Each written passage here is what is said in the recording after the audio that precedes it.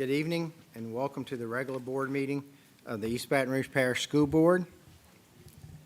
Notice and instructions. Notice the public will be allowed to attend at a reduced rate of 50% capacity of the Professional Development Center meeting room space.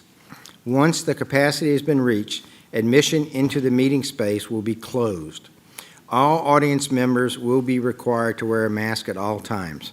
Masks will be available upon request. All audience members will also undergo temperature screenings before entering the meeting room. The regular meeting scheduled for October 15, 2020 at 5 p.m. will be streamed live via Microsoft Teams events. A link to watch the meeting can be found on board docs located on the school board's website, ebrschools.org/about/. A period for written public comment will be provided before the meeting as well as before each action is taken by the board on an action item. Individuals wishing to make a public comment about any of the posted action items will need to click on the agenda item in board docs and submit via the highlighted public comment hyperlink on the agenda item's details. Upon closing of the comments, the board president will read into the record the public comments that have been submitted. So I now call the meeting to order, and the invocation will be led by school board member Connie Bernard, and the Pledge of Allegiance led by Cadet Command Sergeant Major Cheyenne Miller of Northeast High School, accompanied by Lieutenant Colonel retired Shirley Sutton, Senior Army Instructor.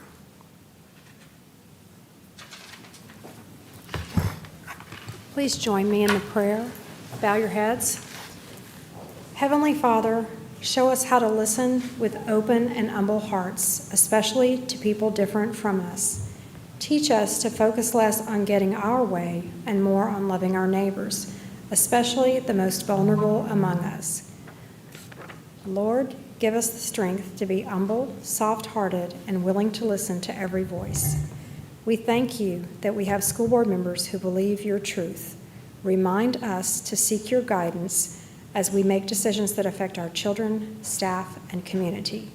Send us godly wisdom and good counselors, and give us applicants for the job of superintendent of schools that strive to put children first in every decision. Amen.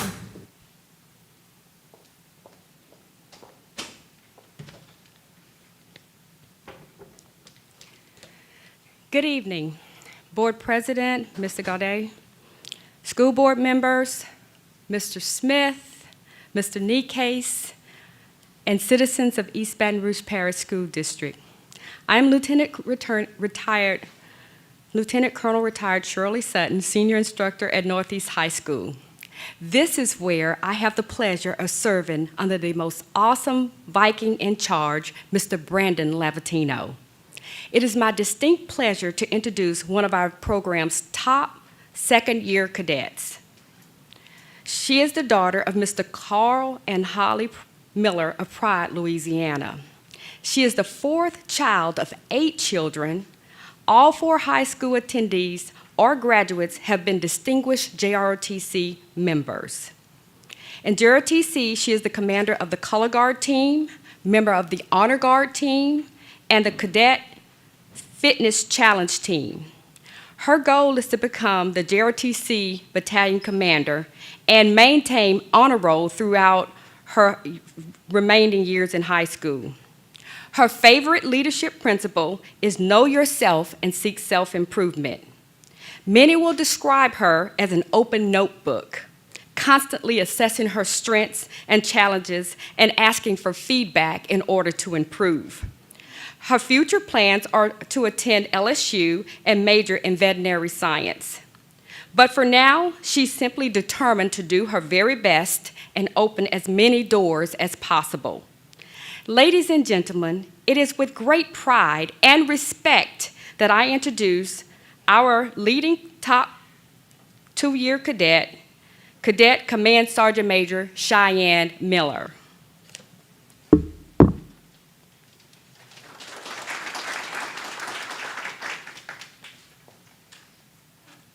I pledge allegiance to the flag of the United States of America and to the republic for which it stands, one nation, under God, with indivisible, and liberty and justice for all.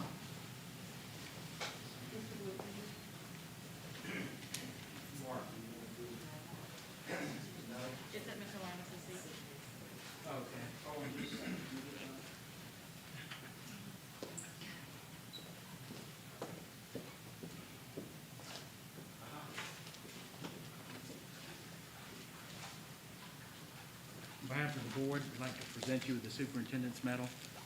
Thank you. Thank you.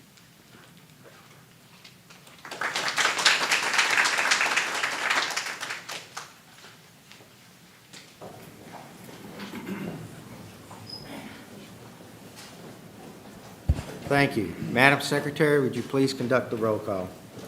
District 7, President Gode. Here.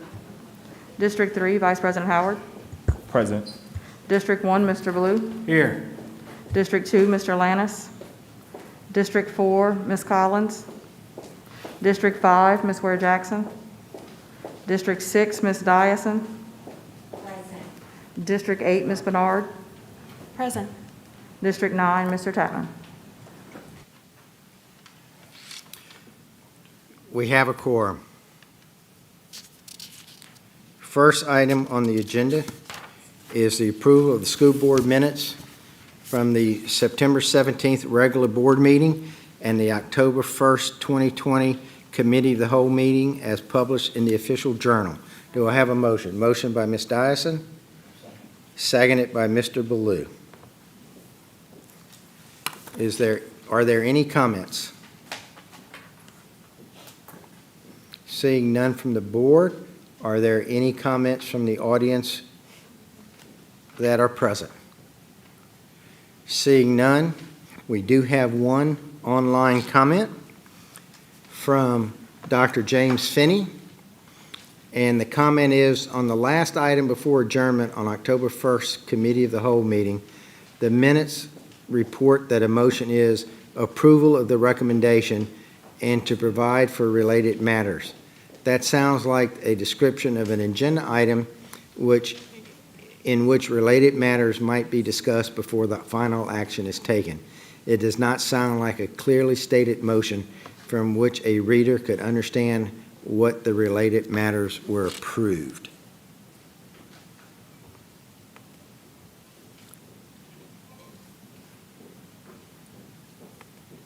Are there any other comments from any other sources? Mr. Gode, can you give me who made the motion and who second? Ma'am, I could not hear you. I'm The sorry. motion, who first and second? Ms. Dyson made the motion and Mr. Ballou did the second.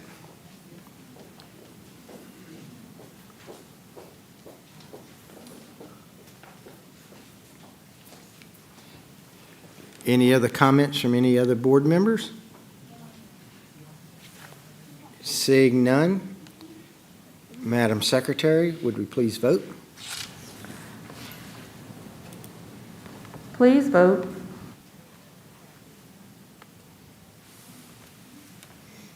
We're waiting on Ms. Dyson.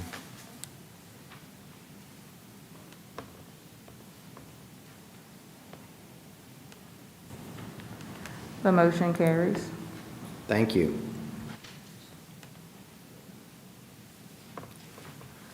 I am having trouble getting on the Teams.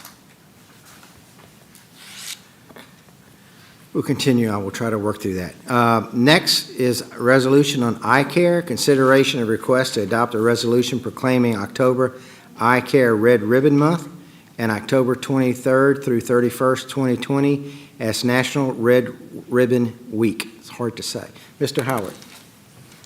Thank you, President Gode. The proclamation reads, whereas we are committed to education and the nurturing of full potential for all, and whereas the East Baton Rouge Parish School System believes in strives for healthy, safe, and drug-free school environments, and whereas the citizens of East Baton Rouge Parish are encouraged to join the rest of our nation as we remember and honor national and local heroes who have lost their lives in the fight against substance abuse.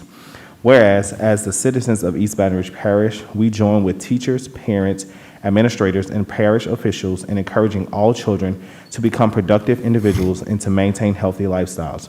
Now therefore be it resolved, the East Baton Rouge Parish School Board does hereby proclaim the month of October 2020 as I Care Red Ribbon Month. In conjunction with the National Red Ribbon Week, October 23rd through the 31st of 2020. Therefore, be it resolved, further resolved, that the East Baton Rouge Parish School Board encourages all schools to plan and develop activities to promote healthy and safe and drug-free lifestyles. Ms. Aaron, would you like to say a few words? You so move? Oh, so moved, sorry. Do I have a second to that motion? Second by Mr. Bernard.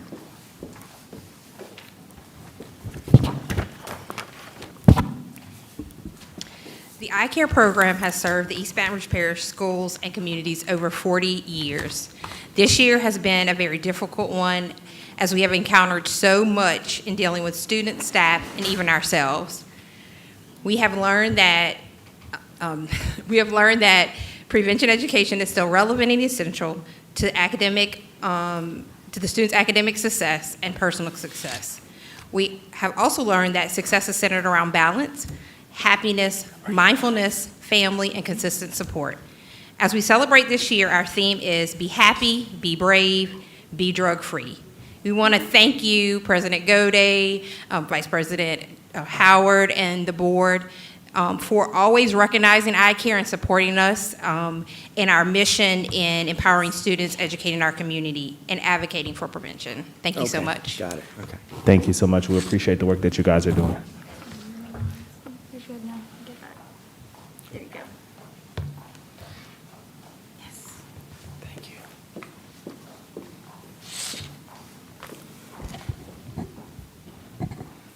Next on the list is item E1, monthly financial report. I'm sorry, we haven't voted, my bad. Are there any comments or questions from the board on the eye care resolution?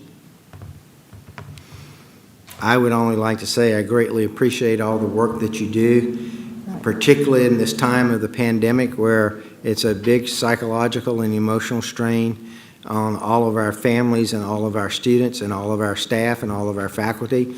We really appreciate the work that you folks are doing, and you have our best wishes and our hopes that you can continue. So thank you very much for that work. Are there any comments from the audience? Seeing none, back to the board. Mr. Goday, there's one online. There is one online. Yes, sir. I apologize here.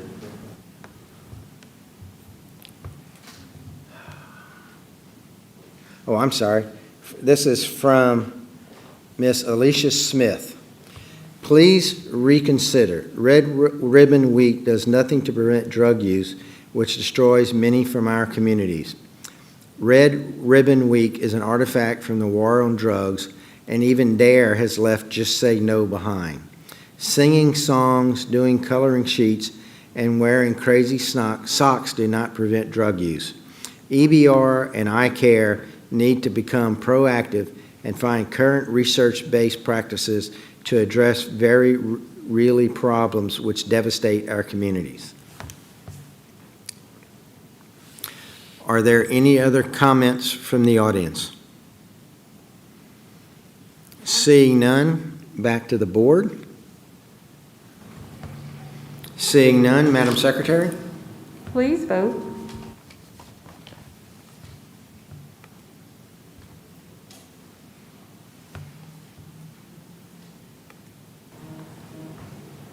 The motion carries. Thank you. Next is for information only, the monthly financial report. Are there any comments or questions on the monthly financial report from the board? Seeing none, any comments or questions from the audience? Seeing none, back to the board. Seeing none, Madam Secretary, oh, we don't, that's an information only. Personnel changes from the HR department. Are there any questions and comments from the board on the personnel changes report?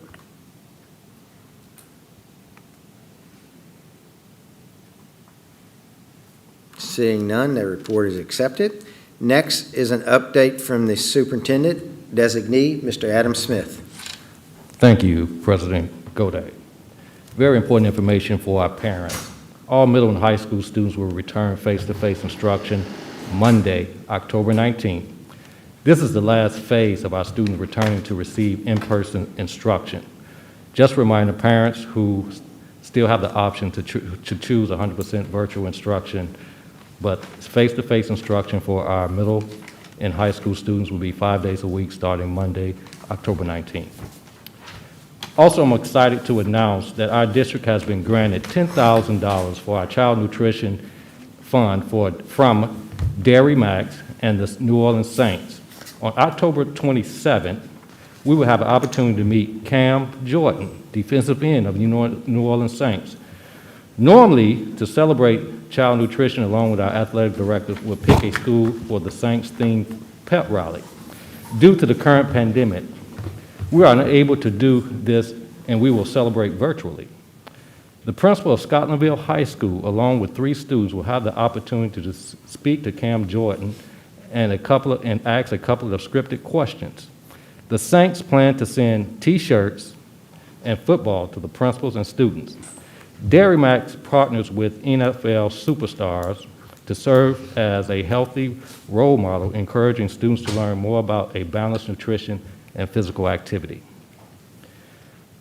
Also, I would like to congratulate Ms. Margaret Rock-Reed, teacher at Wildwood Elementary School. She was a recipient of the 2020 Shell Region Lab Challenge Award. Mrs. Rock-Reed received $5,000 of classroom materials from Caroline Biological Supply Company, as well as additional science materials and supplies.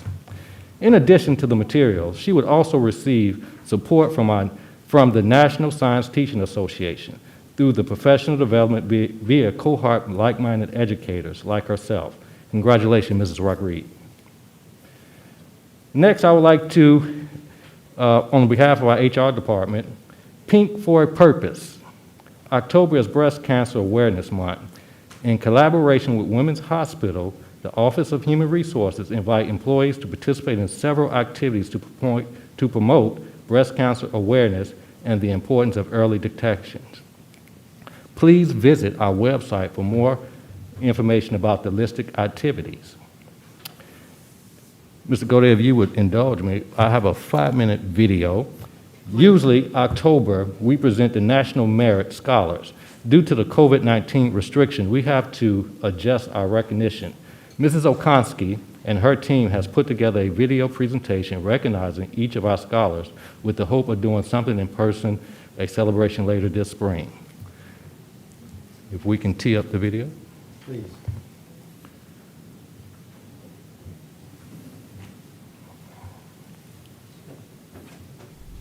Greetings. Annually, about 1.5 million high school students in over 21,000 high schools across the country enter the merit program by taking the preliminary SAT National Merit Scholarship Qualifying Test. Commended students are named in recognition of their outstanding academic promise based on a nationally applied selection index score. From that group, the nationwide pool of semifinalists includes the highest scoring entrants in each state. These high school seniors have an opportunity to continue in the competition for 7,500 national scholarships worth more than $31 million that will be offered next spring. Today, we are here to honor our National Merit semifinalists and National Merit commended students from Baton Rouge Magnet and Liberty Magnet High Schools. We are proud to have representation from 2 of our district high schools in this program and look forward to continued expansion across other district schools. Today, we recognize not only our students for this achievement, but their parents, families, teachers, and countless others who have supported them along the way. Introducing the 2020 National Merit Semifinalists.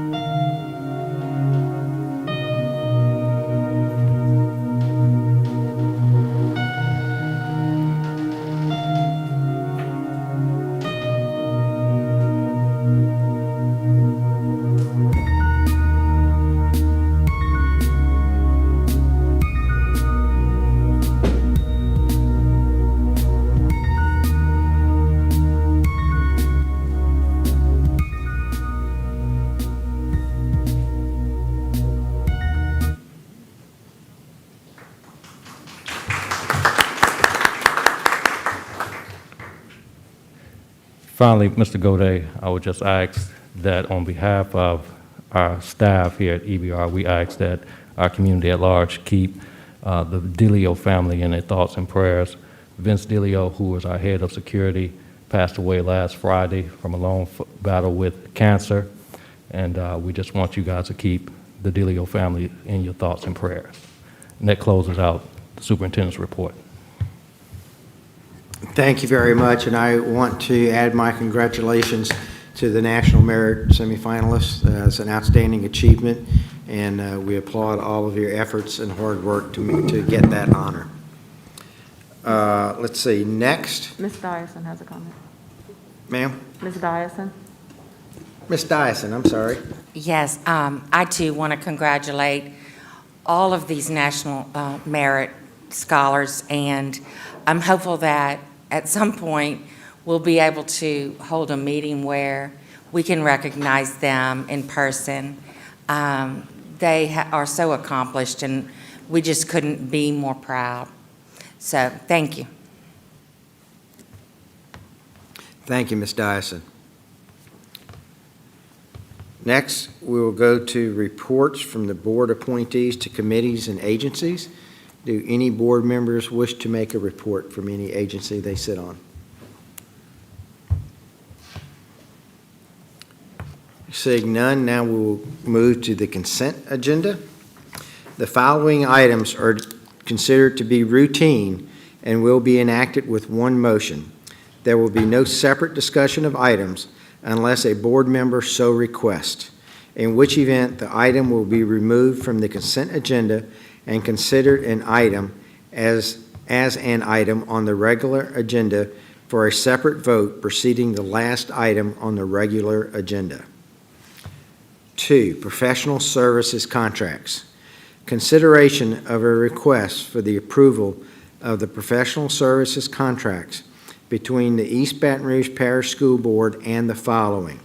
A, the Achievement Network in the amount of $125,000 to provide professional development and support. Funding source, school redesign. B, Savas Learning Company, LLC, in the amount of $19,950 to provide professional development and support. Funding source, school redesign. C, the Writing Revolution, in the amount of $114,884 to provide professional development and support. Funding source, school redesign. D, the Writing Revolution, in the amount of $93,648 to provide professional development and support. Funding source, Title II. E, Presence Learning Incorporated, in the amount of $70,000 to provide online teletherapy and teleassessment training sessions for employees of Exceptional Student Services. Funding source, CARES Act, Strong Start. F, Humanities Amped, in the amount of $33,200 over a 2-year period, $16,600 per year, per the 21st Century Community Learning Center grant for McKinley High School. Funding source, 21st Century Grant. G, Louisiana Workforce Commission to provide for a JAG LA specialist at Glen Oaks High, McKinley High, Tara High, and Glen Oaks Middle. Funding source, Louisiana Workforce Commission. Item 3, Memorandum of Understanding, Family Engagement Lab. Consideration of a request for the approval of a Memorandum of Understanding between the East Baton Rouge Parish School Board and Family Engagement Lab to provide web-based family engagement services. Funding source, Louisiana Department of Education.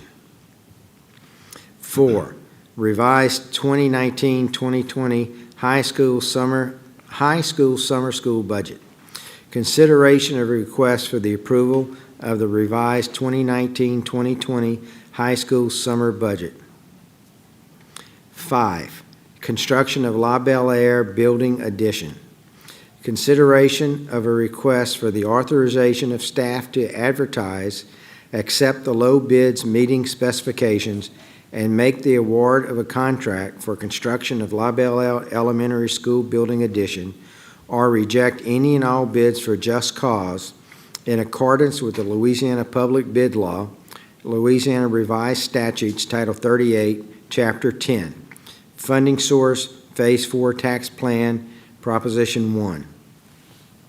6, consideration of a request for the approval of the recommendation from Gwen Shamlin, General Counsel, East Baton Rouge Parish School Board, in the matter of Trina C. King versus the East Baton Rouge Parish School Board, docket number 674176, Section 26, 19th Judicial District Court, Parish of East Baton Rouge, State of Louisiana, and to provide for related matters. That is the end of the consent agenda. Do I have a motion? Motion by Mr. Howard, second by Ms. Bernard.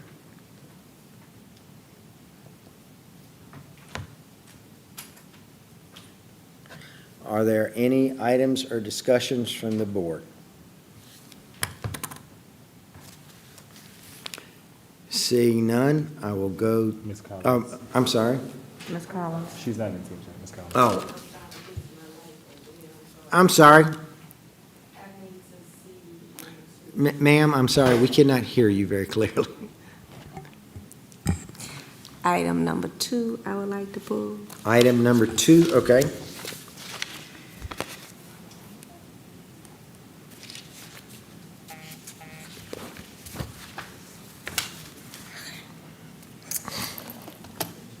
Number 2. The whole thing or a specific part of it? Well, I guess we have to do the whole thing? You have to pull the whole thing, huh? Yeah. Yeah, I'm going to go ahead and say it's okay to pull, since it's an itemized list, go ahead and pull one. If it's one contract, go ahead and pull that one contract.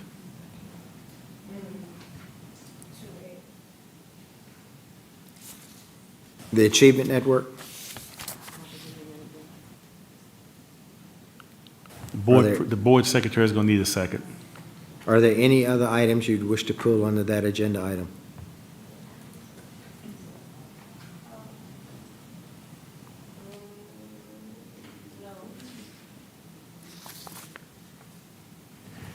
The board secretary says in the interest of time, it would be easier to pull the entire item so that you Okay. won't have to redesign. If it's just one contract we're discussing, we can put them all back on after. Fine, okay, thank you. So item 2 has been pulled. Are there any other comments from any other board members? Going to the audience, I see no comments online related to the consent agenda. There is a comment online.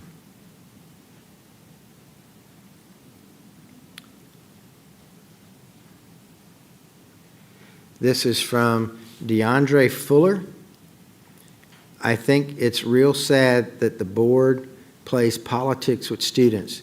To approve La Belle Air and not Belfair Montessori Edition sends the school stakeholders a message that one group of students deserves a new learning environment and that the students in North Baton Rouge don't. Please revisit Belfair's edition in December and approve what the taxpayers have already approved. I will refresh,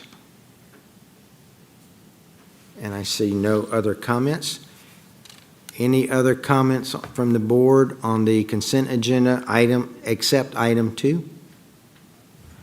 If I may, Mike. Yes. Just to address that public comment, the Belfair situation is not completely out of the way as it relates to coming back to the board. So there is an opportunity for us to reconsider the agenda items just to let the public know that we are going to have an opportunity to reconsider so that we can get that construction moving. So thank you. Thank you. Any other comments from any other board members? Madam Secretary, would you please conduct the vote? Please vote.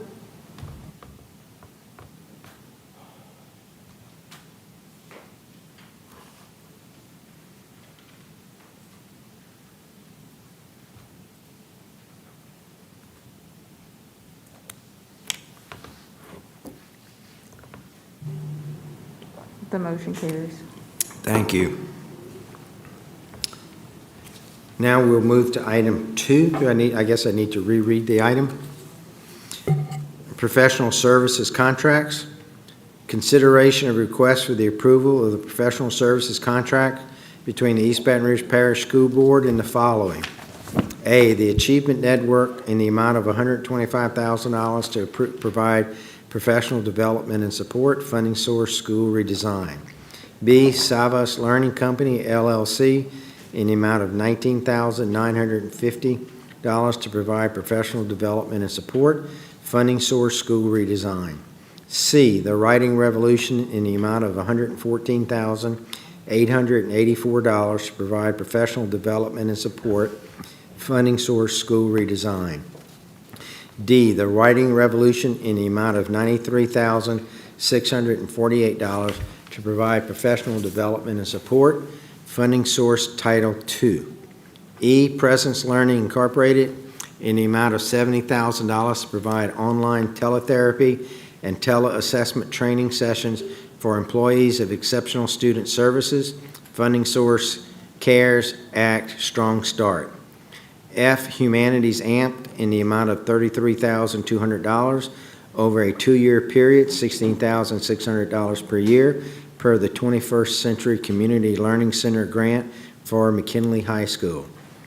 G, Louisiana Workforce Commission to provide a JAG-LA specialist at Glen Oaks High, McKinley High, Tara High, and Glen Oaks Middle. Funding source, Louisiana Workforce Commission. Do I have a motion? I move approval 2B through G. Okay. Or conversely, I move approval of A, because I think Ms. Collins needs to take them separately. Yes, and I think I don't know how's the best way to do this. I think start off, Mr.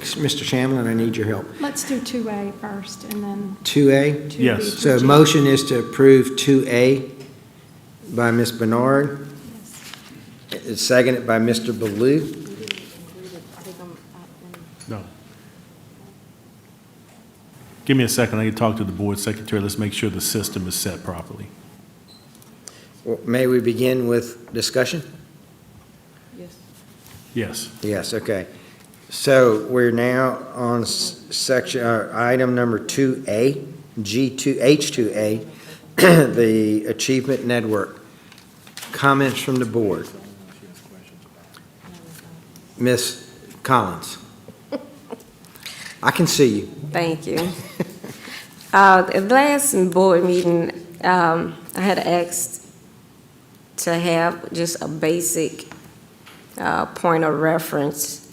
It's one thing to talk about what work a unit of or a group of schools is doing in a larger district. But I think it's important as a point of reference to understand what's going on in the same district in comparison. And I had asked for that information to be made available. Was that put together?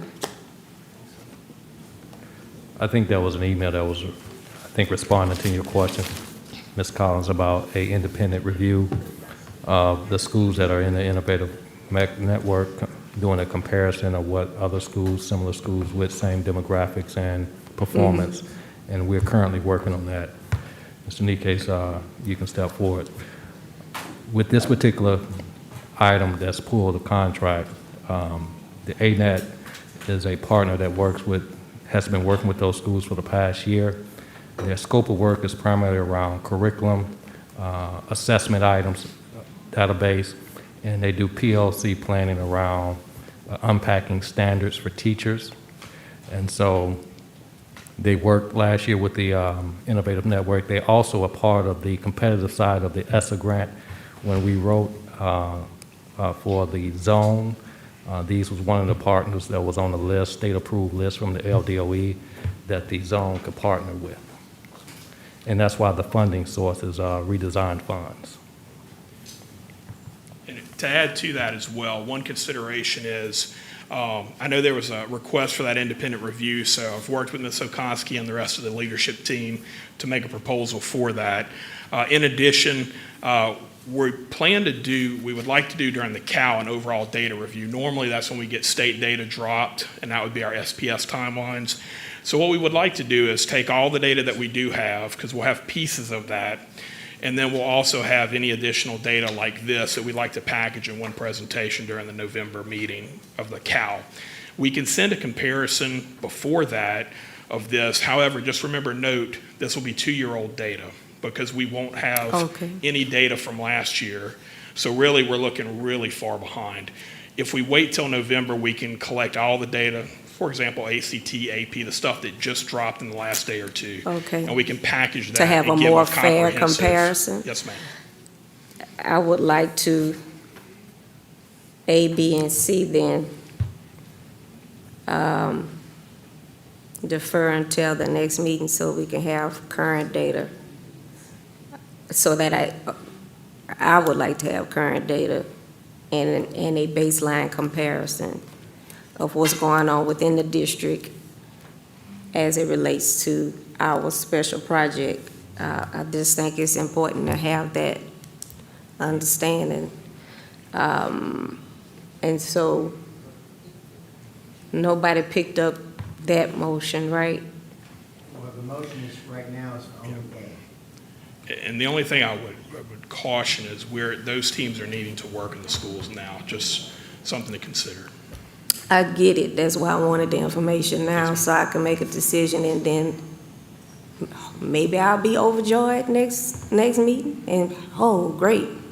But if I'm not overjoyed next meeting, then how I feel about spending $200,000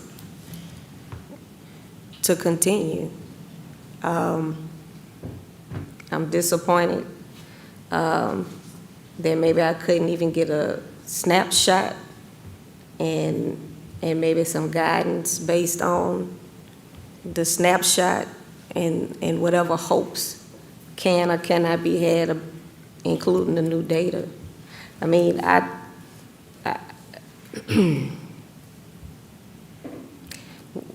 is there a particular deadline attached to these 3 things?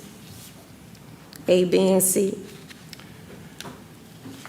Would have to defer to Title I for that, I'm not sure.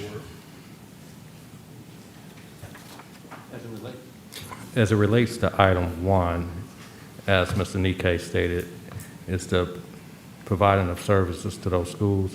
Now, item B and C are not directly related to the innovative network.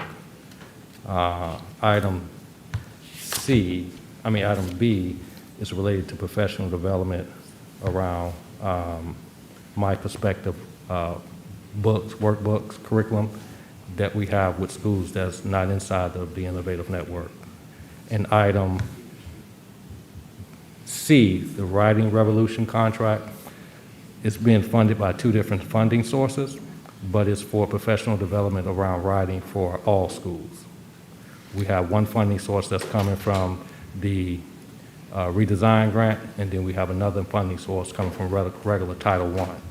Okay, so the school redesign grant funding does not, the expenditures from that is not restricted to the Innovation Network? No, ma'am. Okay. Well, I would prefer on item A to have some comparative data to make an informed decision on it. Ms. Collins, are you making a substitute motion? Because the motion right now is to approve item A. The motion, I thought, was for all of 2. We pulled all of 2 off the consent. We pulled all of 2, but the motion is to approve 2A. Okay. The sub-motion. The motion on the floor right now is to approve item 2A. So would you like to make a substitute motion? And I'll just vote against the current motion. Okay. Are there any other comments from the board on item 2A? We have no comments on the online network, and I see no comments from the audience. Back to the board. I have no comments from the board. Madam Secretary, would you, I'm sorry? So Ms. Bernard made that motion for 2A? Ms. Bernard made the motion to approve item 2A, seconded by Mr. Baloo.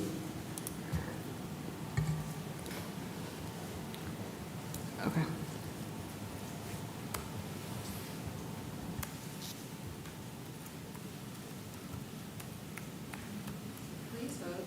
Please vote.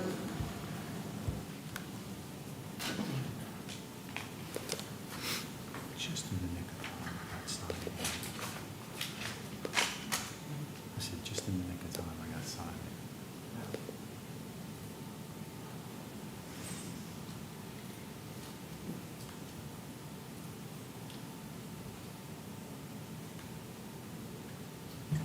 The motion carries. Thank you.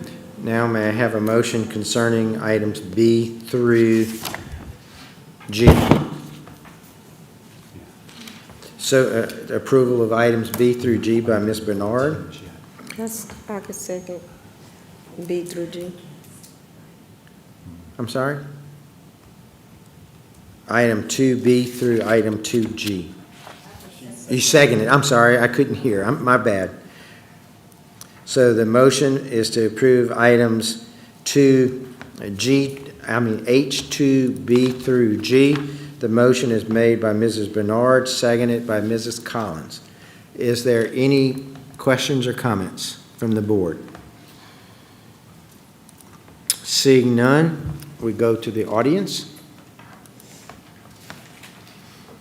Seeing none in person, and I see, I'm refreshing right now, I see nothing online. Back to the board. Any comments from the board? Ms. Ware Jackson.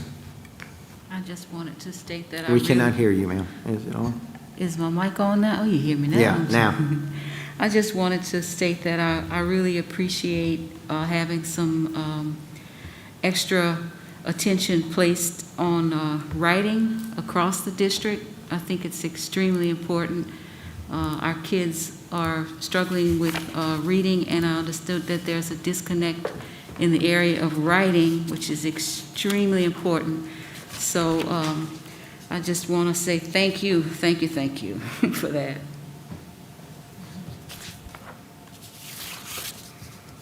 Thank you. Any other comments from any other board members? Have I been to the audience? I'll go again to the audience just to make sure. Seeing none in the audience and seeing none online, back to the board. Seeing none, Madam Secretary. Please vote.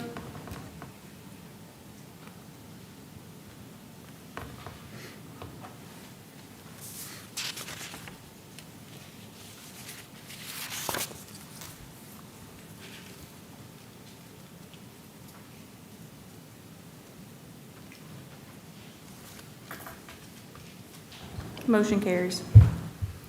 Thank you. Next, we go to Section I, New Business. First is litigation. Consideration of request for the approval of the recommendation from Gwen Shamlin, General Counsel, East Baton Rouge Parish School Board, in the matter of Linda Vessel versus the East Baton Rouge Parish School Board et al., docket number 19-07001, District 05, Office of Workers' Compensation, and to provide for related matters. So moved. Moved by Mr. Tatman, second by Ms. Ware Jackson.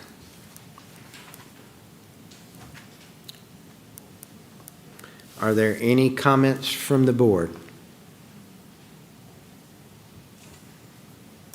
Seeing none, any comments from the audience?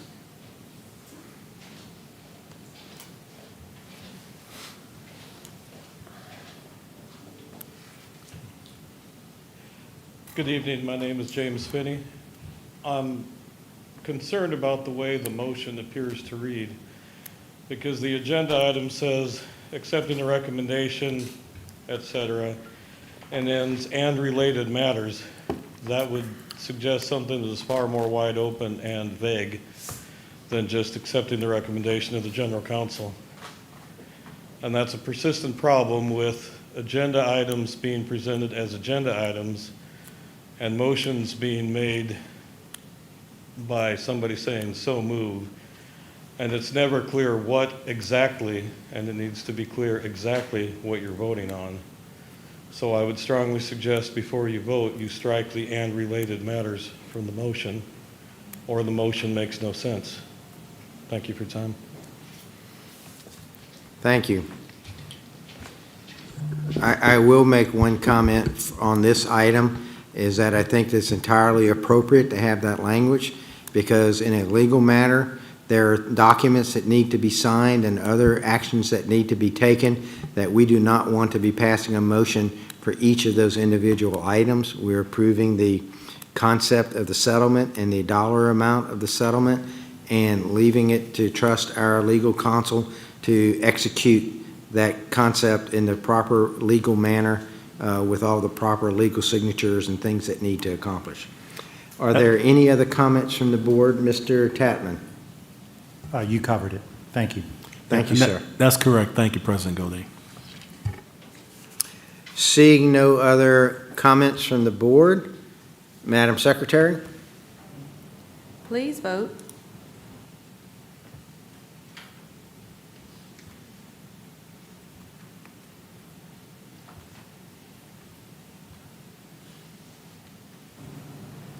The motion carries. Thank you. Next item is item I-2, consideration of request to accept the resignation and the approval of the resignation agreement with Mrs. Leslie Brown. Do I have a motion by Mr. Ballou? A second? I have a second by Mr. Lannis.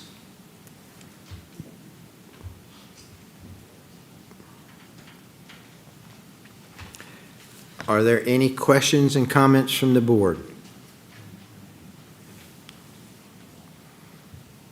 Seeing none, any questions or comments from the audience? And here, Madam Secretary, there are some comments. Is it under the wrong item? Item I-2? Okay.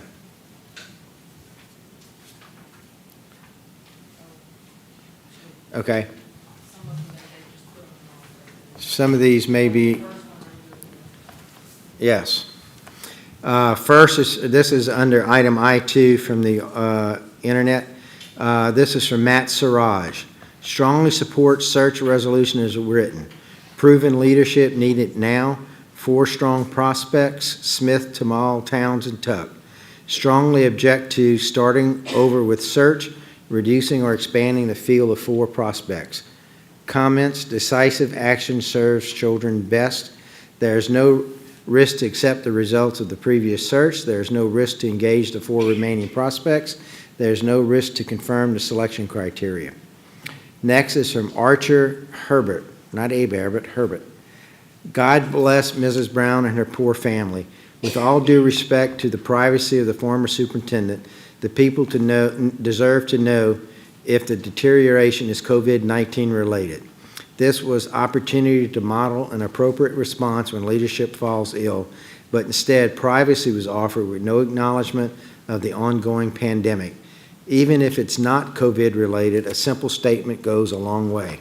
How do staff continue to work in schools when they can't be sure if their leaders will even acknowledge the pandemic? The messaging was paternalistic, and acting like the staff should just chin up, mind their business, and keep working is an insult and yet another example of white supremacy within this system. Thank you to all the teachers, staff, and families who choose to get tested because they care about our community. The next superintendent contract needs to include public disclosure of all COVID testing and related illnesses. God bless us, each and every one. From Jasmine Pogue.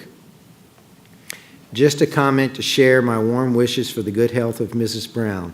I appreciate her always being open to having discussion with me and my organization and her enthusiasm in becoming EBR school superintendent. Please share my regards with her.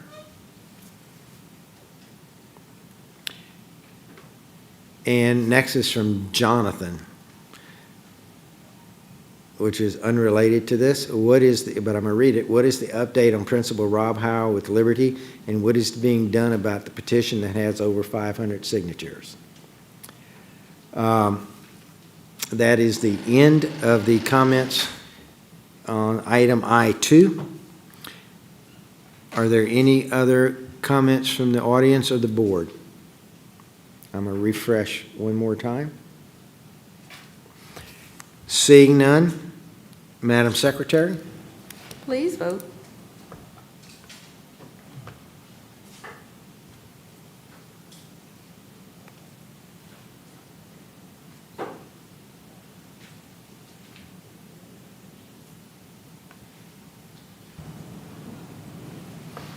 The motion carries. Motion carries. Thank you. Next is item I3, a resolution regarding the superintendent search. Mr. Lannis? Thank you. Resolution to fill East Baton Rouge Parish School System Superintendent vacancy. Whereas East Baton Rouge Parish School System has an immediate superintendent vacancy due to the resignation and departure of Ms. Leslie Brown. Whereas East Baton Rouge Parish School Board has an obligatory duty to its families, employees, students, and taxpayers to fill the superintendent vacancy in a timely manner that reflects urgent responsiveness. Whereas East Baton Rouge Parish School System, under the governing authority of the East Baton Rouge Parish School Board, voted for and approved a superintendent search process to be conducted by JG Consultants at the cost of $25,000. Whereas during the superintendent search process, JG Consultants identified several candidates at the request of the East Baton Rouge Parish School Board to be vetted and interviewed. Now, therefore, it be resolved by the East Baton Rouge Parish School Board in regular session duly convened that JG Consultants is directed to pursue and complete the following actions. 1, invite the top 4 candidates from the previous East Baton Rouge Parish School System superintendent search process to be reconsidered for the role, who are as followed. A, Adam Smith. B, Quintina Tamal. C, T, Nakia Towns. D, Marshall Tuck. 2, provide 30-day notice prior to fulfilling the vacancy, informing the public of the superintendent selection process. 3, reopen all candidate portals, online interviews, and community surveys that include public feedback pertaining to the superintendent search process involving all said candidates above. 4, authorize staff to advertise for the position of superintendent in compliance with the law. 5, the superintendent selection process be completed at a meeting of the board following all advertising and time delay requirements. Be it further resolved that JG Consultants, along with the East Baton Rouge Parish School Board, provide a full update on progress regarding this matter at the November Committee of the Whole meeting and evidence of its completion at the November regular board meeting. I so move. Is there a second? Is there a second to the motion?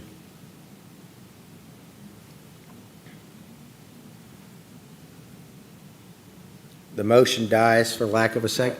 Oh, Ms. Ware Jackson, will you second? Okay. So it's been moved by Mr. Lannis and seconded by Ms. Ware Jackson. Are there any comments from the board?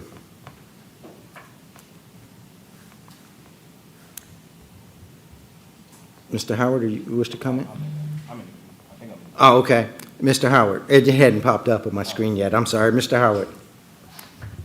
So yeah, I just want to make a few comments. Thank you for the resolution, Mr. Lannis, and hoping that we get to a space where we can find a permanent leader for our district. So I think we went through a very transparent and robust process to get to the finalists. That process included community meetings, town halls, and access to applications and on-demand interviews. During our final round of interviews, many of you stated the desire to hire both of our finalists. However, we were only allowed to hire one. In a very tight race of a 5-4 vote, Mrs. Brown was selected as our superintendent. It is unfortunate that we find ourselves in the situation that we are with what happened with the emergency medical leave for Ms. Brown. But I believe that we are doing ourselves, our community, and our students a disservice by not at least considering our sole finalist as a standalone candidate to replace our outgoing superintendent. As a board, we have the obligation to ensure quality, effective leadership is in place to lead our system. As a society, we are battling dual pandemics. COVID-19 has taken over 200,000 American lives. Racial unrest is driving our nation further apart. We don't have any more time. We must get this right. Many of you watched the NBA Finals last week and watched the unthinkable as LeBron James completed the unthinkable of leading his third NBA franchise to the promised land. If for any reason the Lakers have to forfeit their championship, would the league call every single team that was in the bubble, or would they call the other finalists who competed in the championship? The answer is simple. At this time, I would like to introduce a friendly amendment to this motion or this resolution that we as a board consider approval of Dr. Natia Towns as a sole finalist for the position of superintendent. I've had a conversation with the board attorney, and this goes into our legal matters. So, Madam Secretary, did you get the substitute motion? And is there a second to the substitute motion? Or it wasn't, it was a friendly amendment? It was a friendly amendment to the original motion. It's a friendly amendment. Do you accept the friendly amendment as the author of the resolution? I accept. And Ms. Ware Jackson, do you accept? So the friendly amendment is accepted, but we need the wording? Yes, the friendly amendment states that we would consider as a sole finalist for the position of superintendent, our sole remaining finalist, which is Dr. Nakia Towns.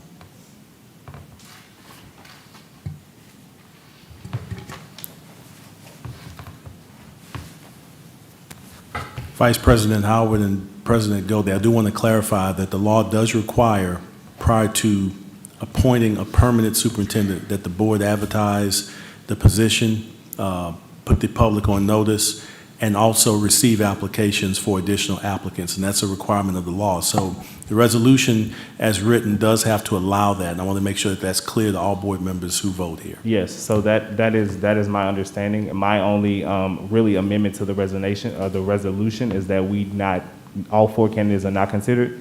We're considering the sole finalists, and those things still are in line with applications being open as well as advertisement and all the other things that are related to legal matters.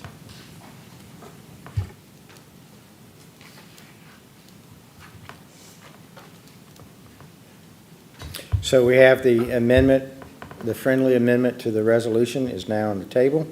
Are there any other requests to speak? Mr. Lannis, was that a prior request you had on the board? No. Or would you like to speak now, or that was a prior request? I'll go ahead and speak now. And in speaking, that was a student that sent me an email, and it really touched my heart, and I really want to read this email tonight. Her name is Miss Sydney Johnson Brown, and she's a senior at Baton Rouge High School. And she said, "My name is Miss Sydney Johnson Brown. I'm a senior at Baton Rouge High School. I'm a resident in the 70805 zip code. Coming up in this area, we didn't have a middle school nor a high school. I had to go to school outside of my district. You get to a point that you get used to not having as much in 70805, but I shouldn't have to get used to not having a great superintendent in East Baton Rouge Parish. Can we get this right and select the superintendent now and not waste time?" To Ms. Sydney Johnson Brown, I stand behind you 110%, and this is the reason why. I understand that there may be some that want to complete an entirely new search, but these are my concerns. One, that search would not be able to effectively take place until January or spring 2021, because you still have the Thanksgiving break that's coming up next month, and you also have the Christmas break that's coming up. That's 3 weeks that we lose, almost a month that we will lose.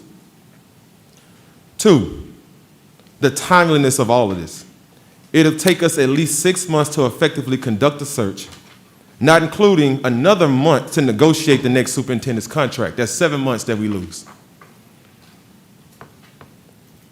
Due to the time constraints, it would be nearly impossible for us to create a strategic plan because our school board elections will take place in 2022.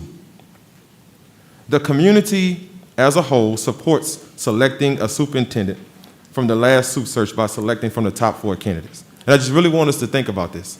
With COVID-19 pandemic happening, teacher walkouts taking place, school closures due to those walkouts taking place, and this uncertainty around schools being cleaned inside of our school buildings, we need leadership now.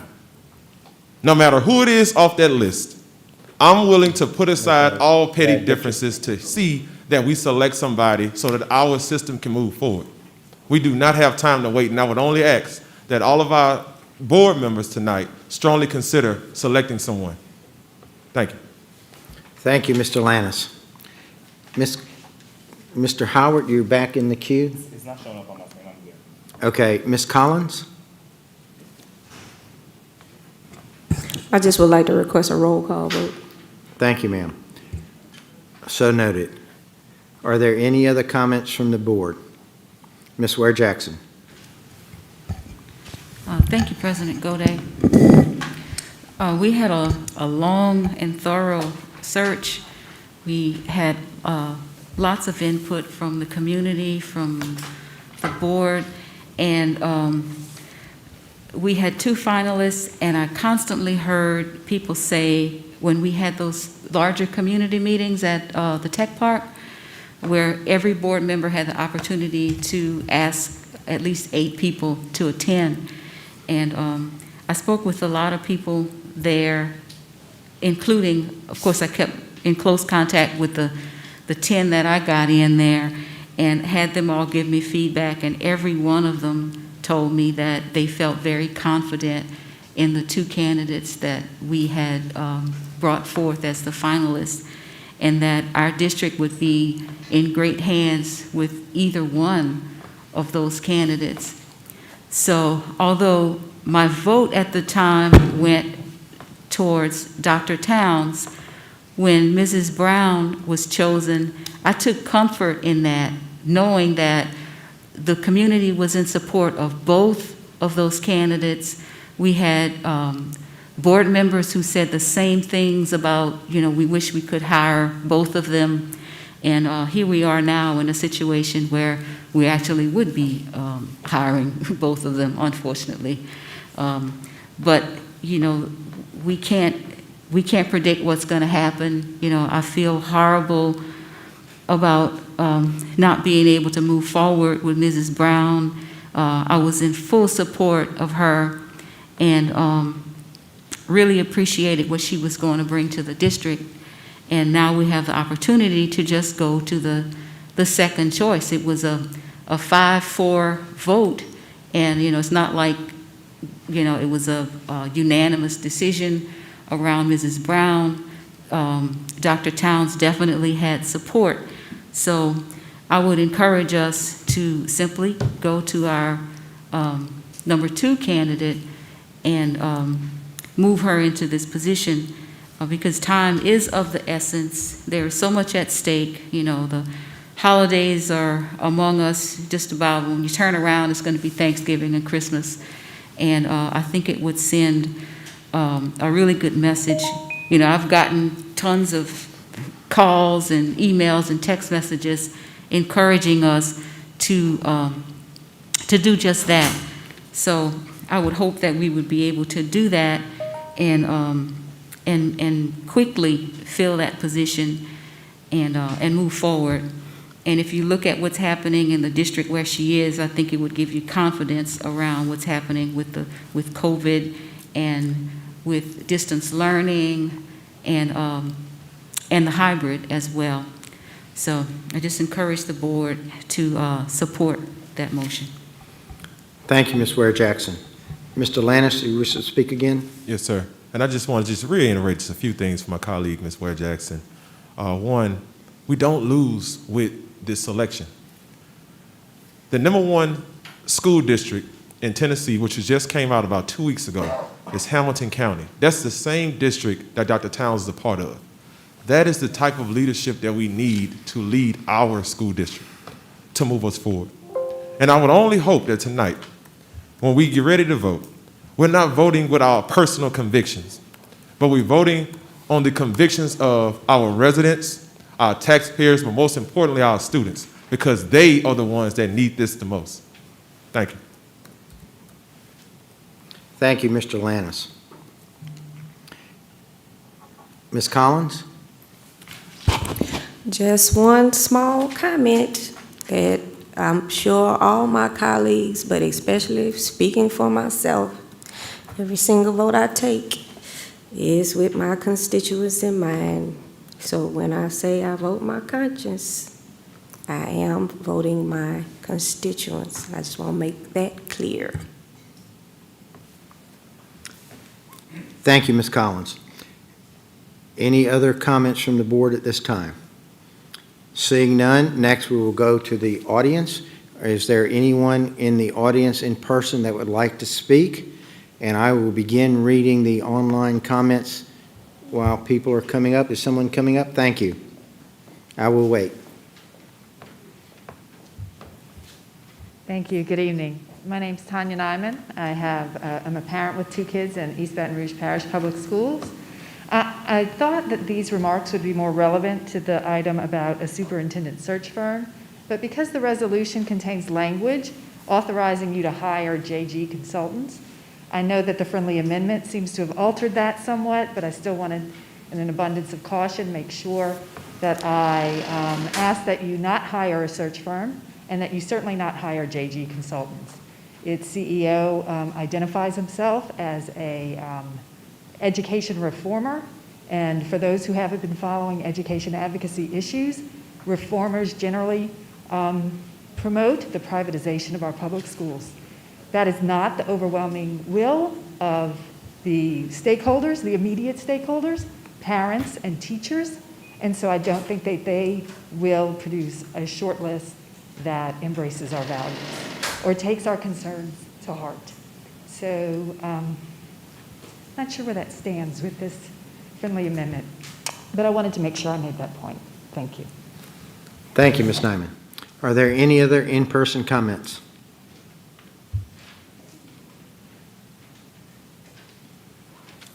Dr. Jacqueline Mims. Much has been said that I could agree with. Much has been said that I take exception with, or perhaps my perspective is a little bit different. I'm not convinced that it was really a fair, open process that involved the community, for one. But more importantly for me, even then and now, I did not believe that we should have been moving forward with a search, given the pandemic and the fact that we were trying to end school at the same time we were trying to start school.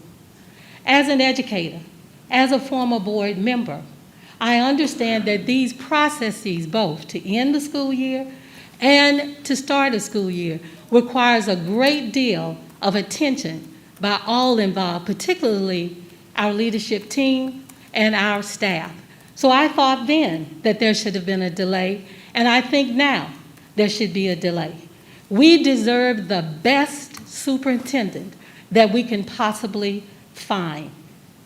I have concerns with the search firm, whether or not they were as objective as they could possibly be. And I won't use up all of my time dealing with that, but that concern still is present for me. I don't believe that we had the best candidates that we could have possibly found. And I would hope that we would give ourselves an honest opportunity to find the best that we could. I would also like to say that we need stability, and we need stability right now. Someone who is familiar with our district, our community, and our school district family. One who is respected and accepted in both arenas, the community and the school district. This is not the time for us to experiment. I felt that way before. I still feel that way. We need stability, and for stability, if you're truly interested in selecting one of the 4 candidates, then that would be the person who is most familiar with this district already. So I would ask that you would give that consideration.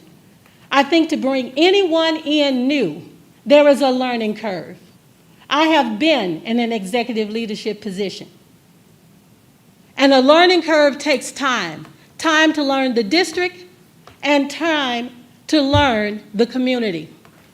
We don't have that kind of time today.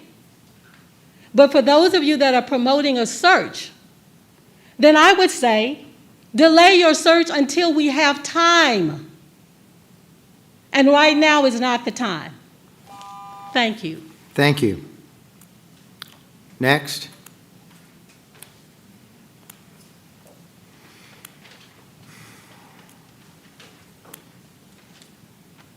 Good afternoon, board members. Hello, my name is Joy Johnson. I'm a Stand for Children member, and I represent dozens of my peers, the students of East Baton Rouge Parish. I'm a senior at the Asherma High School.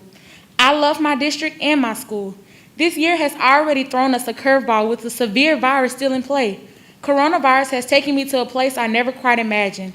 I am one of the many virtual students who have pre-existing health-lining conditions. I have asthma and my health matters, and so does the health of safety of my peers and our teachers.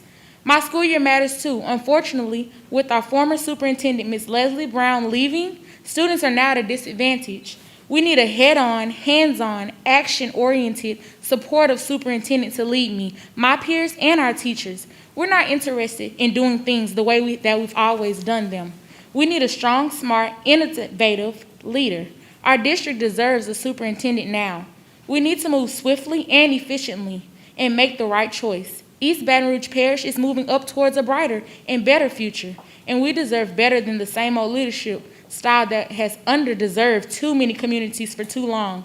We as students have been through a lot of the past few years, and we're now in the midst of the pandemic with certain rules and new makings. We need a leader, a great one. We ask the school board and its members to act quickly and transparently to hire a top talent leader for our students and our educators. And I just want you guys to really just take the time to pick the right superintendent, because this is my senior year and it really matters. And my other fellow peers and siblings that are coming up, they have a choice and they matter too. So thank you guys. Have a great night. Thank you, ma'am. Next.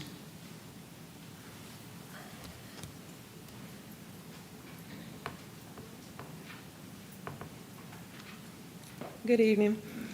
My name is Shakita Tatum Brown. I'm a mother of 3, and I represent hundreds of parents as members of Stand for Children Louisiana. More than 50 parents have signed on to an open letter urging you all to quickly and efficiently name a top talent superintendent to lead this district, our teachers, and most importantly, our kids. They need strong leadership now more than ever. We can't settle for the same undeserved our kids for far too long. The board ran a search and chose the best candidate. That means there's no one out there that's better than what you selected as our finalist. The statistic states that if my black son is not succeeding by 3rd grade, he'll be left behind. Well, my son is in the 3rd grade, being failed by a school board who can't seem to come together as one and choose a strong, passionate, efficient, competent, culturally leader. I do my part as a parent so that he won't be a statistic. Please don't fail my children and do a long search. Your search is already available. This is the open letter. 2020 has been a difficult year, not just for EBR, but for our country and the whole world.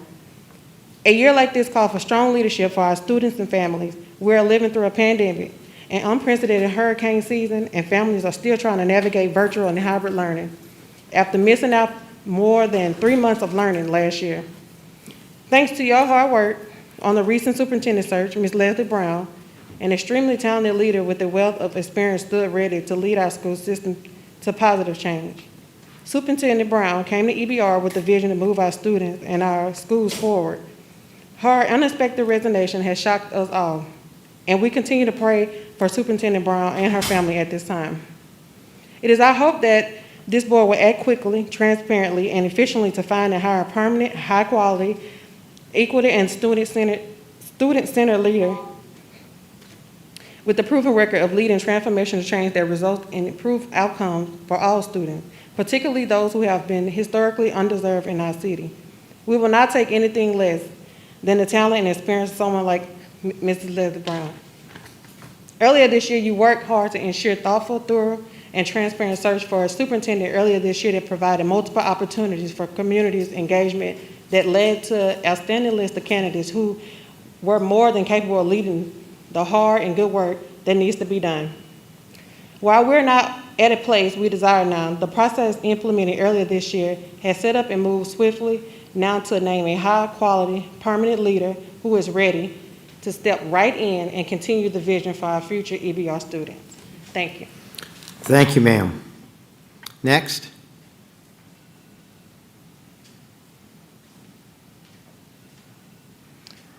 Good evening to President Godin and Vice President Howard, the rest of the board. To echo the sentiments that, I'm sorry, let me pause and say I'm Devin Wright. I represent the South Louisiana Coalition for Education. We've stood multiple times before the board in the midst of the search process. Beyond that, I'm also a 2006 graduate from Baton Rouge Magnet High School. I'm a resident still of East Baton Rouge Parish, 2418 Tennessee Street, where Ms. Ware Jackson and also Mr. Gode represent portions of that district. And as a 10-year educator, I want to be very clear that everyone should be able to agree that we need a full-time, talented, equity-minded district leader to help us through what we all recognize will be one of the most challenging school years in a generation. What I want to make sure, though, that we're clear about is that regardless of personal feelings about the last search, it is certain that we cannot wait to allow this process to be linger any longer. Our students deserve and certainly have been demanding more. And I think you all understand that. I think you feel that sense of urgency. But I do want to remind you that if we were to take this in an extended form to begin all the way over, it's been since December of 2018 that Warren Drake told us that he would be leaving. We must be very clear that any extension of time is detrimental to the work that needs to happen. Every educator understands what we call the summer slide, where our kids are losing their potential, their momentum in those 10 weeks between the end of one year, beginning of the next. Our kids were out from the middle of March, and some not returning until fully this coming week. We cannot extend longer, also being mindful that in 2020 there will be election. And so we're not certain that politics will not play a further role in choosing the right leader because the board is thinking about how they shall be reelected. And so that's something that not a lot of people want to talk about, but it's very clear to so many of us. And I want you all to just really own up to that, making sure that the work is done now and not extended. We don't know what that would look like on the other end of this. And so we believe that you're competent, that you will make the right decision, you'll do what's in the best interest of our children, but we want to constantly admonish you to do that because the public is watching. Thank you. Thank you, sir. Next. Mr. Gode, Mr. Howard, school board members. My name is Dr. Tony Jones. I represent a group of 207 faith leaders. The group is called United Faith Leaders, pastors, CEOs, business owners, and concerned parents in the community. 3 years ago, this month, I was asked to advocate for quality education in the state of Louisiana with a focus right here in EBR. When I accepted that position, I was told that I would be attending the school board meetings that will be led by leaders who hold the future of our children in their hand. I emphasize leaders because the word leadership literally means that the leader is concerned about those on his ship. There are three observations that I made in the 3 years that I've been attending these meetings. One, there's a great deal of time spent celebrating the healthy part of the school system, and very little time is spent at the very end on addressing the unhealthy parts of the school system. Number two, under the disguise of fighting for our children, you spend 80% of your time fighting one another. Either you're fighting each other or you're fighting for one another based on a political or personal aspiration. By definition, if you were fighting for our children, by definition, if you were fighting for our children, you would be fighting together and not one another. Just an observation. I have learned that what we say at this mic, it appears to be very little on your radar, because it seems that your mind's already made up.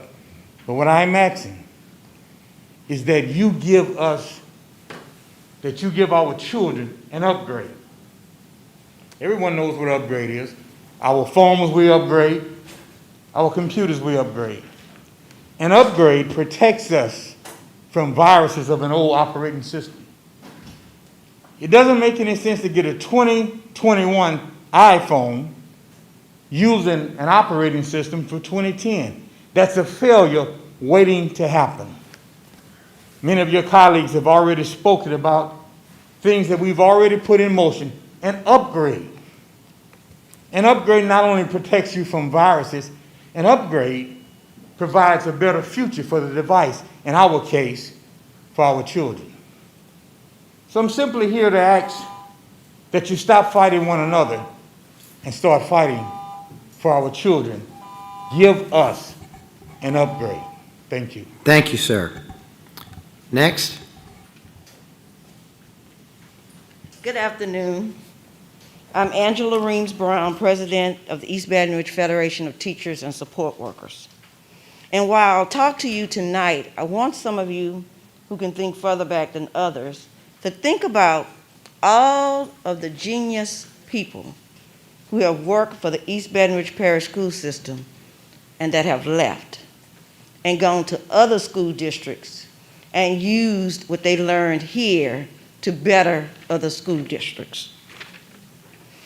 As a board, you've been issued the task of making a decision about who will represent this district as our next superintendent in an interim or permanent position. Unfortunately, we just spent thousands of dollars on a search that led us to someone who, for whatever the reason, was unable to fulfill her duties. Now, less than 3 months later, we're looking again for someone to lead this district. This time, in my opinion, we can't afford to spend one dime, seeing that we lost $9 million in property tax money, and God knows how much money we're going to lose in the sales tax collection. So I'm here to ask that you stop looking for what is right before your face. We already have someone who has the necessary education, a Bachelor of Arts degree in elementary ed, a master's in administration and supervision, someone who is already certified as school superintendent, and much more. Currently, this individual has administrative experience because he's the associate superintendent of academic programs and many other qualities, just to name a few. But for me, when you look at the qualifications for a person who you want to serve as your superintendent, the number one thing that stands out for me is loyalty. To this district, always putting children first, always willing to step up and help without the recognition, being positive and helpful when asked for help, a great listener, making sure that the district is viewed in a positive light, not just by its employees, but by the community. For me, what more could you want in a candidate? For me, I feel we should stop looking and select our very own homegrown candidate. For me, That is Adam Smith. Thank you. Thank you, ma'am. Next. Thank you, board members. My name is Matt Diaz. I'm a parent of 4 kids, 2 in the EBR school system, and with the next few months, it'll be all 4 of them. I happened to attend EBR schools in the turmoil of the 80s, and at that time, I had the pleasure of attending 4 different elementary schools. One of the things I've tried to do as much as possible is advocate for stability for my kids so they don't have to do with what I had to go through. I'd like to remind the board that in 2012, we conducted a national search for a hotshot superintendent. Somebody favored by the business community, somebody favored by the reform crowd, and we were assured we had that guy. And we ended up with a gentleman who ended up closing a number of school programs, opening up a whole bunch of other new ones, played musical chairs with various principalships, ended up with a hostile relationship with the board, ended up hostile relationship with parents, ended up with hostile relationship with various school and community groups. He threatened violence to various board members and speakers at these meetings. He was eventually charged with assault, not here, and he was also subject of a $250,000 lawsuit. Now, I'm not saying that your superintendent pick, your hotshot from out of town, will be that, but I tell you who it won't be. I have absolute confidence that Mr. Adam Smith will never bring that kind of infamy upon this body. He was a classroom teacher, an AP, a principal, a director. He's got plenty of experience in this school system. He's calm, he's humble. I've worked with him a number of times for my kids' school issues, and he's always been eager to understand.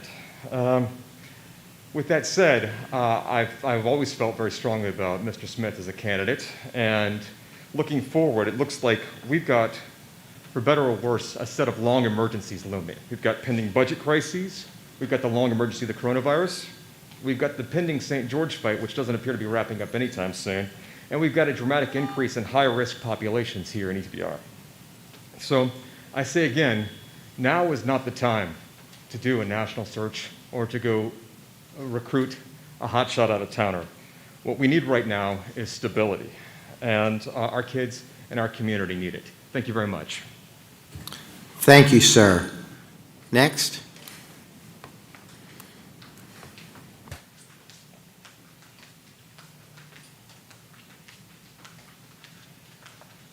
Sorry, I'm only doing this for my own safety.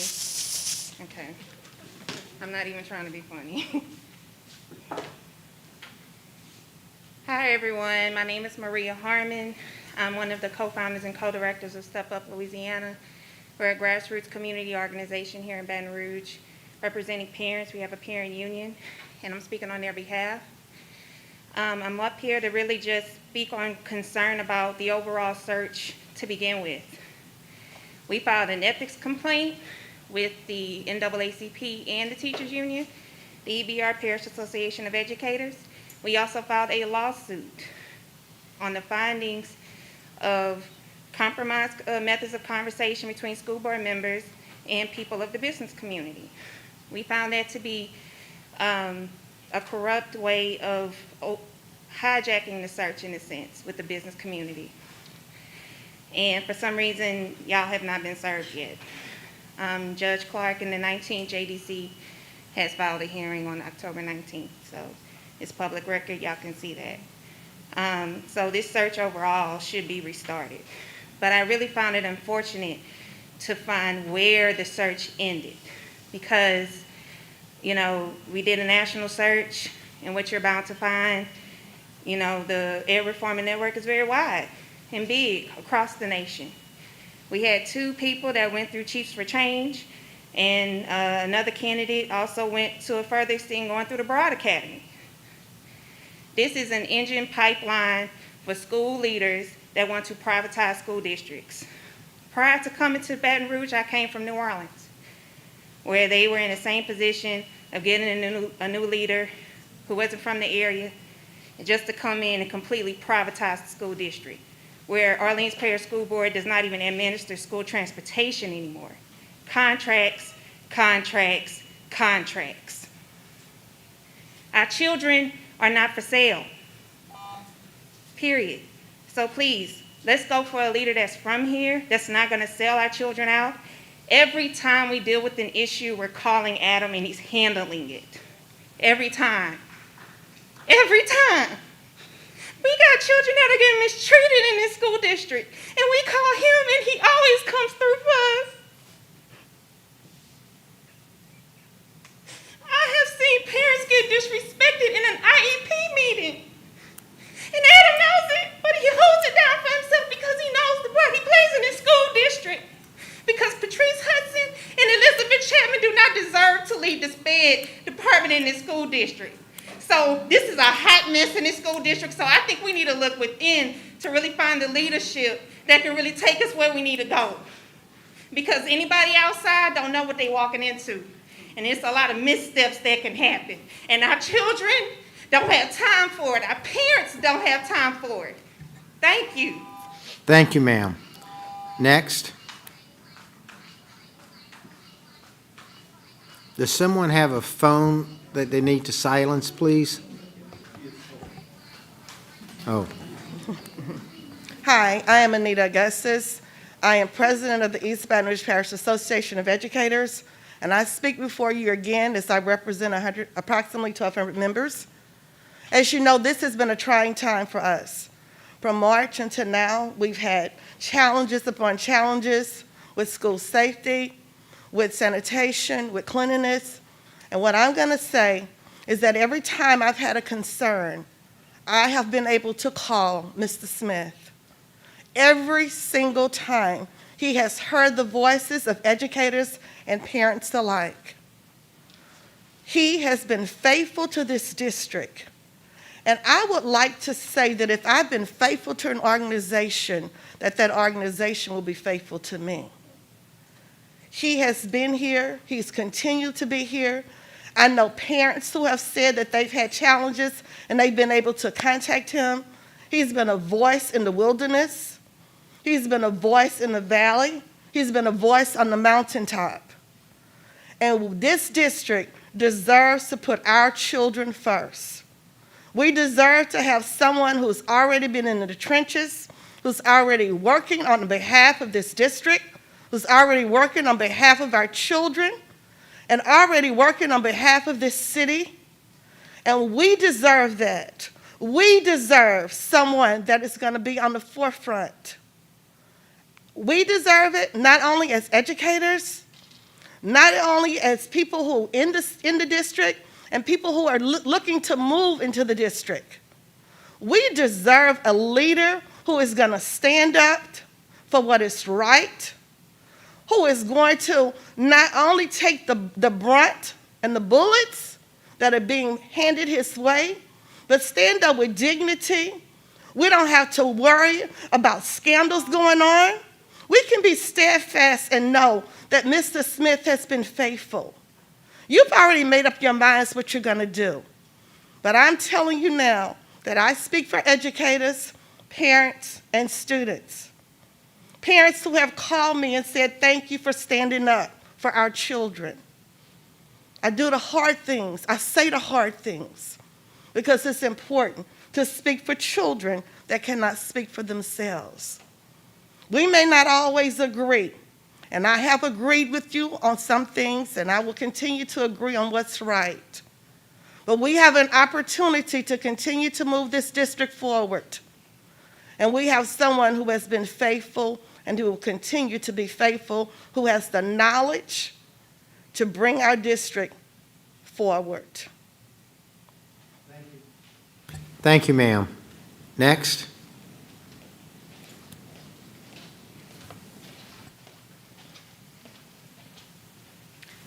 Hello again, it's James Sweeney again.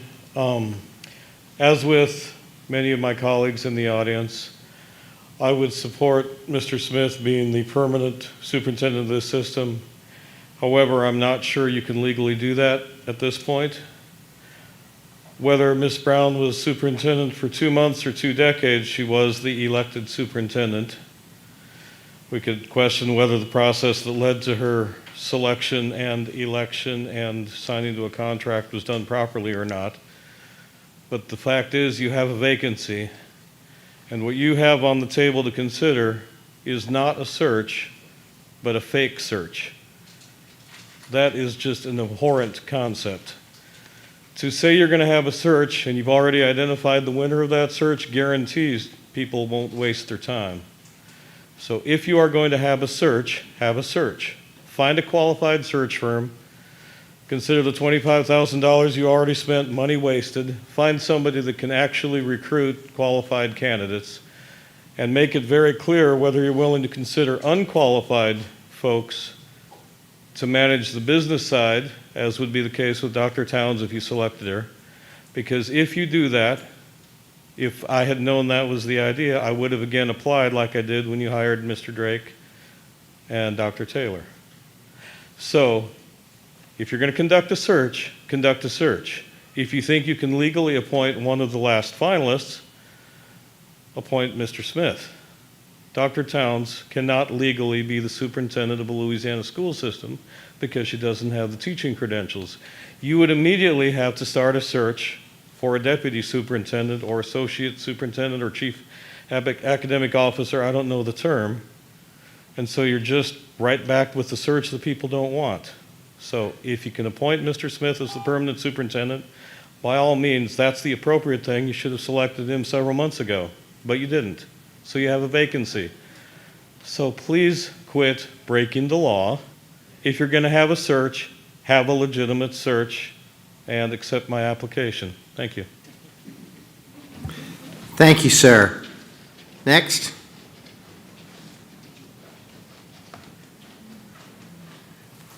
Good evening. My name is Belinda Davis, and I am the mother and/or guardian of 3 children in the East Baton Rouge Parish Public School System and the mother of one of your recent graduates.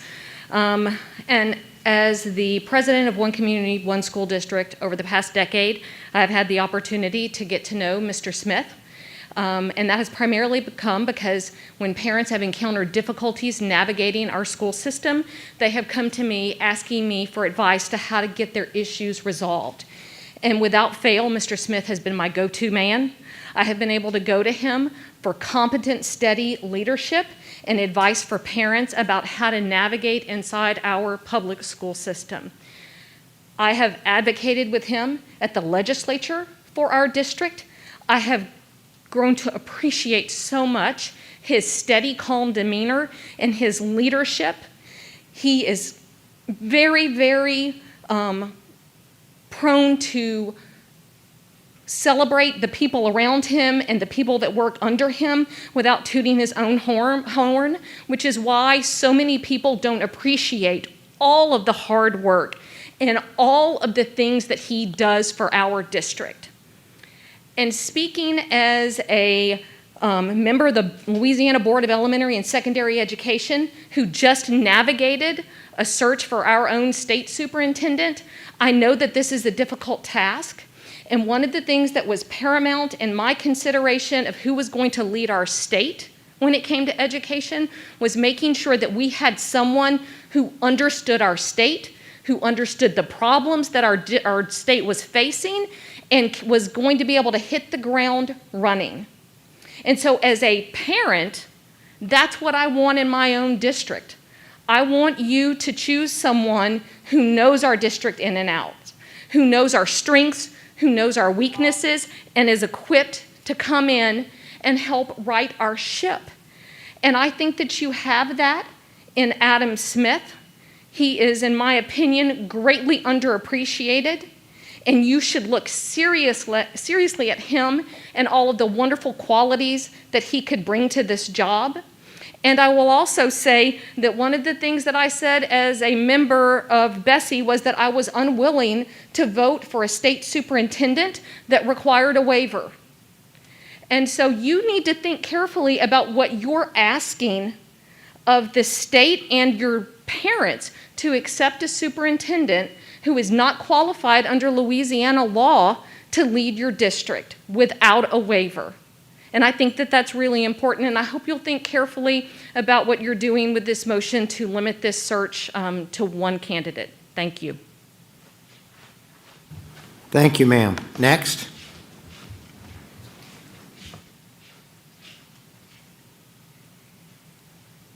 Good afternoon. First, my time's supposed to be 5 minutes, and you have it at 3. No, I speak for an agency. So I would like to first start off by saying I greatly appreciate that Mr. Adam Smith is sitting where he's supposed to be seated every day. And that's right there where the superintendent is supposed to sit. See, for some reason or another, you wanted my child to be silenced when he came in here with his game. But you forgot that he is an ESS student. And under IDEA, each and every last one of you can be sued and will be sued. See, Mr. Smith has been the only reason that each and every last one of you have not been on my hit list. When I say my hit list, I mean going before Louisiana 19th JDC. See, each and every last one of you forgot that we're supposed to be one team, one mission. And that one team, one mission is supposed to educate every single child, irregardless of their race or their disability. And for some reason, unfortunately, Mr. Mike Gaudet, as the president of our school board, you should actually be leading. Why aren't you leading to make sure that my child have a voice? See, we just renamed Lee High School Liberty, meaning that liberty and justice for all means every single person in here, every child that is represented in this school district. And for some reason or another, my child and the other 4,000 plus children that is in this ESS department seem to be forgotten. So when I asked Mr. Howard, why are you asking for Miss Towns, Miss Nakia Towns? That is not even her real name, it's Tiffany. When you ask for her to be the only person, but she's not even here. She's not here to represent me. Do she know this school district? Does she know any child out of the 43,000 plus that we have? Do she know Mr. Shamlin personally? Do she know any of us personally? Does she have to learn this city? That's where we have a problem. But we have a person that is loyal, that is dedicated, that has had his children educated by the school system that we claim we love and that we trust, and yet we don't want to keep him in that seat. That's called a problem. So I ask each and every last one of you to think about how IDEA says that you are liable for my child, for his individualized education plan. And part of his individualized education plan says that he's supposed to have a seat at the table and be represented. Every Student Succeed Act says his parent is supposed to have a seat at the table and be represented. Do I need to name any other federal laws that Mr. Shamlin himself can tell you that I can quote? You have to allow our children to be represented. And the only person that has ever applied for this superintendent position that can represent my child and keep me from off of you is Mr. Adam Smith. So I think that you should take that not lightly. Thank you, and you have a great night. And I did drive all the way from a doctor's appointment to make sure I talked directly to you so that you did not mess up my name pronunciation. It is Karonda Corley, and a proud parent of a child in the ESS department that Mr. Smith makes sure can actually go back into the brick and mortar building during this pandemic and safely get an education. So when we ask for leadership, it's only one person that has provided that. And I think you should look at him, and you should not only let him take a bow, but you should always allow him to have that seat. Thank you, ma'am. Next, is there anyone else in the audience wishing to speak? Seeing none at this time, I will go to the internet and read the comments that are there. The first one, it's out of place, but I will read it anyway. It's from Paige Caldwell.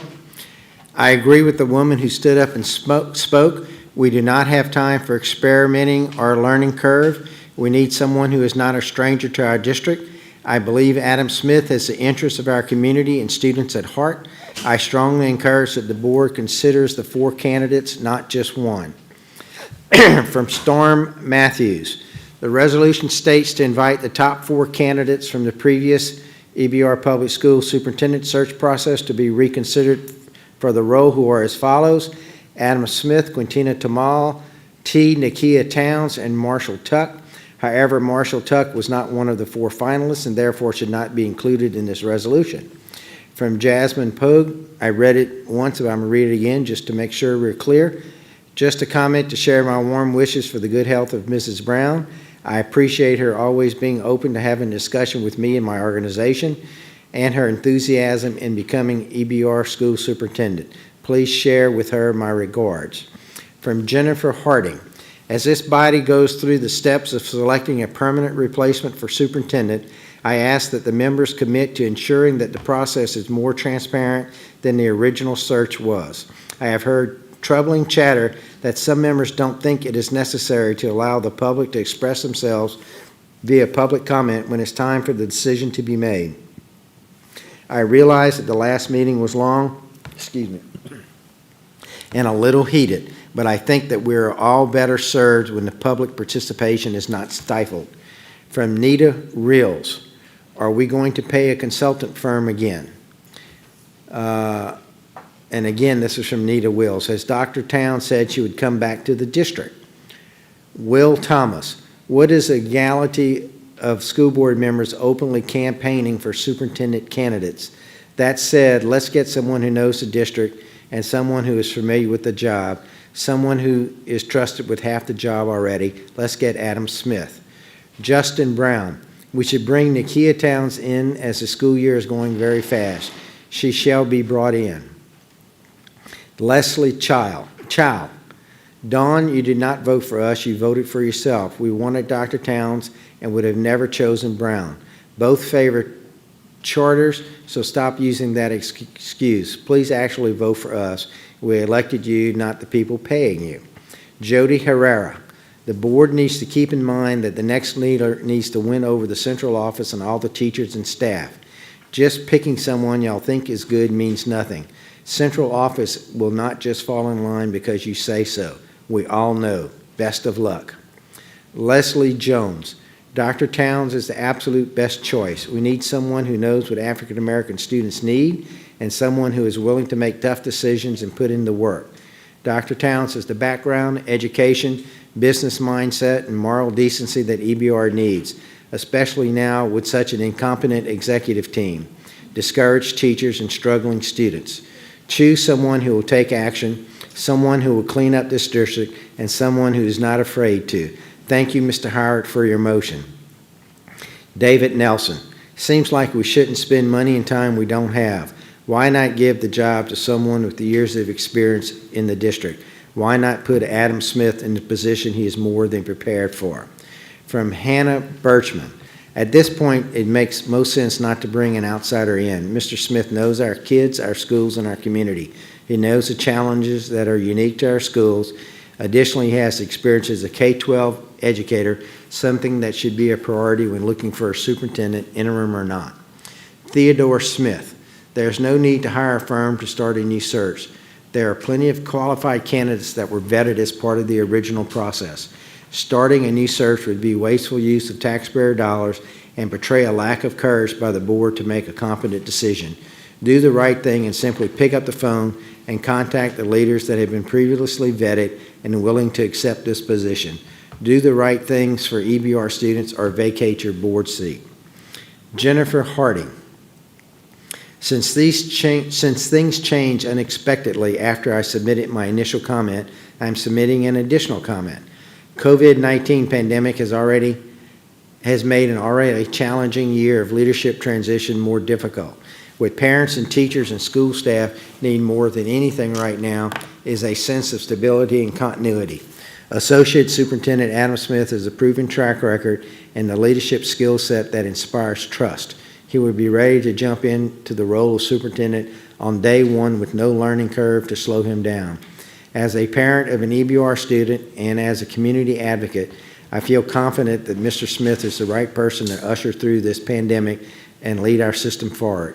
I urge you to consider that Mr. Smith was only one of the 4 finalists of the JG search that has already proven his dedication to the district and ready to start without disruption. Please appoint Mr. Adam Smith as the permanent superintendent. From Jaden Land, we need a good leader and we need a good one now. We need to bring in Ms. Nakia Towns as she was a great choice for our district. I agree with Mr. Lannis and Howard that we need to act quickly as the school year is moving fast. As a 12th grader at the McKinley High, we trust you all and we trust you will listen to our explanations. Like Mr. Lannis said, it will take up to 7 months for y'all to bring in a new superintendent, so why not bring in Mrs. Towns? She will be a great leader in our district. Stop bringing in politics and think about us students and teachers. Thanks and good night. From Niall Patel. Last month has been extremely difficult for me. I have purposely focused on my family during these hard times. However, after learning the news of Dr. Brown's illness, I was deeply saddened again. I am nothing without my education, and I owe everything to my teachers, which is why I wholeheartedly advocate for a great education for every child, something my father and grandfather bestowed upon me. So in their memory, I'm speaking up to plead with our school board to work quickly to name a true and experienced leader, not for any other reason, entity, or personal belief except for our students. We have spent countless months and resources this year to find top candidates to lead our system. With these unfortunate circumstances and unique time, I urge that we do not spend any more time without a bold and innovative superintendent in EBR. I sincerely ask board members to invite finalists that were chosen less than a month ago to be reconsidered and permanently fill the role ASAP. From Jasmine Pogue, I was going to reserve comment on choosing a superintendent, but that has changed now due to the friendly amendment. I support Mr. Smith as our next superintendent, as he has been a wonderful addition to our stressful school system. Please remember to show students that loyalty, hard work, and kind spirit can win out in the end. I am willing to work with any superintendent joyfully. I would be pleased to work alongside Mr. Smith to better our schools. This is from Charles Hines. All of these people are asking for Adam Smith when Adam has been part of a failing leadership team in EBR schools. Think about it. What has he done that has been impactful for our schools? Ask the teachers, principals, and district team. The reason he is not being pushed by those who have worked with him. We need new leadership, and Adam is not an option. The system is broken, and he is a part of that system. From Camille Conaway. Given the difficulties of this year, it is critically important for the school board to immediately hire another superintendent. A second search just for a few months after a lengthy search is simply unnecessary and a serious disservice to students, teachers, employers, and taxpayers of the school district. Top candidates should remain the top candidates. Dr. Towns, in particular, was nearly hired a few months ago. I urge the school board to extend an offer to Dr. Towns urgently, or at a minimum, re-interview the 4 finalists and make a new selection with all due speed, no later than November. There is absolutely no justification for an interim appointment, a search process, or expending additional funds on an outside firm when vetted candidates are already available. This has been tumultuous at best and chaotic and harmful to our students at worst. We need strong demonstrated district leadership urgently. Please act with this in mind tonight. From Joy Phillips. As a parent, it saddens me to know that our time with Leslie Brown has been cut short. Mrs. Brown was an outstanding leader to be placed as superintendent. It is my hope that this board will act together quickly, transparently, and efficiently to hire a permanent, high-quality, equity, and student-centered leader such as Leslie Brown. From Lewis Davis. With Superintendent Brown resigning, the fight must continue as we look for a leader who will go above expectation to ensure the underserved students and families will be addressed accordingly. We will not take anything less than the talent and experience of someone like Mrs. Leslie Brown. From Joel Troxclair. My heart goes out to Leslie Brown. I really look forward to seeing her demonstrate her leadership. Now we must work quickly and even harder to put a new proven leader in her place who is just as optimistic as she was about the future of East Baton Rouge Parish. From Brenda Christopher. It is important that the board move quickly to fill the seat of the superintendent with a high-quality, proven, equity, and student-centered leader. Our district students and employees need leadership now more than ever. From Aline Walker. I feel that it is of utmost importance the board act quickly to replace Mrs. Brown with a proven leader with top talent and experience in turning low-performing schools. We need a leader who has a proven track record of success, and we can't settle for the same old type of leadership that has failed our children. Gail Jones. We need our board leaders to continue to work and put in place a superintendent with the same fight, vigor, and leadership as Mrs. Leslie Brown. I hope that the board can come together quickly and agree on a high-quality replacement. We need leadership. From Lena Edwards. The students of East Baton Rouge deserve effective and efficient leadership now. Please come together and move quickly to appoint the best person for superintendent. Our district needs someone that is talented, experienced, and has a vision that every student deserves a high-quality education and do the hard work to get it done. From Clara Rhodes. Global pandemic, economic recession. These tragedies are fundamentally impacting our community. Yes, but these tragedies are disproportionately wreaking havoc on the families and children you represent. Families of historically marginalized groups. The children born into tough situations make infinitely more difficult by the loss of hospitalization of loved ones. Destruction of community at the hands of disease and income loss. The children and educators in the school district need a permanent leader, and they deserve to have one now, because these crises are happening now. Difficult decisions must be made now. This community is strongest when it unites around a common goal of acting in the best interests of children. Our community is already experiencing upheaval. Why compound it by naming an interim superintendent just to repeat the expensive, time-consuming search process just completed? I implore you to select one of the high-quality finalists from the previous search. From Camilla Geisman. I encourage the board to attempt to expedite the search for a new superintendent by gauging interest with the candidates from the most recent search. It is important to move through this process as expeditiously as possible. I will refresh the list one more time. Mr. Goday? Yes. When you refresh, go back up to the one above.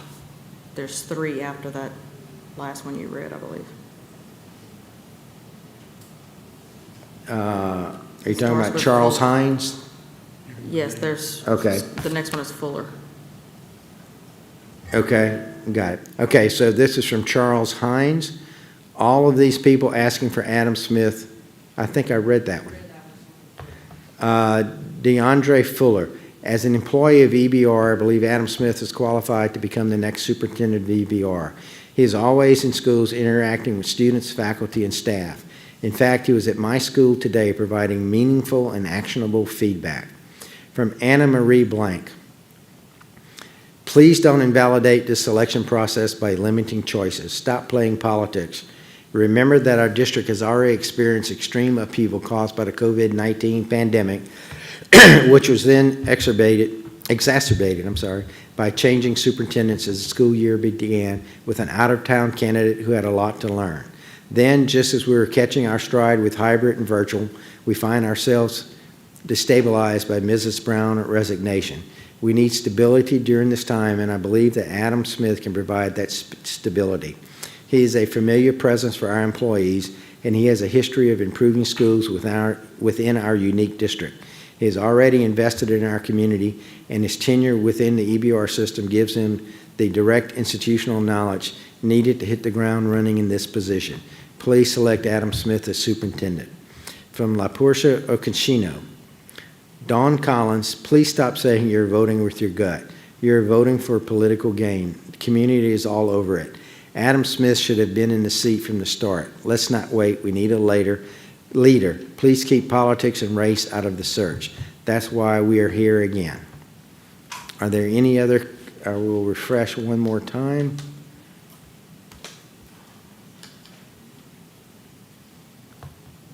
And I do not see any more comments. Are there any other comments from the audience in person? Seeing none, we will go back to the comment board, and the only person up on the list right now is Mr. Lannis. I'll reserve my comment for after the vote. I want to see how the vote lands, so I'll reserve my comment. Thank you. Are there any other comments? Madam Secretary, would you please, have you figured out if you can put the motion up on the board so we can clearly see the amended motion?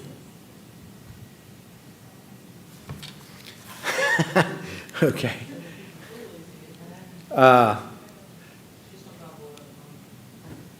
I'm really just interested in what is the exact verbiage of the friendly amendment. Friendly amendment to consider the approval of a resolution to advertise for and select a superintendent and consider the sole finalist, Dr. T. Nakia Towns, for the position of superintendent. Okay, thank you. So that is the motion that we are getting ready to vote on it. And it has been requested for a roll call vote. Any other comments before we commence with the vote? Seeing none, Madam Secretary, would you please conduct the vote? District 1, Mr. Blue. No. District 2, Mr. Lannis. Yay. District 3, Vice President Howard. Yes. District 4, Ms. Collins. Yay. District 5, Ms. Ware Jackson. Yes. District 6, Ms. Dyson. No. District 7, President Goday. No. District 8, Ms. Bernard. No. District 9, Mr. Tapman. No. The motion fails. The motion. So now we'll move to the next item on the agenda. Item, let's see, where are we? Item 4, I-4. Consideration of request for the authorization to advertise for the position of superintendent. Do I have a motion? Moved by Mr. Tatman. Do I have a second? Wait. By Mr. Ballou. Hold on one second, Mr. Before moving forward, that was a friendly amendment, so I'm gonna actually suggest, I think we go back to the original motion on the floor. Is that correct? It was a friendly amendment, it's accepted. Yeah, point of order. If it was a substitute motion, yes, but it's a friendly amendment, no. You amended the original motion. That's just board members' opinion. Per Robert's rules. My opinion is Yes. per Robert's rules. It was accepted by both the maker of the motion and the seconder of the motion, so it became a friendly amendment, so it became the amendment. I mean, it became the resolution, I'm sorry. Right, so Mr. Lannis asked for some clarification, so to explain, had that been a substitute motion and substitute motion failed, we would have returned to the original motion. Because it was a friendly amendment and accepted by the original maker, the entire motion fails. Would you like to challenge that, Mr. Lannis, or? Okay, thank you. So we have a motion to authorize the advertisement of the position of superintendent made by Mr. Tapman and Mr. Ballou. Are there any comments from the board on the motion to advertise, which, Mr. Shamlin, if I am correct, that is a legal requirement to open this position of superintendent? That is correct. We have a resignation of the original selection. We're now in a position where the board would need to appoint a permanent superintendent, and the statute clearly requires there be advertising, specifically twice in the official journal, 1 week apart. And so if the board authorizes that tonight, we'll begin that process tomorrow. And so to be clear for everyone listening and everyone in the audience, the law clearly states that we have to advertise twice, at least 1 week apart in the official document, and then wait 30 days after the last advertising in order to be able to take action on permanently selecting a superintendent. That is correct. Okay. Just to be clear. Any comments from the board? I see no one on the list. Is there anyone? Ms. Dyson, you request to speak? I just have a question for legal counsel.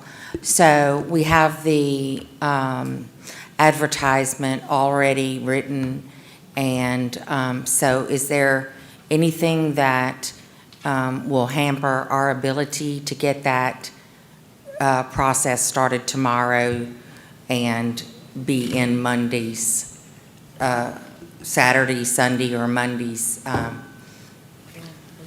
paper? Yeah. Generally, based on experience, and I can let staff who handle advertisement speak specifically to that, but generally it takes 2 days from the time of our request for something to actually appear in the paper.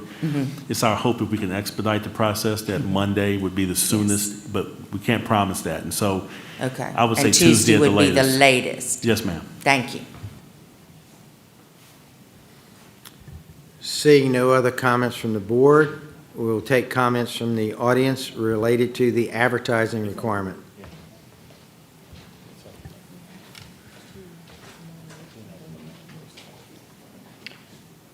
Thank you. I would hope that as you're advertising for the position, the advertisement is very clear as to whether you are seeking someone who is qualified to be superintendent of a school district in Louisiana without a waiver being required, or if you're willing to consider candidates who are well qualified otherwise but lack that important credential, because that greatly affects who you can select at the end of the process without a legal challenge. And it also greatly affects the candidates that are likely to respond to that advertisement. Thank you. Thank you, sir. Next. Hello, Mr. Goday. I'm assassinating your name like you do mine. I'm sorry. My I apologies. have a hard time with it. I'm I- sorry. I apologize. Well, I'm It's gonna not reclaim. personal. I know. I'm gonna reclaim my time though, since you started talking. I would really like for us to have a real true clarification on the actual contract that we did with JG Consultants because if my memory served me correct, JG Consultants were chosen because if our superintendent did not stay for any reason whatsoever, that they would actually do the search again for free.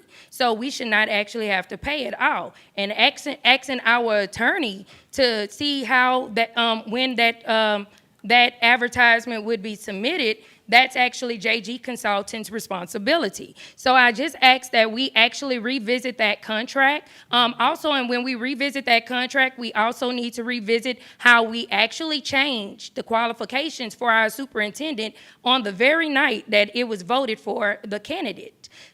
We changed that so that we can make it so that one person, Tiffany Nakia Towns Edwards, could be chosen to be the candidate, and she was not because she did not meet the qualifications, whether we changed it or not. So if we're going to continue to violate the law, then we need to violate the law for what is right for our children, and unfortunately, that has not been the case. So I'm asking that we actually ask our legal consultant, Mr. Shamlin, if he could actually clarify for me right now while I'm still standing here, and I'm going to reclaim my time and ask that you pause it so that he can actually speak on that matter, which is, is JG Consultant responsible for the advertising and for the interviewing process again for our candidates, for our superintendent candidate search? And I would like to yield to him, but I am stopping my time. I'm sorry, ma'am, we do not let the audience ask questions. Well, if he's not going to be able to answer it, then I do ask that you actually post that for everyone and their mother to be able to see. I want Stevie Wonder to be able to see that. I want Helen Keller to be able to read it, and I want Ray Charles to read it from his gravesite so that we can actually see that what we're supposed to have is JG Consultants do their job. And so it is not EBR school system's responsibility, but we are supposed to be here to vote for an interim. And again, like I told you before, I want my interim to be Mr. Adam Smith because Mr. Adam Smith has spoken for all children, not just one, not just some. And speaking, considering that South Downs pre-K and kindergarten, which is 95% children with disabilities in your school district, Mr. Mike Gaudet, I would think that you would want the brother to your left to be our interim. So I'm just asking for what any person would ask for. And again, when I said that y'all were on my hit list, that is my IDEA, Individuals with Disabilities Education Act hit list. I don't want nobody to think that I'm trying to assassinate you, but that I just only want y'all to know that I will assassinate you in the court of law. That's all. So thank you so much. The question of the JG Consulting contract will be addressed in the next item. Are there any other? Yes, ma'am.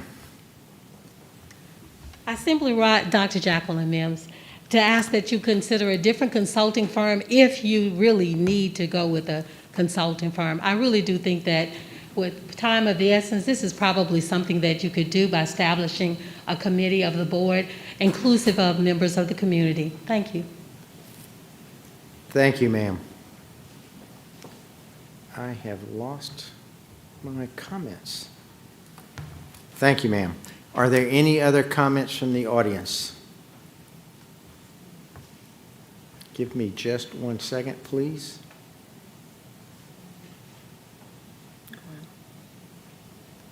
And I will read the comments from the off the internet.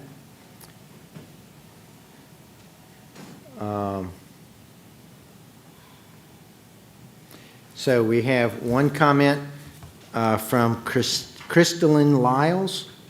Please consider extending an invitation to Dr. Nakia Towns concerning assumption of leadership as East Baton Rouge Superintendent. Our communities are in desperate need of a permanent leadership comprised of the determination and focus that Dr. Nakia Towns possesses.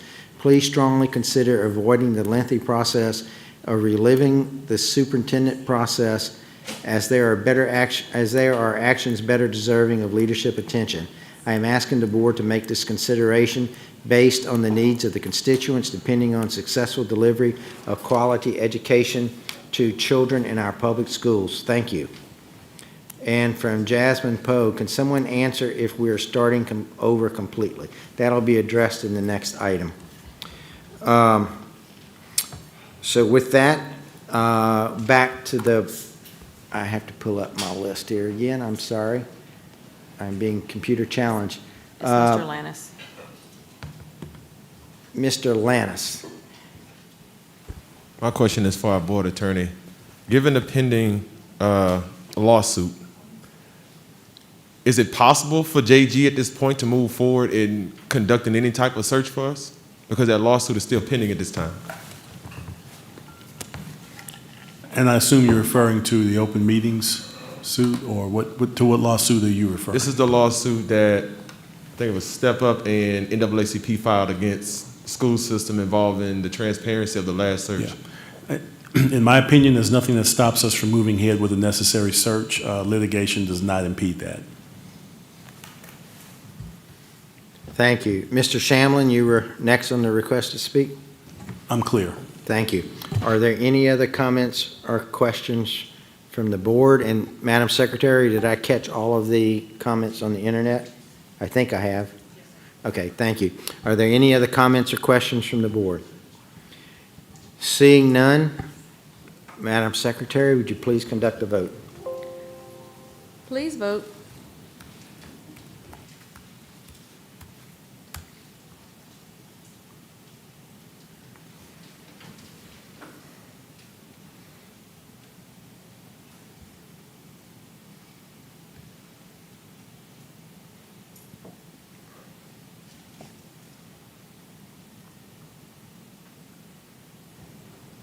The motion carries. Thank you. Next, we move to item I-5, consideration of request. Someone's comment did not get read. I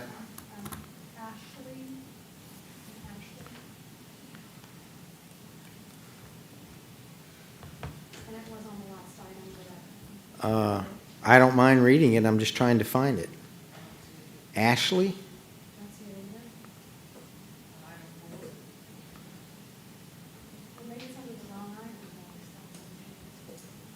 I'm trying to bend over backwards to make sure we catch everyone. Ashley Scott? Ashley Suet? Ashley Rodrigue? Ashley Hire.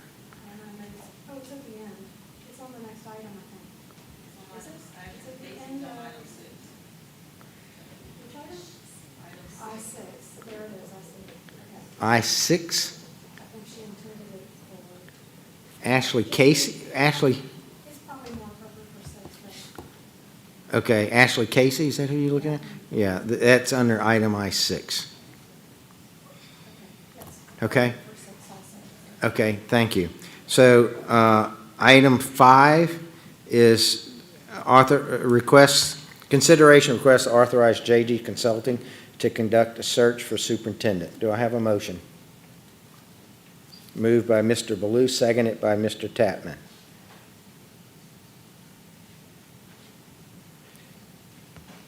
And I will,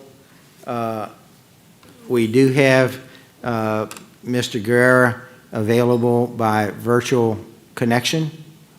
Ms. Jones, is that able to pull that up? Because I was. He did not call in, okay. In that case, there have been many questions about this, so I was going to read in some information from him as soon as I can get to my email.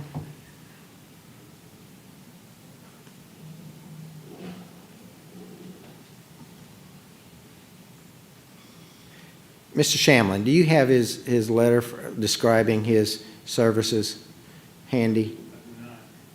Give me then just a second.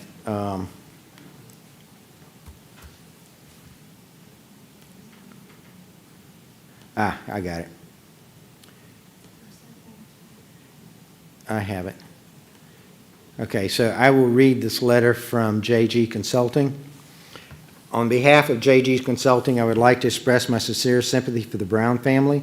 Our thoughts and prayers are lifted for the Brown family and those impacted by her recent hospitalization. Her legacy serving as superintendent of East Baton Rouge Parish School System left a significant imprint across the district and community in a short period of time. JG Consulting welcomes the opportunity to carry on Superintendent Brown's legacy by conducting a formal executive search to recruit a successor to serve as superintendent. Our service to the East Baton Rouge Parish School System will be at no cost to the district and taxpayers of the community. We submit two scenarios for the school board's consideration. A 3-month executive search. Advertise the pre-existing job profile developed by board and community during October and November. Recruit, screen, and vet applicants, including a new set of on-demand interview questions, October, November. Schedule applicant interviews on behalf of the board and community late November, early December. Name a lone finalist by December 31st, 2020. The alternative would be a 5-month search, and it's basically the same thing, but the interviews and community input would be in mid to late January, and name a lone finalist by November 21st. JG Consulting will serve as a dedicated partner to the school board and work diligently to recruit the next superintendent without compromising the quality of service, regardless of the options selected from the two suggested scenarios. The global pandemic nor the time frame will impede our collective efforts to recruit qualified candidates to serve as the superintendent. So I think that answered some of the questions that came up from the audience. Excuse me, please. I'm sorry? I'm sorry. Excuse me. I understand that Mr. Guerra and one of his teammates have been on Teams the whole time. Maybe there's something else they need to do, but they've been on throughout the meeting on Teams. They're as attendees and not presenters. So They're watching and not participating. Oh, They have an email invite that they can join, but they must join as a presenter and not an attendee. Okay, so to repeat some of what was just said as a reply is that if you're listening, you need to go on as a presenter and not just an attendee, and that is why you are not able to speak right now, Mr. Guerra. So has that been corrected? Call Mrs. Jones. You can also call in with the number that's in his The number that's in your email, you can also call in. You can call in with the number from your email. Thank you. While we're waiting on that, why don't we begin the public comment period, or should we wait? Yes, I'm sorry, Mr. Tatman. I guess I want a little clarity because I'm looking at the backup, I guess. So he's offering two options on time frame. Are we voting on that time frame tonight? We can amend the resolution to say we want the 3-month time frame and we want the 5-month time frame. That's perfectly okay. The which month? Say that again? There's a 3-month time frame. Number one is a 3-month time frame to name a finalist by December 31st. Okay. And there's a 5-month to name a finalist by early February. So I guess my question is, if we don't clarify that in the motion, who makes that decision? I agree. So would you like to clarify that in the motion? You are the second, and so if you'd like to make, Well, who made it? Who made the motion? Mr. Oh, well, how do you feel about that, Mr. Booth? I'd like to see it, if he thinks he can make a reasonable search and it won't impede the ability to find the best candidates, I think the sooner the better. So I don't know that we have to choose one of the options, but we probably, I mean, we've got to have some sort of timeline. So I think I would go with option A, and certainly knowing the holidays are coming up, if somehow that causes a problem, we can amend it later. But I would propose that we select the first option, which was choosing a superintendent by December 31st. So you want to amend your motion? Yes, if you're willing to. Yeah, I'm in. So the amendment would be to, I forgot what the exact amendment was, but to accept the presentation. The option A presented in the letter. I would say to fulfill option A to the best of everyone's ability. Yeah. Yes. Is that okay, language? Okay. Can we hear that again? We'll let him read it. The current motion reads, consideration of a request to authorize JG Consulting to conduct the search for superintendent. That's the item. The motion, where'd you have typed the motion? He wants to make a friendly amendment to that motion. Okay, so it would be a motion to authorize JG Consulting to conduct a search for superintendent within 3 months. So I might kind of, because it was my question, I might still have the floor, kind of. I'm going to try to reach out for it. And I just, I'm having the conversation with Mark, we could have a sidebar, but I would prefer a deliberate search as opposed to just stretching it out. And so I worry a little bit about saying 3 months, but that's As soon as practical. Yeah, as soon as practical is what I think we're really looking for. So how do we do that? Yeah, and some additional information for the board. Looking at the agenda items, there is a consideration to appoint an interim if that happens. The law does allow an interim appointment of up to 6 months before permanent appointment of a superintendent has to be made. That's only a consideration I'm giving you as you talk through the motion. Okay. So the amended motion would be as soon as practical? And just as simple as that is what you're considering? Yeah. That's fine with me. Okay, as soon as practical. Can he speak? Hello, Mr. Guerrero. You need to unmute, sir. Hello, sir? I feel like I'm talking to the International Space Station.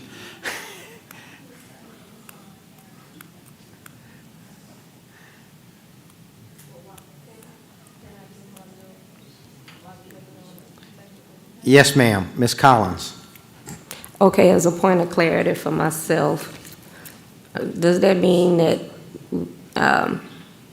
is the nature of this motion that there will be a definite decision by Good evening. 3 months? Yes, Ms. Collins has the floor right now, Mr. Guerrero. Just a moment. My concern, As soon as practical is the current wording. so for the search to continue, but does that dictate that by December 31st or whatever that 3-month date would be, that a decision must be made on a different person? Okay, it's just, let's see who's out there, have the input, If it's mid-January, and that's as soon as practical, it's mid-January, but Okay. we're saying we're putting an emphasis on doing it expeditiously. Okay. As I have expressed, some, I have concern around, rushing through it and coming with a whole nother change, considering all of everything, the district has been through, from pandemic to the way learning has been impacted, et cetera, and then a leadership change real quick is concerning to me. But if the motion does not dictate that, bam, we switching gears again, then I'm okay with it. Thank you, ma'am. Okay. Mr. Guerrera, are you on the line?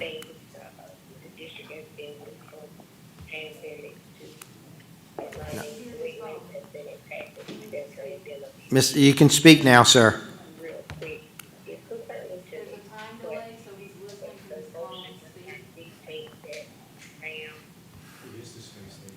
It is the space station.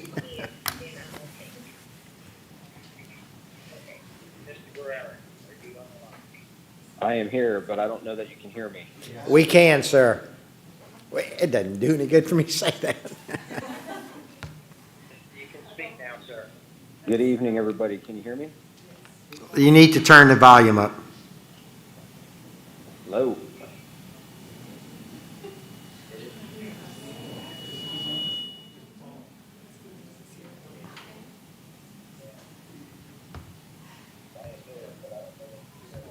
We can, sir.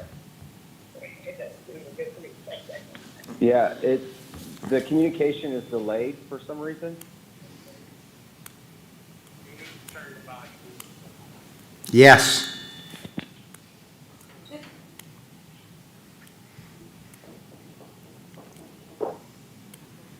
Okay, I don't know that you can hear me. Okay, terrific. So it sounds very distant through the microphone on my laptop, so,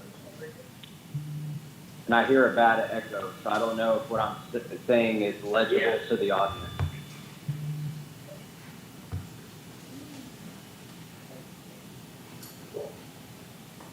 Okay, I don't know that you can hear me.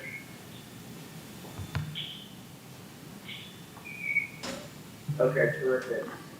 So it sounds very distant through the microphone on my laptop. And I hear a bad echo, so I don't know if what I'm saying is legible to the audience.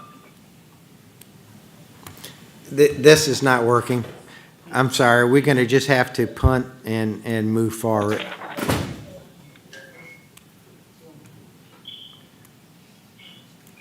We can't hear him. We're being foiled by technology. Is it the will of the board to try to continue to make contact or just go forward? Yes. I mean, I hate to be old school, but could we just call them on a cell phone and put it at the microphone in real time? Yes, Ms. Jones?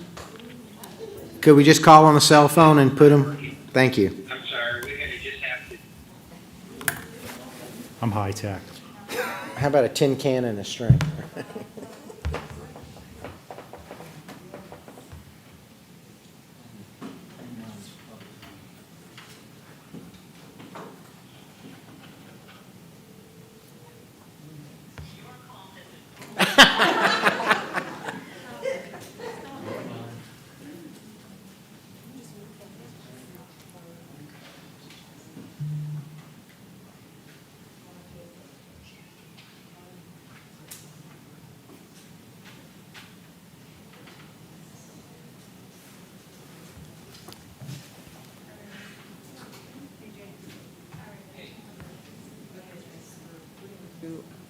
On the actual microphone, so you're on speaker.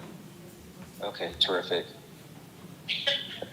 Go ahead. So am I speaking through a tin can? I think I heard Mr. Gode say that we might as well tie a couple of cans to the end of a string.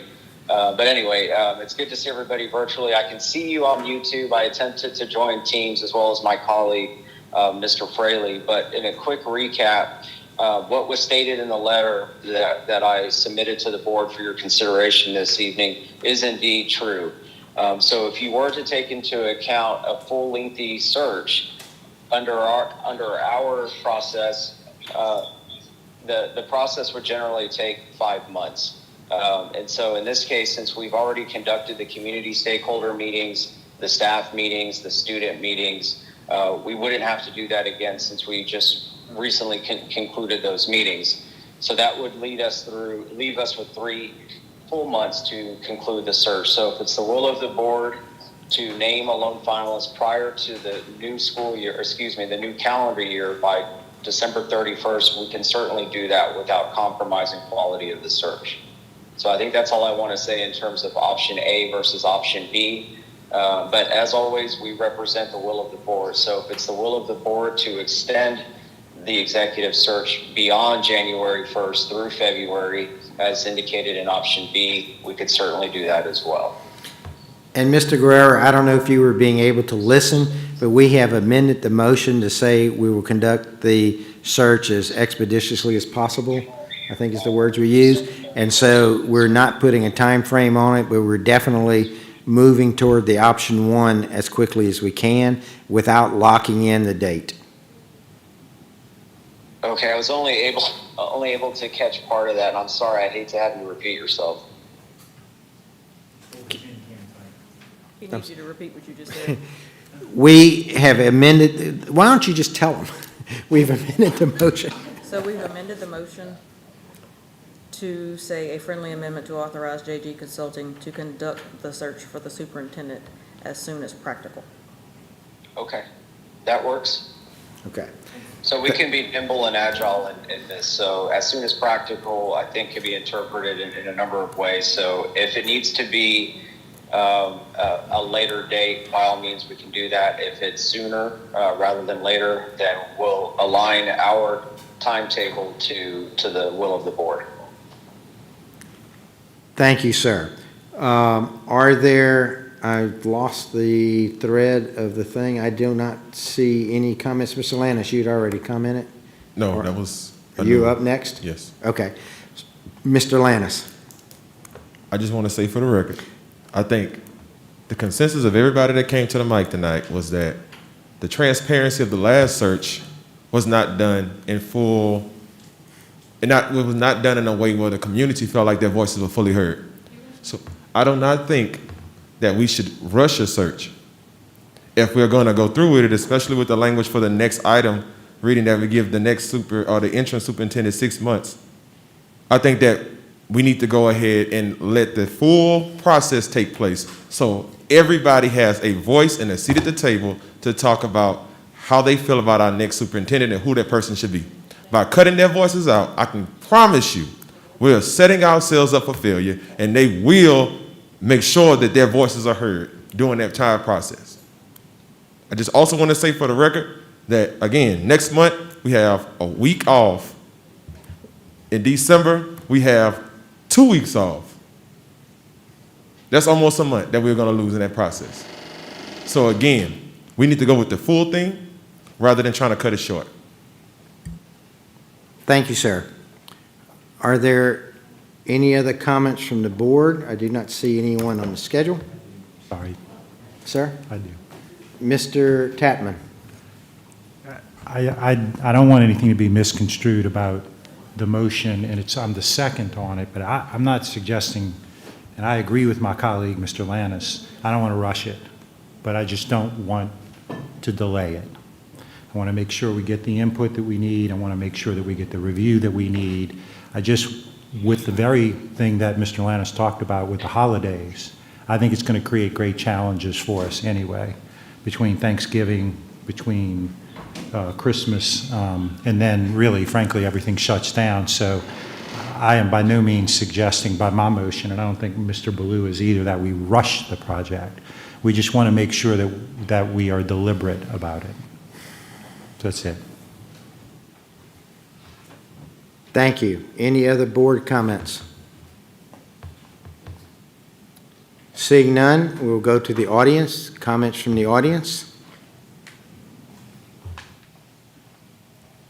Hi, everyone. Sierra Hart, 8th grade Louisiana history teacher and director of organizing and strategy for the South Louisiana Coalition for Education, also known as SLICE. I'd like to echo Mr. Lannis's comments concerning the time frame, specifically mirroring what Mr. Greer said concerning the search, that they would utilize the same community input as before, so the whole entire process wouldn't have to be repeated.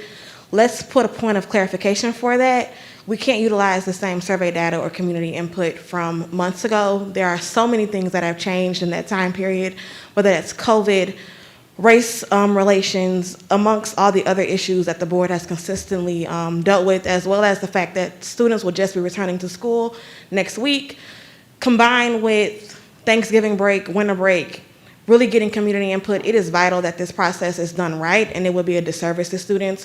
If you are not going to consider the pool of applicants that was already in place and you're going to redo the process, then redo it in a way where the community can actually be involved, especially knowing that we are still dealing with becoming acclimated to being in a pandemic, as well as trying to get as much community input as possible. It is vital for the success not only of whoever comes into this position, but for the success of this board, that community input is your #1 priority, because that is how you truly understand what our students need, and rushing this process for whatever gain is not going to be the result that we need, especially when you have community members who have made it clear that we have a vested interest in understanding who our next leadership will be, as well as how we can inform that process. So please, let's make a clarification point on how community input will be received, and that communication needs to be transparent in ways that it was not before.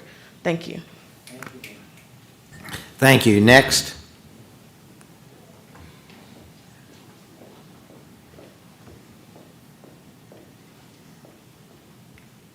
Good evening, Tanya Nyman again. I'm a little confused because I thought the first resolution to conduct a search failed.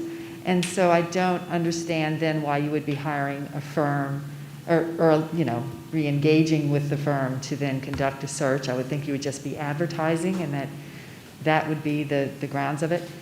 But regardless of that, I would say that I am skeptical of relying on a search firm. I think it actually diminishes the sort of will of the people. You guys are the elected representatives, and it is your judgment they want to refer to. And with the last search, we could see the way in which the process appeared to be, for lack of a better word, gamed to end up with two candidates that were maybe two sides of the same coin, and not really representative of the will of the people and the immediate stakeholders, parents and teachers. And so, and then on top of that, with JG Consulting, as I mentioned before, the CEO of that firm publicly declares himself an education reformer. He has no education background. He has an MBA. And so I think it taints the process by suggesting that the results of his search firm are going to be privileging that business community's ideas for what's best for our public school system, which is not necessarily in line with parents and teachers. So I hope you will not accept JG's proposal, and we can then move on to the question of the interim. Thank you. Thank you. Next.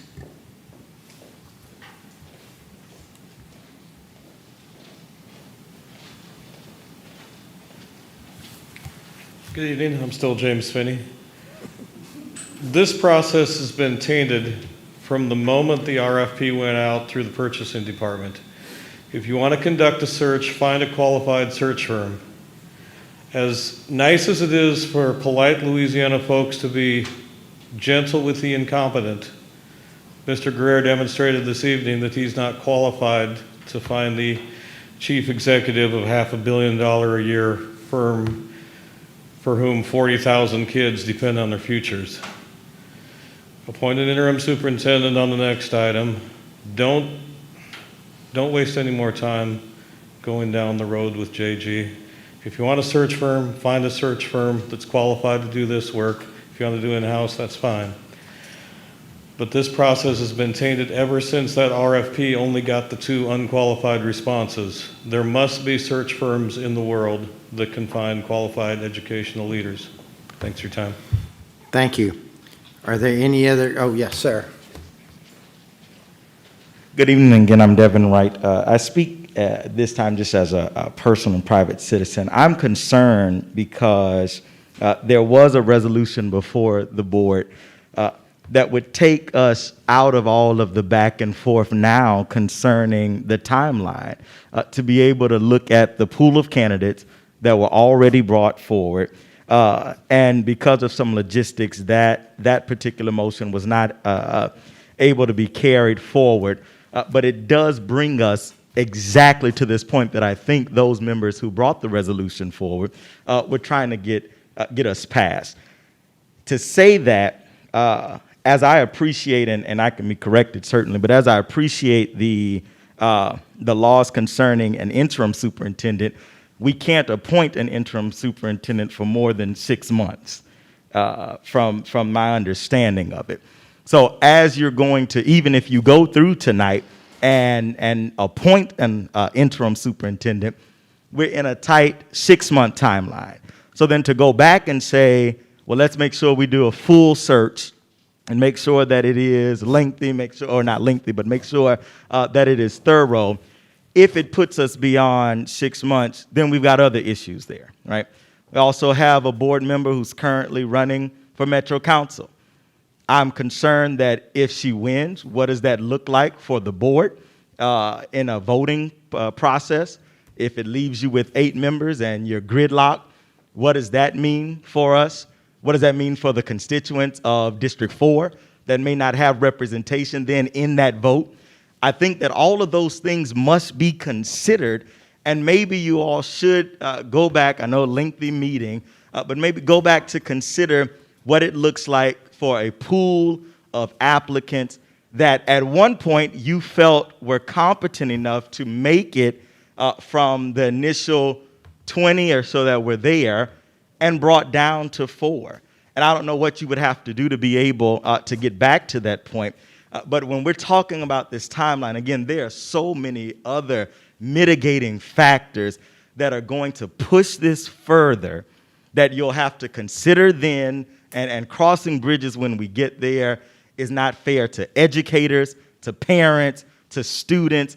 And I don't believe that any of you really want to go through the entire length of that process again. So we just got to deal with that. I just wanted to bring that up. Sometimes we allow common sense to be fleeting for whatever reason. Thank you. Next. While I'm not in favor of using JG Consulting, if you're going to do a search, and it would appear that if we're going to do the search, it may take approximately 6 months, then in the position of having to place an interim before, and then having to conduct a search. A search can be adequately done, I would say probably between 4 and 6 months. I would recommend that since you cannot have an interim longer than 6 months, that perhaps the motion should consider not to exceed the 6-month period as an option. Additionally, I think it is clear from the comments that if we're not going to name a superintendent tonight because we cannot, then perhaps we should be moving forward with a search. We have already concluded from the comments that it appears that more folks are in favor of a search opposed to using or selecting from the 4 top candidates. Thank you. Thank you. Next.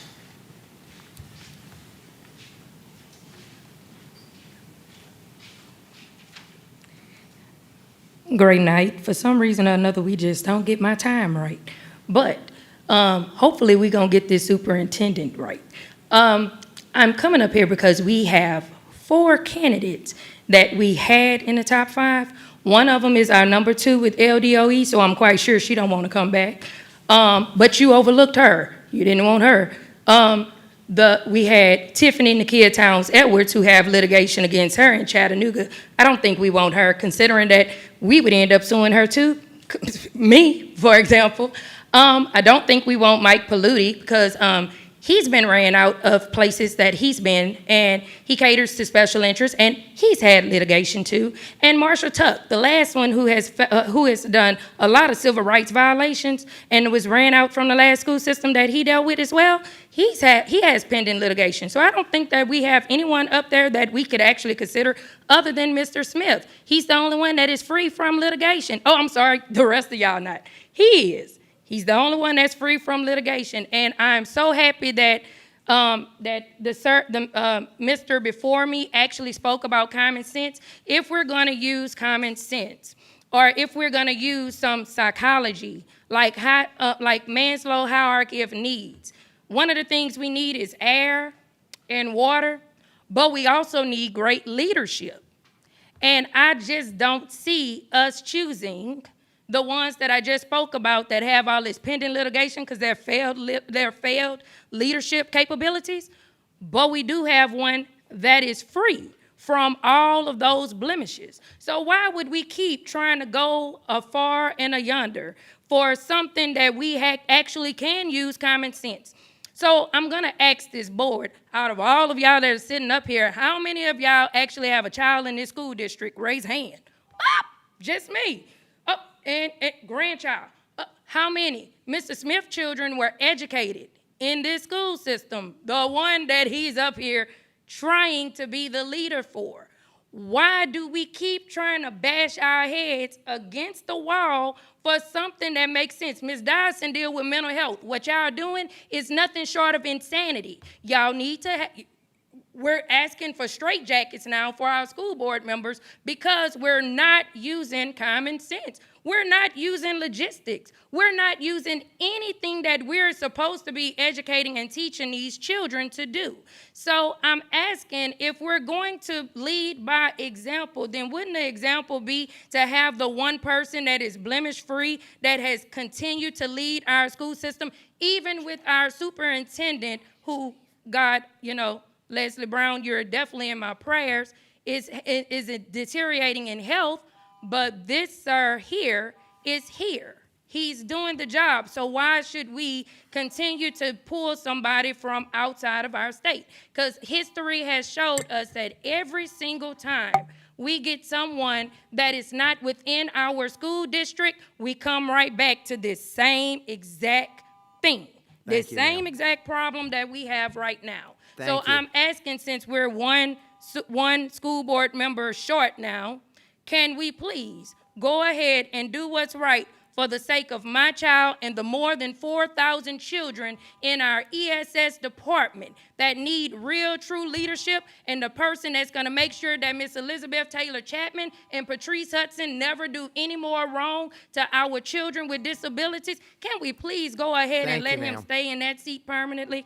And yeah, my clock's still running. It say 55. No, it's 3 minutes, ma'am. Oh, well, Thank it's still counting down. No, the red comes on, that's your time Well, limit. y'all got to fix y'all clock. That's not my fault. Our clock is just fine. Thank you, That's not my fault. But I just wanted to make sure you understood that. 'Cause we understand Mr. completely. Gaudet, I'll come to your house, me and my child, and we'll sit there and do Thank you, virtual ma'am. education. Next.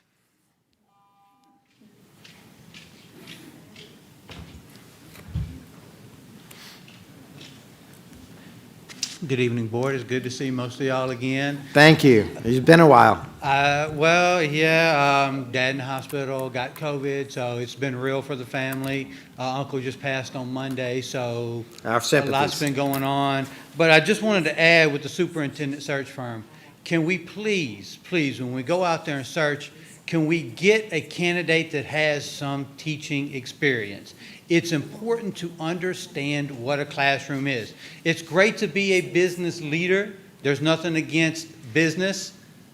What we need to serve these children is somebody that understands what it's like in a classroom. We do a disservice when you put somebody in charge of a school system our size that doesn't know what a teacher is, that doesn't know what an administrator is. It needs to be in our search criteria. A lot of ed reformers love to come in here and say, let's get somebody from the business community and let's run it like a business. You're not a business. This isn't profit and loss. This is my daughter you're talking about. This is her education and her future. It is important to me as a parent. It's important to me as an educator. My wife is a parent and educator. We're both in your system. Send our child to your system. That an educator is what we need in this system. They understand what goes on in my daily life when I go into that classroom. They understand what's happening at the school level as an administrator. You don't understand that fully if you come in with a business degree and you spend a couple years as a assistant superintendent. You don't understand that. You don't understand about building the relationships. It takes time. The first year and second year I have teaching, I don't have the same relationships that I have today. You're shaking your head, you understand that. Just last year, I taught somebody that I had taught her sister and coached her brother before. That's relationships. Teachers and administrators and people who are in education, they understand how important that is. So we need somebody with a real background in education. Not, hey, I came over and I spent a couple years in some training program to make it look like I'm in education. No, a real educator. Thank you. Thank you, sir. Are there any other comments from the in-person audience? Seeing none, I will go to the internet, and Madam Secretary, please make sure I catch all of them. This is from Francis Norman.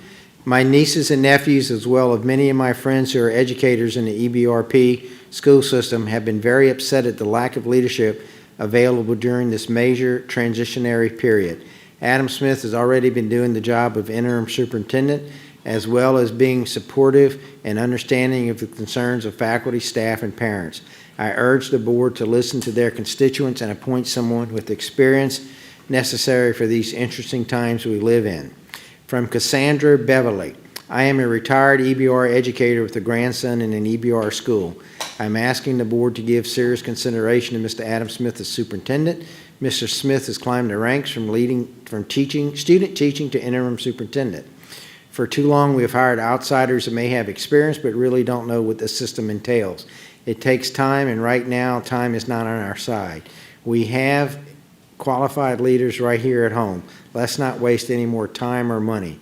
From Storm Matthews, I believe that the pictures and comments that have surfaced since the search ended prove furthermore the ethics violation that took place during the search. From Jasmine Pogue, I agree with Mr. Lannis. The public will be very upset if we rush this process. If the interim is 6 months, then let's do a full 6 months and get a full search. We need to redo community input, as Sierra said. Things have changed since last year. Are there any other comments you see?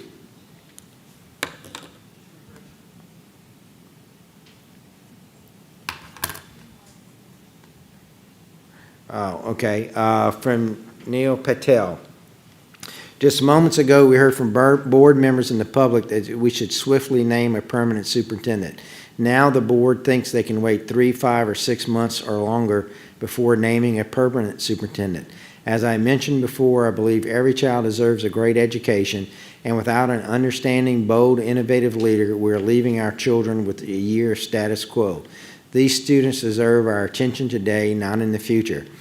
In my opinion, it is unacceptable given this crisis we face right now. We have nationally recognized suburb candidates that were just praised by this board. Folks around the country would like to have them in their communities, yet you believe there's a hero hiding in the wings that was missed just a couple of short months ago. I do not believe conducting another search at this time is appropriate or prudent. Parents and teachers are suffering, but students are the victim tonight. Students, students, students. Leslie Chow. The white board members just proved that they care more about race than anything else. The comment made throughout Dr. Towns and Mrs. Brown's search was, I wish we could choose them both, and you were given the opportunity and you did not do what you said. How do you think that looks to our children? It looks like these white board members lie and only care about racial lines when voting. A superintendent does not need an educator's background to lead a district. They need a background to lead. Please read the background of Dr. Towns. And I see no others. Is that, Madam Secretary, is that all? I've just refreshed. I see no more under this item. let's see, on the list, Ms. Collins. Or is that from the past? It was from almost 20 minutes ago, so it might be from the past. Oh, that was before. You spoke since then. It's fine. We went to you before Mr. Guerrero. But if you have more to say, please feel free. I just do want to say that some people made reference to some concern about this particular consulting firm. And I do share those sentiments. And so my vote is reflective of that concern, not the process going forward on this item. Thank you.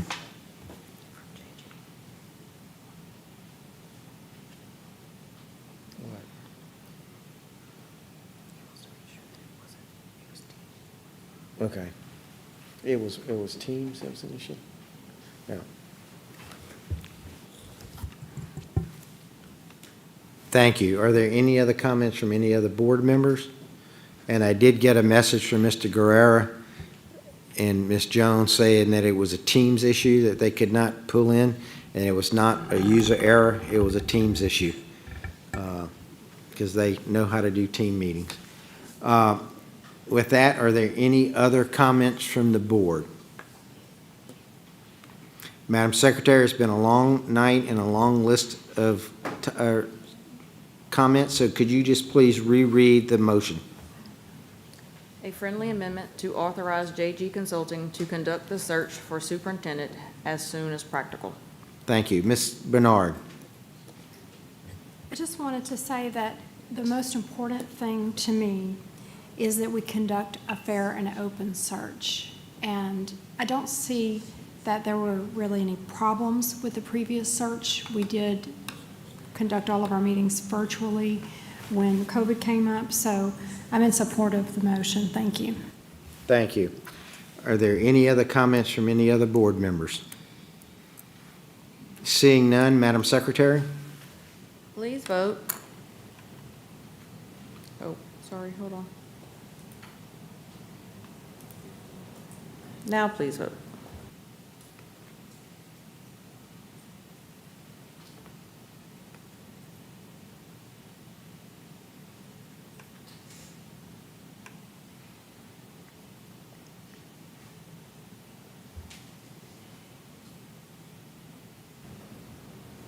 The motion carries.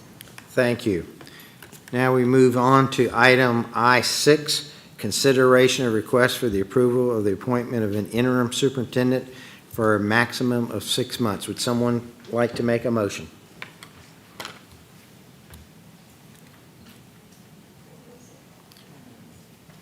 The floor is open to make a motion to nominate someone for interim superintendent. Would someone like to make a motion? Ms. Collins. I would like to nominate Adam Smith. You would like to make the motion to appoint Adam Smith as interim superintendent for a period not to exceed 6 months? Yes. That's what you'd like to say? Yes, thank you. Oh, yeah, I'm sorry. Okay, is there a second to that motion? A second by Mr. Howard.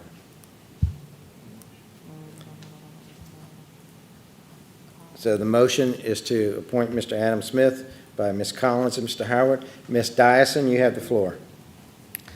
Yes, first, I'd like to say that I think we would be remiss as we're going through all of these items to not, as a board, send our prayers up for our previous, most recent superintendent, Leslie Brown, and that, as you can tell by the items tonight, you are greatly missed. And we just want you to know that. And I also would like to take this moment to express my deep respect and appreciation to our leadership team and how you have stepped up during this challenging time and divided responsibilities, and how much this board member appreciates how that has worked most efficiently, and I really, really appreciate everyone for that. And I'd like to offer a substitute motion, and that is to simply remain with leadership as is and during this search, and concentrate our focus on the ultimate goal of hiring our new superintendent. And then I'd like to say that, you know, it's really worked so well, and I just commend our team. And I just don't see that we gain anything by changing what is working, and it's not, I just think that the least disruption or changes right now, the better. And I hope that everyone understands how much we appreciate. I just don't feel that it's in anyone's best interest to have a change in that structure, reporting structure, all of that right now. It's actually been quite impressive to see our team step up. So, thank you. So, to be clear, your motion is to allow... To remain with leadership as is and concentrate our focus on the ultimate goal of hiring our new superintendent. Okay, thank you. Madam Secretary, What- do you have... Oh, I'm sorry. Go ahead. Go ahead. Just a point of order,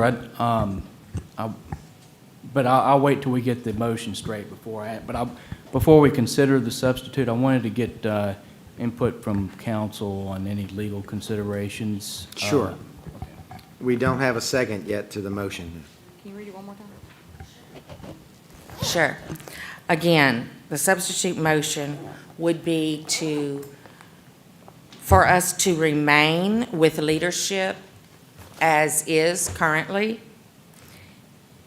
and you could add with the divided roles, and concentrate our focus on the ultimate goal of hiring our new superintendent, and you can even as expeditiously as possible.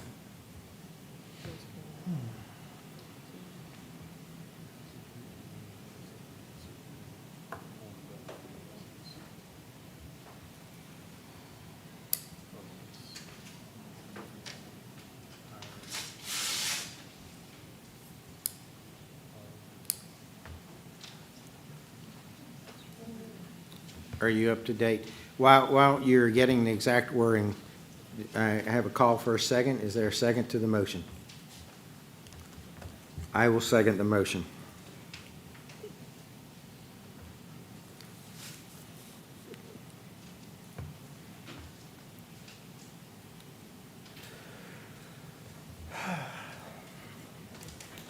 So the motion on the floor is to, while she's getting the exact wording, the motion currently on the floor is to not appoint an interim and remain in the leadership status that we're in. Ms. Collins.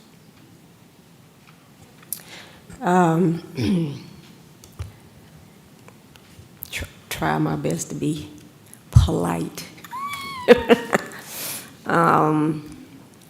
But I just think it's just blatantly disrespectful. To say that it's a good idea to proceed with two heads while there has not been drama, while it has been great teamwork between Mr. Smith and Mr. Nikes. You can't keep going with two heads like this for potentially 6 months or 4 months or 3 months. There will be a moment where there is going to be a need for an ultimate decision maker. And I do not want to see us go through the chaos of what it would look like should that moment arise, and it's not necessary to do so. It's just not even, it's just not even the most efficient way for us to say we want to move forward in the process. I completely disagree. And I'll keep my comments simple because, and stop at that point because my true frustration is likely to show, and I'm trying my best. Thank you. Thank you, Ms. Collins. Next is Ms. Bernard? No, I'm sorry, Mr. Lannis. Yes, first I want to say I have a grave amount of respect for both Mr. Smith and Mr. Nikase. The way you all have served during this entire pandemic or since the superintendent had to step down, my hat goes off to you. But what I will say, and what I will piggyback on, is that it is time to select someone tonight. Not two people, but one. Our district needs leadership. That's not taking anyone and placing them or putting them or giving them more authority over the other, but I think it is time that we come up with a right solution tonight. Give Mr. Smith an opportunity to lead. I think he deserves it. And when dating all the way back to the search, several members came to me when we voted, and the ones that voted for Mr. Smith, they had nothing but the utmost things to say. Give him a shot. Give him an opportunity. He has displayed it. Over 20 years working in the system, working in almost every single department, he knows this system probably better than anyone that we know. Give him a shot tonight. Please. Thank you. Mr. Blue and then Mr. Howard. Mr. They're Blue. not in there. They're Mr. Blue? Thank you. My only question, I just wanted from council if there's any legal considerations that would impact our decision in terms of whether our current structure allows us to meet all legal obligations, or there's something we're not considering. Yes, sir. Revised statute 1754B. I'm going to read it to the board so you guys get some clarity. It states the board may, by a majority vote of its membership, select a person to serve as interim superintendent in the event of the death, resignation, or termination of the superintendent or his being placed on paid administrative leave. And so my strict reading of the statute for this purpose is it should be one person. And it does say, and I hear Ms. Dyson indicating it says may by a majority vote of its membership. And again, my reading of may, it basically states that, and again, this is all about legal interpretation, and you guys pay me to interpret. The board may appoint an interim superintendent in lieu of a permanent appointment. And that's how I read it. So that's my interpretation, but it is a person to serve as interim superintendent. And to be clear, the motion is not suggesting dual interims. The motion is suggesting no interim at this time.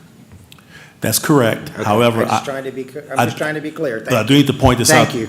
There's a need, however, that if you take this route, and I have to say this, Mr. Gode, as legal counsel, the district has some needs in terms of banking, Yes. signatures, et cetera. We will have to tackle that in another motion. Absolutely. All right, thank you. No other, Well, I guess just to Mr. Howard's next, I'm repeat what I was asking in terms of as a practical matter, and you talked, one is banking. Are there any other considerations from a legal standpoint we have to consider with are we limited with the current structure we have? Well, we would need to entertain a motion by the board to authorize an individual to handle signatory authority with regard to banking and contracts. So we don't have that now? No, sir. Okay. And what? Okay, I've got it. No, go ahead. You can. I think that answers it. Thank you. Let's see, it's Mr. Howard's next. It's not showing up on my screen. Mr. Howard. Mr. Howard. Excuse me, Mr. Bernard, but everyone else has had the opportunity to talk. We will vote on it when it's time for us to vote on it. You have been making slick comments this entire night. I wish you would just shut up and let everybody run this meeting Sir, effectively. please maintain Well, she has decorum. been making comments all night, and you have not said one word. I just wanted to lift up the same thing that my colleague just stated, that we need to have someone in place and in order. I have not said one word to her. She has been making comments, racially charged and everything else this entire night. Y'all talked about the China virus and everything else. That's so the I'm just trying craziest to thing talk I've about ever heard. the comment that I wanted to I've never made a make. racial comment in a board All I'm meeting, saying is that ever, I wanted ever to in lift my up life. what Ms. Collins just stated, that we need a leader in charge to make decisions. I have not said anything while anyone else spoke. I have sat here and listened. Now I'm speaking, and she's still speaking, and you as the president have not had a point of order with her. Are you done, sir? Thank you. Ms. Dyson.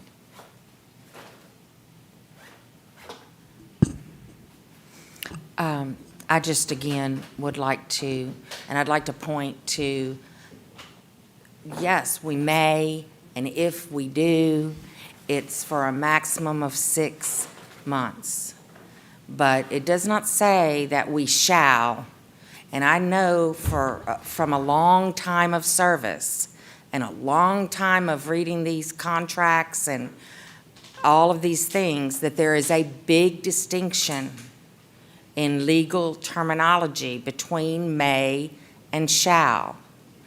And I just feel like we're working so well, and I have full faith that we will continue to work well, and I don't intend for this to take 6 months. And I have that much faith in our whole team and how well they have done together.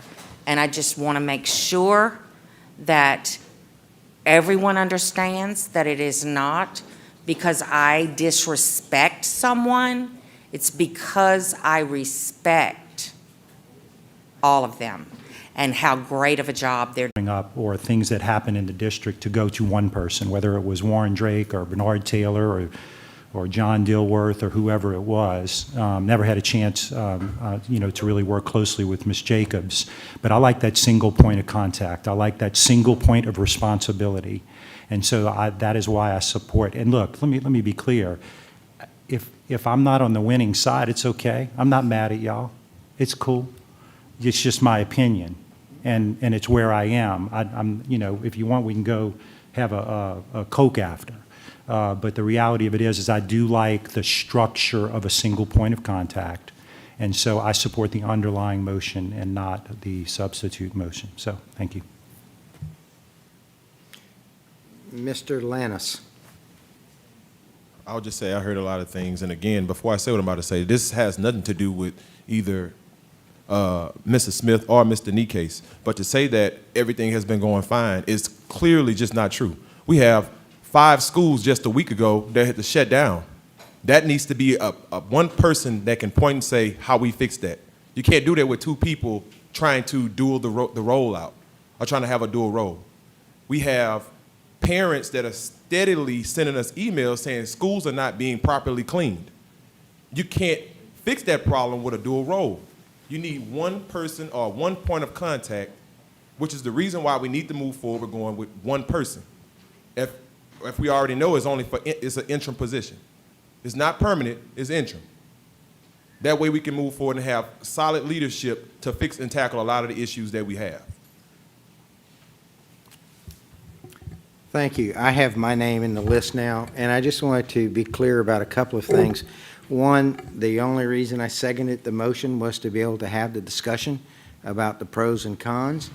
Secondly, I mean absolutely no disrespect to Mr. Smith in this. I have ultimate confidence in his ability, but I do have a concern in that the fact that we've just voted to go for a search, and Mr. Smith was one of the finalists in that search, and there's a great possibility that he will, again, put his name into that, and he could be a very well-qualified candidate. But I do worry in a great deal that having Mr. Smith as interim superintendent will impact the quality of the other candidates we will get, because they will get the sense, and you've heard many people come up in here speak about how they want him as superintendent, that the search will be a sham search, and that we will not get the quality of the people applying to that in order to be able to have a true search. And so that is my only caution in this. I have absolutely nothing against Mr. Smith at all. I have full confidence in him. My concern is more about the impact on the search and the quality of the candidates and the number of candidates we will get, because they'll think, well, he got voted as an interim. It's obvious he's going to be a candidate for the finalists, and it's a fixed deal. Why bother? Because as soon as they put the application in, it becomes a public record.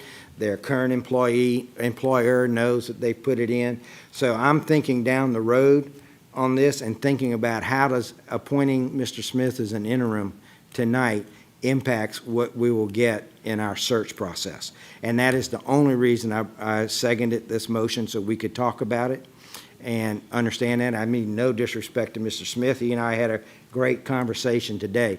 But that is my true concern. Are we torpedoing the search? And I want to say that if Mr. Smith is put in as interim, I have no problem with that. But I want to clearly go to state on the record that that is an interim position, and that I, for one, as a board member, am totally wide open to whoever comes up within the candidate pool within our search, that it is not a closed deal or a done deal that we will go with Mr. Smith just because we made him interim. And again, I have full confidence in Mr. Smith. This is nothing about Mr. Smith, but I do want to make sure that we have a valid search that is not short-circuited by an impression that the fix is in and it's going to be Mr. Smith come no matter what. So that is my only reason to consider this motion, and the only reason I wanted the discussion on it. So thank you. Ms. Dyson. I just wanted to really echo every part of that Mr. Goday just pointed out. That is the only reason why I feel it best for everyone to just remain as is. And I think that I also want to point out that, you know, differences of opinion up here on our board are healthy.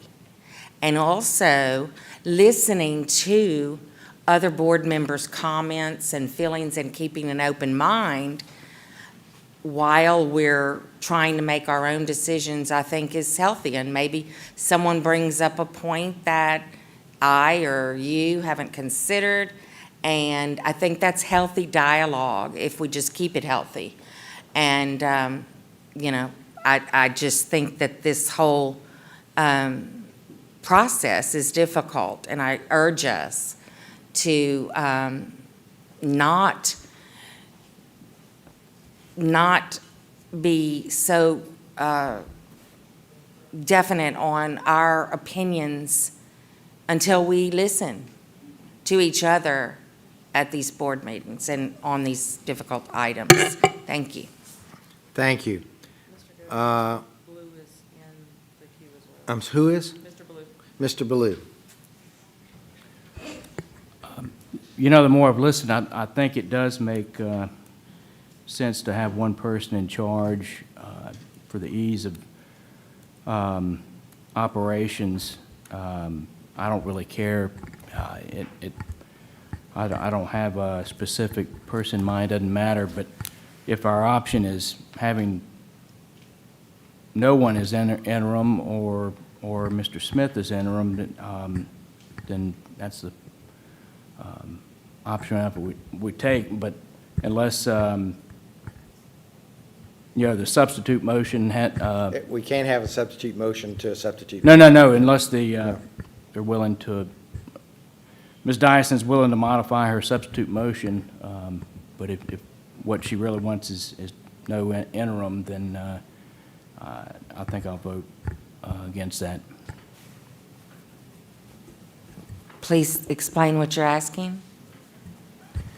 I guess How would what I was modify saying it? is, I think it would serve us best to have one person in charge But I think Mr. Gode made a good point in terms of the having a finalist be put as interim and the impression that it would mean that we're, the fix is in. What I'm saying is if you have another option in terms of a interim, wanted to know if you were willing to modify your substitute motion. If not, that's fine. We can vote as is. Okay, let me answer that to what I think you're saying here, and that is that you would suggest that my substitute motion includes naming someone else. Maybe what I could do is to make my substitute motion,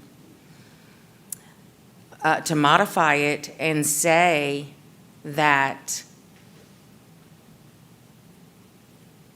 we would appoint one person who will then not be applying for the permanent position. And then we take that problem of the appearance of a rigged search or something like that off the table. And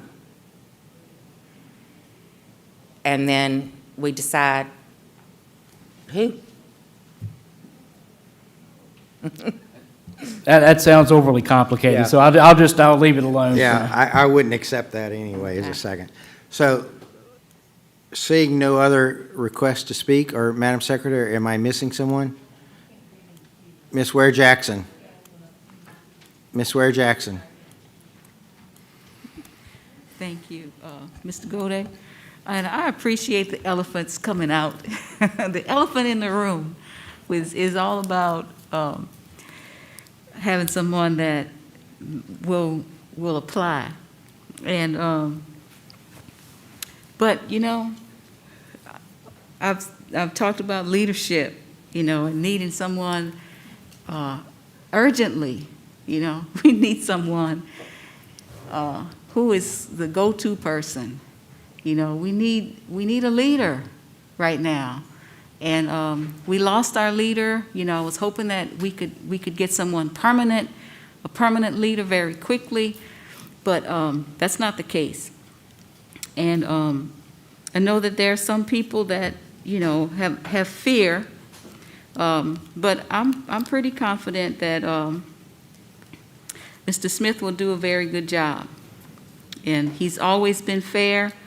And 9 times out of 10, when I call the superintendent about anything, any parent problem, guess who he was leading me to, Mr. Smith. So I stand behind it, and I support the original motion to have Mr. Smith as interim. Thank you.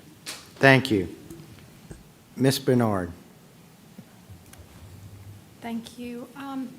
I question the legality of requiring the person who is being appointed as interim. That's not on the table. I'm Yeah, that's sorry? not on the table. Oh, okay. That was not made as a substitute motion. Thank you. Okay. Okay. I I just questioned it too. questioned the legality of it. I just wanted to say that. Are there any more comments? Ms. Dyson? So I have been listening to my colleagues, and I'll just remove my substitute motion, if the second is good with that. Yes. Thank you. And I now have the floor, and I would like to make a substitute motion nominating Mr. Warren Drake to be interim superintendent. Do I have a second? Seconded by Mr. Ballou. And I'd like to say the reason I am doing that is I've heard a lot of talk about stability, a lot of talk about someone who knows, a lot of talk about someone who does not need to learn the district, learn the area, or do anything else and provide continuity and no changes. And I think Mr. Drake can bring that. And I think with Mr. Drake, we also alleviate the issue, which I spoke before, about the impact on the potential search by having an interim that is part of the search, and the impact of quality and quantity of the people that would apply for the search. Again, I mean zero disrespect for Mr. Smith. I think he does an excellent job as what he does, and I'm trying to leave a clear path open for him to be able to apply for the superintendent position, but also to be fair to all of the students in this district, that we have an open and ballot search, that we obtain all of the quality candidates that we can. So that is my reason for making that motion.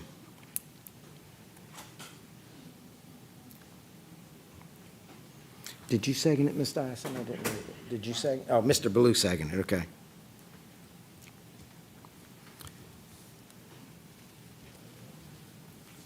Comments, Mr. Lannis? Mr. Lannis. I'll just say again, I have a grave amount of respect for Mr. Drake for the years he's given this district, but I will say this. At what point do we listen to the community? At what point do we listen to our teachers? At what point do we listen to our students?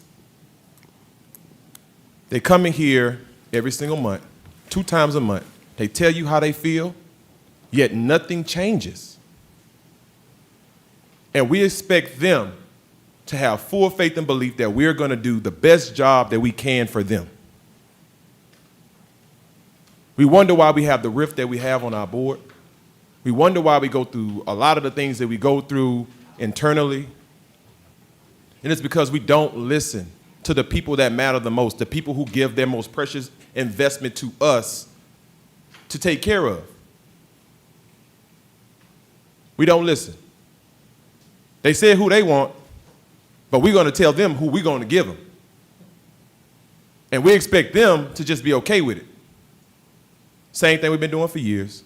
As I said before, this is called insanity, doing the same thing over and over and over, expecting different results. When does it change? But then you get mad at parents for taking their kids out of our schools and putting them elsewhere. But this is the difference. The schools that they take their kids to, they listen. But we are the stewards of our district, and we don't listen to the people who entrust us with their kids, who entrust us with their tax dollars, and we expect things to change. I'll just say, y'all keep praying. Community, keep faith. Keep doing what you are doing, keep speaking out, because that's the only way your voices are going to be heard. Don't give up, because some of us will never give up on you, I promise you.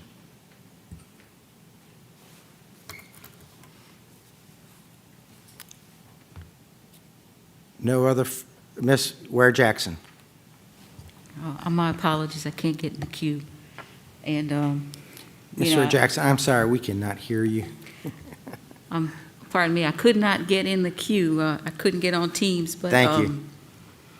I wish we were in executive session, because I'd tell you exactly what I thought.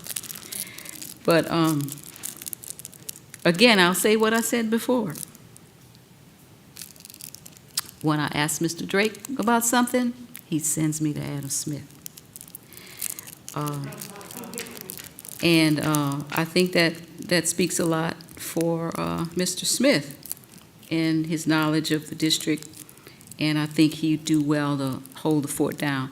I understand the concerns about how it may seem to a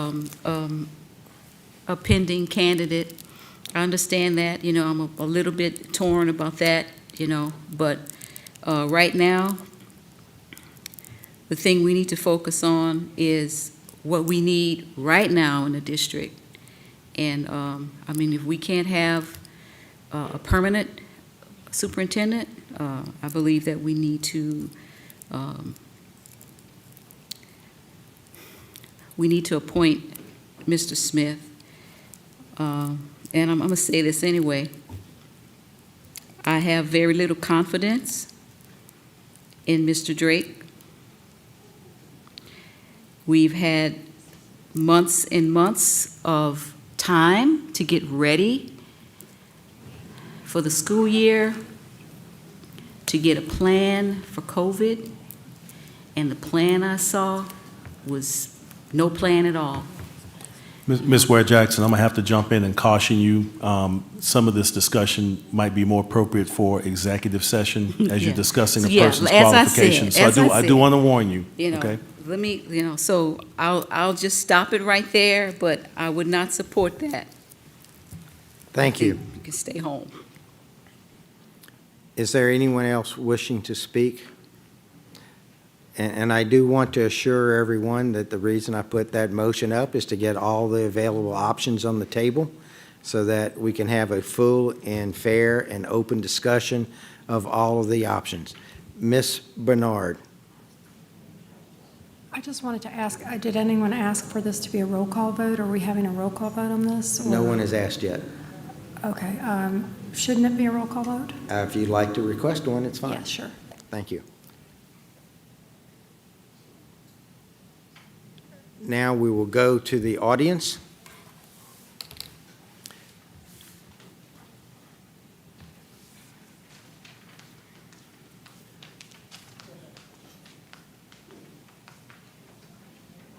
Again, I'm doing this from all Frankie.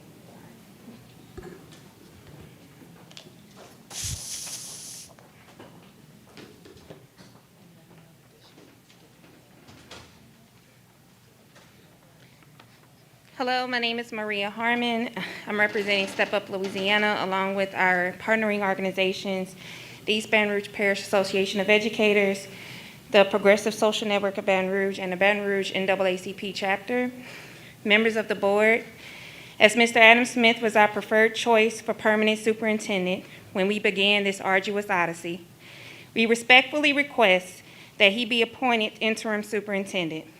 During such a time of uncertainty, we must have someone that knows of all the intricacies of our school system.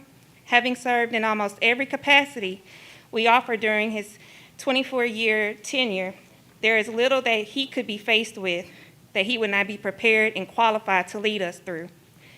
Though Mr. Smith is a humble man, we as educators, never seeking the spotlight, but rather seeking to place our students among the stars to shine the way we as educators, community leaders, and parents all know they can. He deserves this position in which he can showcase his experience and knowledge.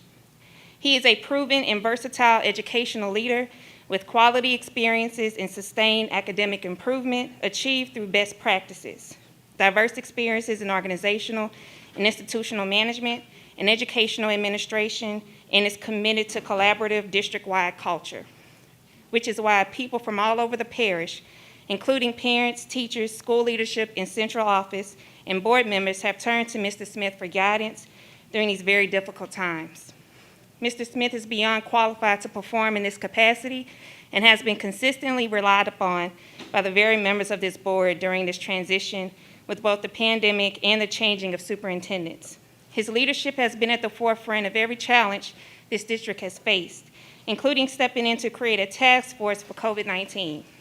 Moving forward, we believe he has the qualifications and ability to help us have a successful school year while we are in search of a new superintendent. Thank you. Thank you, ma'am. Next. My name is Storm Matthews, and I am here under Step Up, the organization. I came with some remarks about Mr. Adam Smith, whom I know as a parent through elementary, as a SPED parent, because I am, not a crazy mama bear. I am a grizzly with rabies when it comes to my sons. I have also done summer school with Mr. Adam Smith for 10 years. And as a teacher for 15 years, he has had to give me, because I'm Storm Matthews, he has had to give me that look a time or two. So I came here prepared to discuss all of that and how important he is to this school system, for teachers, for parents, for the students, and how needed he is and how tired we are. But you know what, President Gaudet? Your motion, I have to change everything that I came up here to say. And you know, it's funny, and I hope Ms. Crawford is asleep by now because I promised her I wasn't gonna come and then I prayed about it. But today is the 5th anniversary of the first time I died. I have heart failure. I have died 5 times. I don't do humans right now, but I am here because it is that important to me, because the children of this parish are that important to me. That we have somebody in place like Mr. Adam Smith that cares and will follow through and do what is supposed to be done. And I have to back what Ms. Evelyn Ware Jackson just said. The whole time that, she can't say it, but I can. The whole time that Drake was leaving, he wasn't doing anything. Ms. Brown started working months before her contract started. She came in and was working for free, completely for free. Learning the job, getting in there with the task force and with Adam and with Mr. Nikes and with everybody else. Drake wasn't doing it then. We asked him to stay on. That was something we asked when the ethics violation came up. And he didn't want to stay. Why would you make that motion? That doesn't make sense. The man sitting next to you for 24 years, he did his student teaching, assistant principal. He has worked in every faction. There is nothing that man doesn't know and understand about this district, unless you just want the district to fail and turn it all over to charters. Thank you. Next.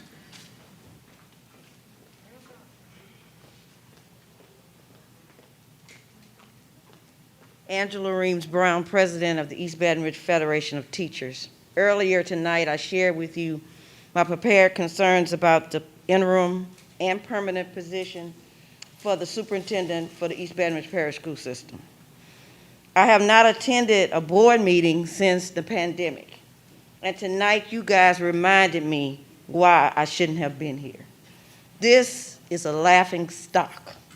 The people at home that are watching you guys, our leaders, are saying, how on earth did they get in them positions? Your true colors are coming out tonight. Don't tell me about it's not a racial thing, because we see it and we hear it. It's really, really sad for you to sit there and say you have the best interest of our students, our employees, and our district, when you actually don't. Some of you have a hidden agenda. You want EBR to fail so that you can put charters in place. The discussion is going on through the community. People know this, but you sit in those seats and you pretend. I don't know how some of you sleep at night. Mr. Smith has been loyal to the school district year after year after year. And if we want to talk about the team that has been making things work, it is a threesome. Mr. McCann, Mr. Nikes, and Mr. Smith. Because every time I had a Zoom meeting, the 3 of them were always there. If I couldn't get one, I got the other.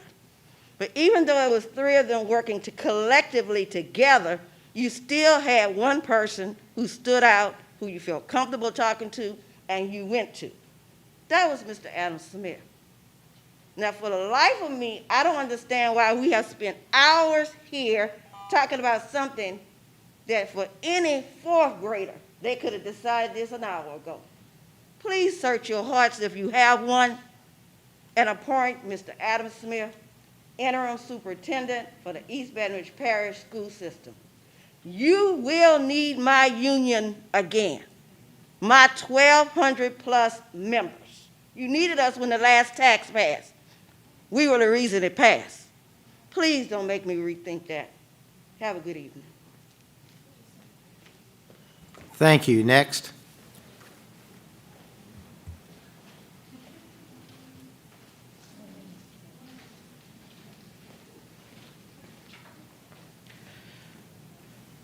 There are at least 3 fully qualified, credentialed potential superintendents present here tonight, and none of them have the last name of Drake.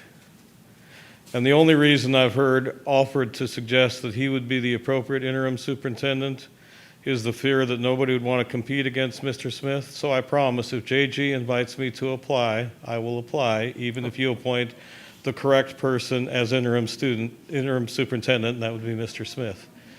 So it's ridiculous. It's a red herring to even think about appointing Mr. Drake. And furthermore, when you accepted Ms. Brown's resignation, what seems like hours ago, anybody she designated to have power, well, that's gone. You need to appoint an interim superintendent tonight, or just all resign. Thanks. Thank you. Next.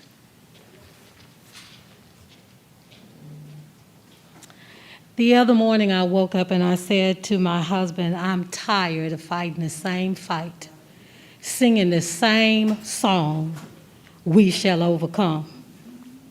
I hesitated to get up to speak to this motion, but I couldn't help myself. Someone made mention, your true colors, yeah, they're so vibrant. I'm concerned too. I was concerned in the first process that the decks were already stacked with special interest groups, namely business and charter schools. And even then, it was anybody but Adam Smith. I'm concerned too. I'm concerned that race is laced in the motions, the second and third motions that were offered tonight. And you can't convince me otherwise.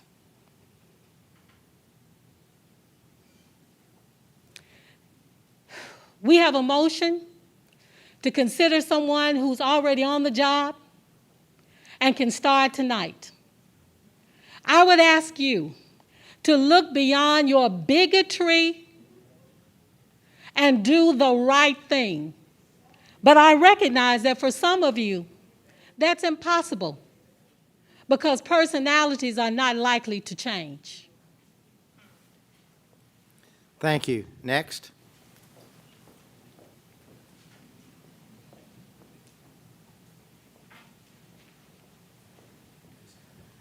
Good evening, Tanya Nyman and Mr. Smith. I'm sorry I missed the opportunity to express support for for being appointed permanent superintendent in the first measure.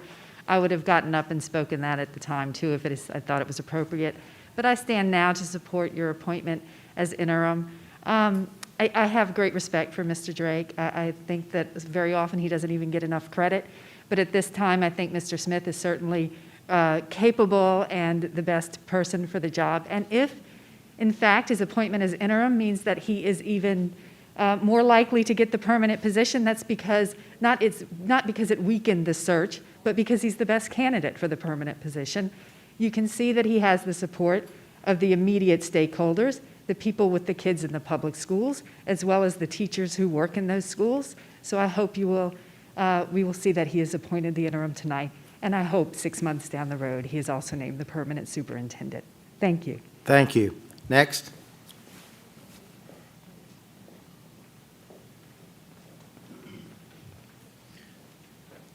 Much later, good evening. I think you know where I stand on this one. I've always spoke up as somebody who wants an educator in the role of leading educators. You're not going to sit there and put me on the board of a hospital. I don't know nothing about surgery or being a doctor, so why should I be in charge of it? It's that simple. It's just common sense. And I hope y'all are recording this because I'm actually full in agreement with Mr. Lannis. Okay? We can disagree on many things, but on this one, I'm in agreement with him. And when we're together, I'm going to let them know we're together on this one. All right? So just like you, Mr. Goday, many things we have disagreed with in the past, but we have had conversations about our ESL students and found I teach a lot of ESL students, and I know you have a heart for the ESL students. So even though we disagree on a lot of things, when we're in unison, I'm going to tell you, this one, I'm in agreement with you, Mr. Landis. You're right. All right? The man sitting there 24 years. Every single thing you can do in this school district, he's done. He's shown loyalty. I'm an ex-paratrooper. Loyalty, honor, duty, these things aren't just words to me. They are what we lived and bleed and what we put our friends in the ground for. Honor is something real to me. That's what he has shown. You chose somebody else above him, and he still stayed here loyal to you and our children. That means a lot to us. That should mean something to you. And if I have a minute and a half, I'm going to speak on something about the district. All right? Now, we all talk about doing something for the children, and maybe you can correct me if I'm a little wrong. Is it 84% of our students are African American or minority? 85, 83, 83%. Okay. Why we have five white Republicans in a school district where 83% are African Americans? It's that simple. You really want to do something? Vote amongst yourself to reapportion the board properly to mirror the district that you represent. It's that simple. That's the first thing that you could do. The simplest thing that you could do to show real leadership to our community. Look like the community that you serve. It's that simple. Second thing, this man has proven himself time and time and time again. Evelyn told you, when you need something from Drake, he sent you to Mr. Smith. That tells you who gets the job done. That's what our children need and they deserve. We're going through a pandemic, something that we have never had to deal with before. We need somebody that will be accountable and that has proven they can get the job done. He's sitting right there. Any other choice is against what's best for my child, our children, the 160 that sit in front of me this year, and our profession. Thank you. Thank you, sir. Next.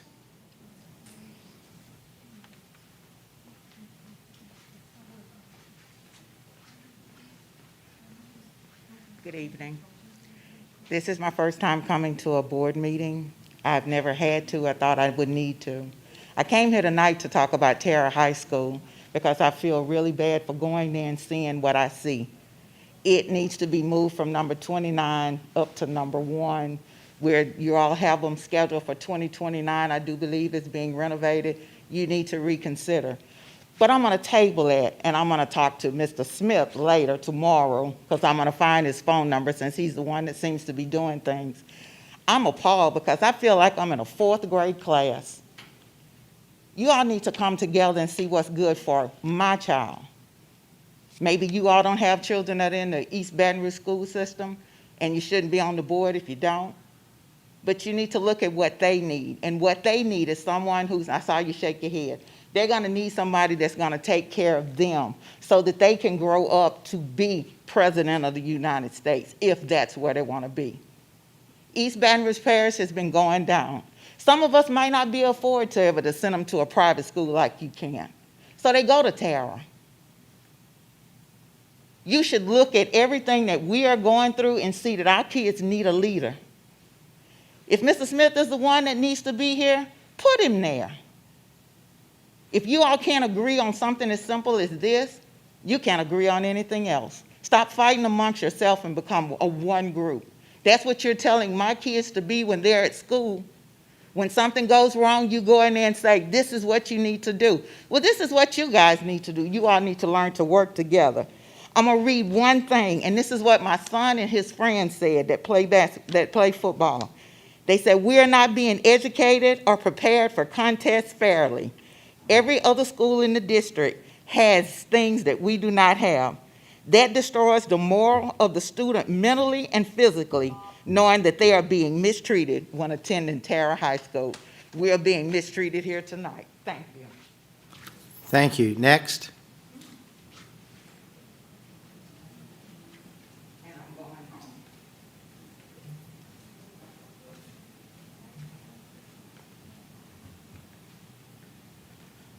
One phrase comes to mind: one team, one mission. One team, one mission. That's what you want us to be as educators, as parents, and as community members. But why can't I see that with the school board? One team, one mission. Why can't we, with 83% of the students that look like me, why can't we see one team, one mission? Why is it that we have to get up here and beg Master to make decisions for our children? 83% that look like me. And yet you get to make decisions based upon how you were elected because you have a majority again. But 83% of the children in this district look like me. Now let's talk about the educators that look like me. Let's talk about the educators who are stressed to the max, dealing with online lesson plans and the gamut. And let's talk about what they desire. They desire a leader who is willing to lead, someone who has been faithful to this district. But you sit there and you make decisions contrary to what we have asked you to do. So I guess we'll do what we normally do. That is fight. I got a lot of fight left in me before I retire. And then when I retire, I still got fight left in me. Because one thing I know, my ancestors knew how to fight. So you can sit here and make decisions that are contrary to what we have requested of you, but just know that we come in fighting. Because there is a man that has to sit there and hear you say to him that he who has led this district, that he has to sit there and hear you say something negative about why he can't continue in what he's been doing. And you sit there on your high horses. One team, one mission. I'm going to say that again. We have come and we have asked you what to do. We have begged you. But you say to us, one team, one mission. When we don't go to sleep at night, in the middle of the night, I'm still up deciding on things to do to make my classroom effective, to love on my children, to help them to understand that even at 4, that you have a purpose and a plan, and we're here to support you. I'm on Pinterest coming up with ideas. Now, the educator in this district works from the time they get to school to the time they leave. Every single one of them puts in extra minutes, extra time, and extra hours. One team, one mission. I'm going to say that again. Thank you. Next. Sure.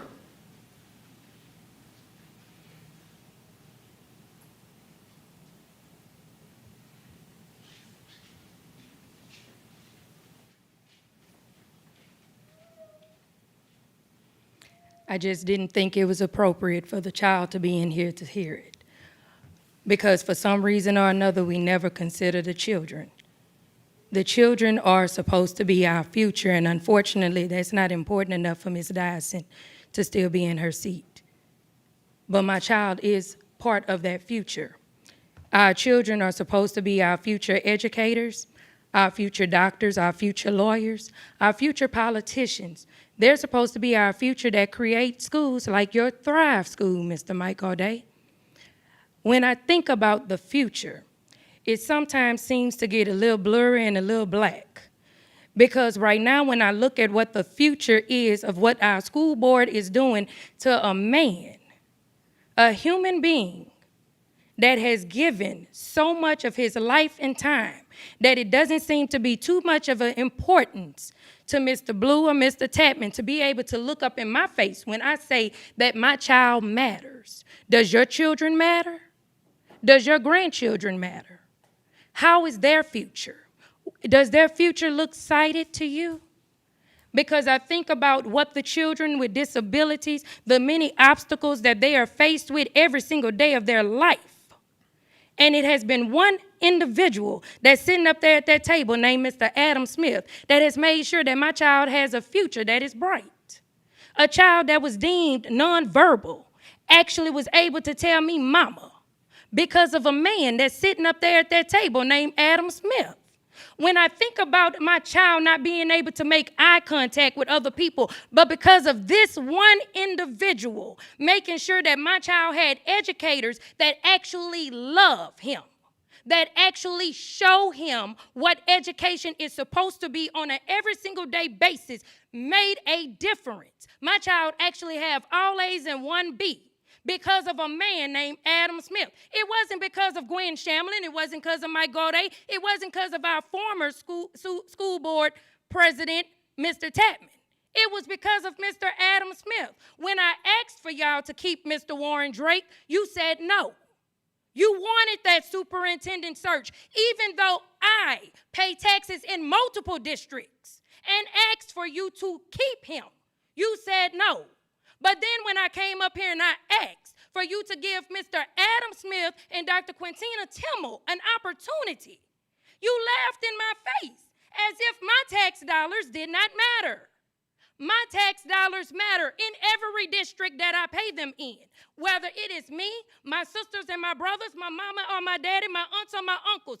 Every single one of us pay taxes that makes an impact on this school system, East Baton Rouge Parish school system, a school system that is not thriving.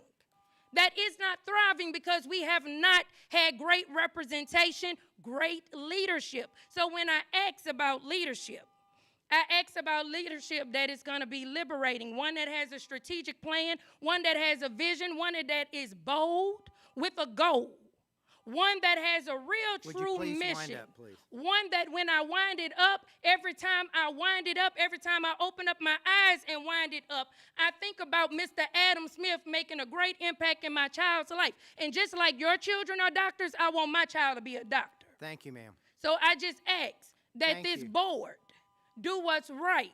We're supposed to be electing an interim.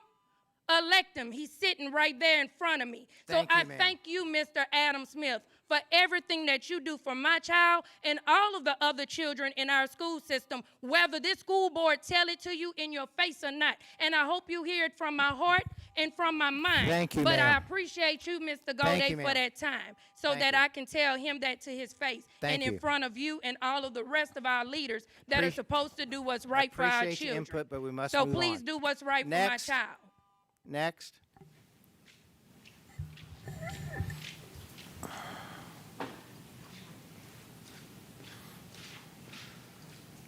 Good evening. My name is Lamont Dubois. I'm Executive Vice President of East Baton Rouge Federation of Teachers and a taxpayer, and a retired teacher of 11 years in East Baton Rouge Parish. I can't understand why you would call Mr. Drake back when we're sitting in the middle of a pandemic. You're already saying that we're sculpting for dollars, the tax base is gone. You rather pay him and just, I guess, squander our money rather than paying a man that's already on payroll. And when I was working, like everybody that has come up here and said, whenever I needed help, that's the person they pointed me to. But the main reason why I wasn't going to come up, but when you named Warren Drake, why would you name Warren Drake when you got to pay him extra money? I mean, do y'all know something that we don't know about the tax base is still there? I think you all are trying to look at ways to save money where you don't have to pay out extra money as opposed to, but I mean, from what I'm hearing, it's like you want to squander the money and all. A 2-year-old can make that decision. If I got a man that I'm already paying, I'm going to name him interim superintendent, as opposed to somebody that's not even on payroll, that's extra money. So all I can say is do the right thing. Thank you. Are there any other comments from the audience? I will begin reading the comments from the internet. This is, where are my glasses? From Ashley Soot. I am writing as an EBR school parent in support of appointing Adam Smith as interim superintendent for EBR schools. My husband and I have a daughter at 3rd grade in Mayfair Lab School, and we are huge supporters of EBR public schools, and we believe Mr. Smith is the right person to fill the vacancy. We hope that will be a smooth transition. Eric Johnson, I support Adam Smith to be installed as superintendent of EBR schools. Natalie Roy, please support Mr. Adam Smith as interim superintendent. Mr. Smith has demonstrated his loyalty and concern for the district with his decades of service to EBR schools. He is efficient, knowledgeable, and dedicated. I have the utmost confidence in his leadership skills. Ashley Rodrigue. I am commenting in support of Adam Smith for interim superintendent of EBR schools. I'm a parent of a student in EBR and a teacher in EBR, and I know firsthand that Mr. Smith is the only person qualified to be named interim superintendent. He is a consummate professional and has served the students and teachers of EBR well during his tenure in our district. Mr. Goday, I often why you serve on the board due to your lack of experience in and concern for public schools. I hope you will step up today and show you have my child's and all children attending EBR schools' best interests at heart by naming Mr. Adam Smith as interim superintendent.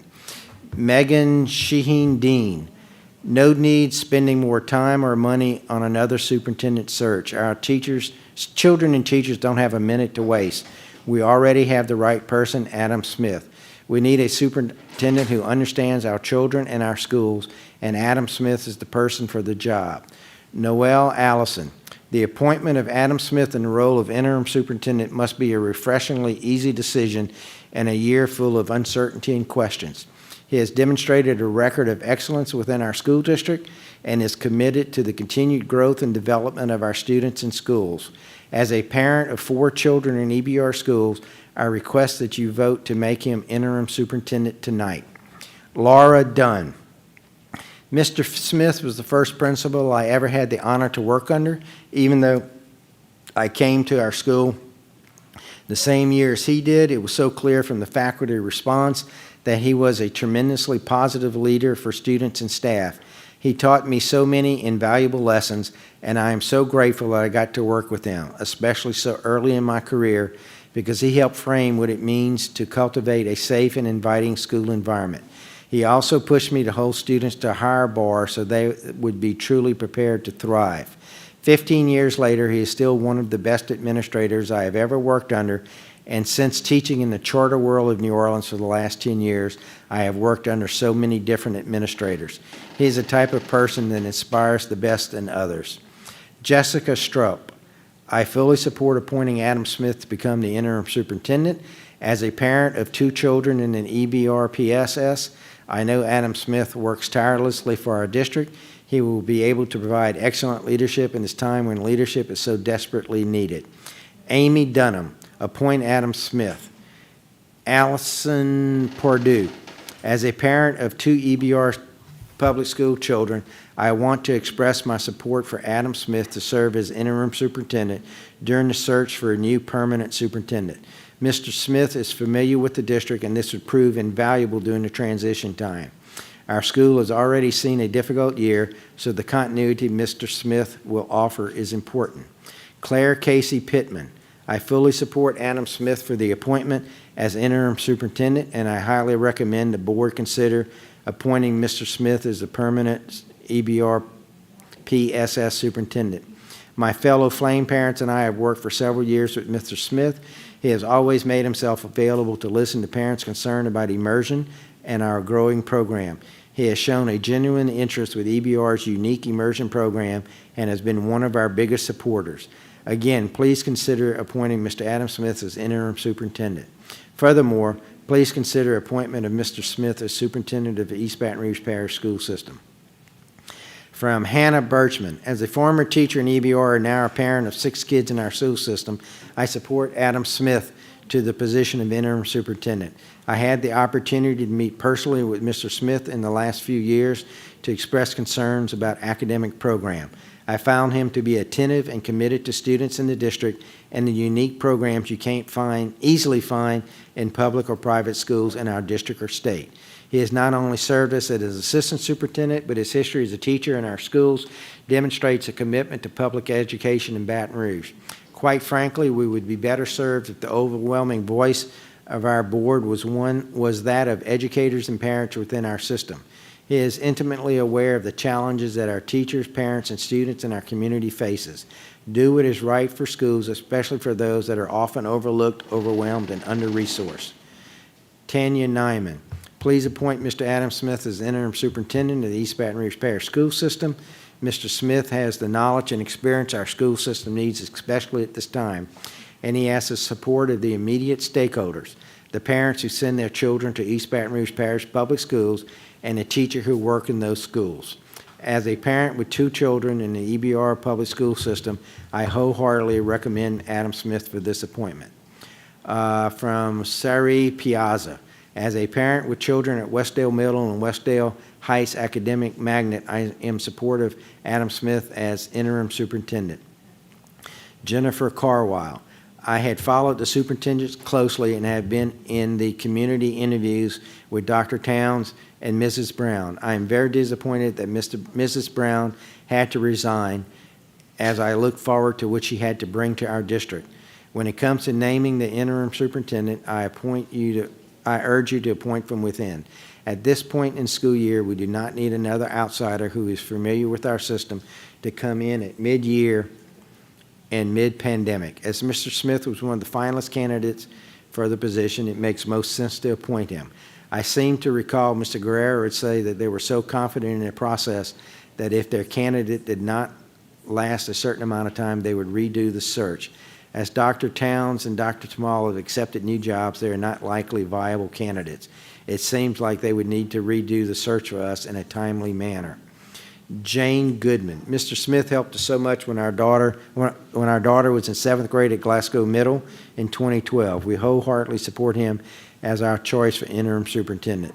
His out-of-the-box advice and action enabled her to achieve goals that otherwise would not have been possible. Anna Fogel. Please appoint Adam Smith as interim superintendent. I have been working with you for a long time. Adam has been a consistent, calm, and well-liked representative of our district. Allow him to bring some stability during this difficult time. I believe he will make an excellent permanent superintendent, but first things first. Justin Lemoyne, good morning. I would like to go on record as supporting the appointment of Adam Smith for superintendent. Mr. Smith, interim superintendent. Mr. Smith has been a tremendous asset for the EBR public school system and has been extremely responsive to faculty and parents' requests throughout the evolution of the BR Flame school journey this past year. I appreciate your service and consideration appointing Mr. Smith as interim superintendent. Jeanette Debenin, I fully support the appointment of Adam Smith for interim superintendent. Mr. Smith has always made himself available to listen or meet with me and fellow Flame members on any issues we have. He has shown a genuine interest in our immersion program and has been one of our biggest supporters. Carrie Landry Thomas, I fully support Adam Smith as interim superintendent and frankly as permanent superintendent. He is fully aware of the issues of the district and is the best person to address them. Jasmine Pogue, I would like to voice my support for Adam Smith as interim superintendent of EBR schools. Mr. Smith has been a joy to work with and is always open to speak with anyone who has a concern. During this time of uncertainty, I believe Mr. Smith will be a welcome bit of normalcy. I urge the board to support Mr. Smith as EBR schools interim superintendent. Leanne Lockridge, I am the parent of 2 middle schoolers in the parish school system, Glasgow, and I strongly encourage the appointment of an interim superintendent with a long-term, broad-range experience in EBR public schools at multiple levels. And I think that will enable the person serving at this difficult time and in a short-term position to both hit the ground running and connect well with important internal and external constituencies. Effective leadership of the district demands that we need continuity. I see from the website that there are 2 associate superintendents at this time. I presume these are your 2 top candidates. For materials I find online, including Mr. Nikase's Vital on LinkedIn and Mr. Smith's publicly available material resulting from his application and finalist status in the last search for superintendent, I urge you to select Mr. Smith. He has a long-term track record in EBR public schools as well as the range of administrative experiences to serve the district well in the interim role. Mary Juneau.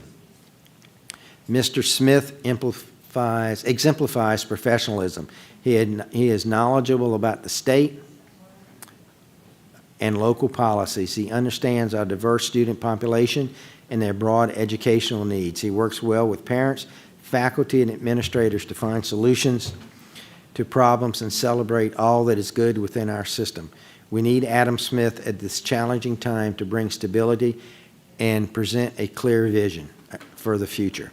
Paige Caldwell. As a teacher in EBR, I strongly urge the board to appoint Mr. Adam Smith as the interim superintendent.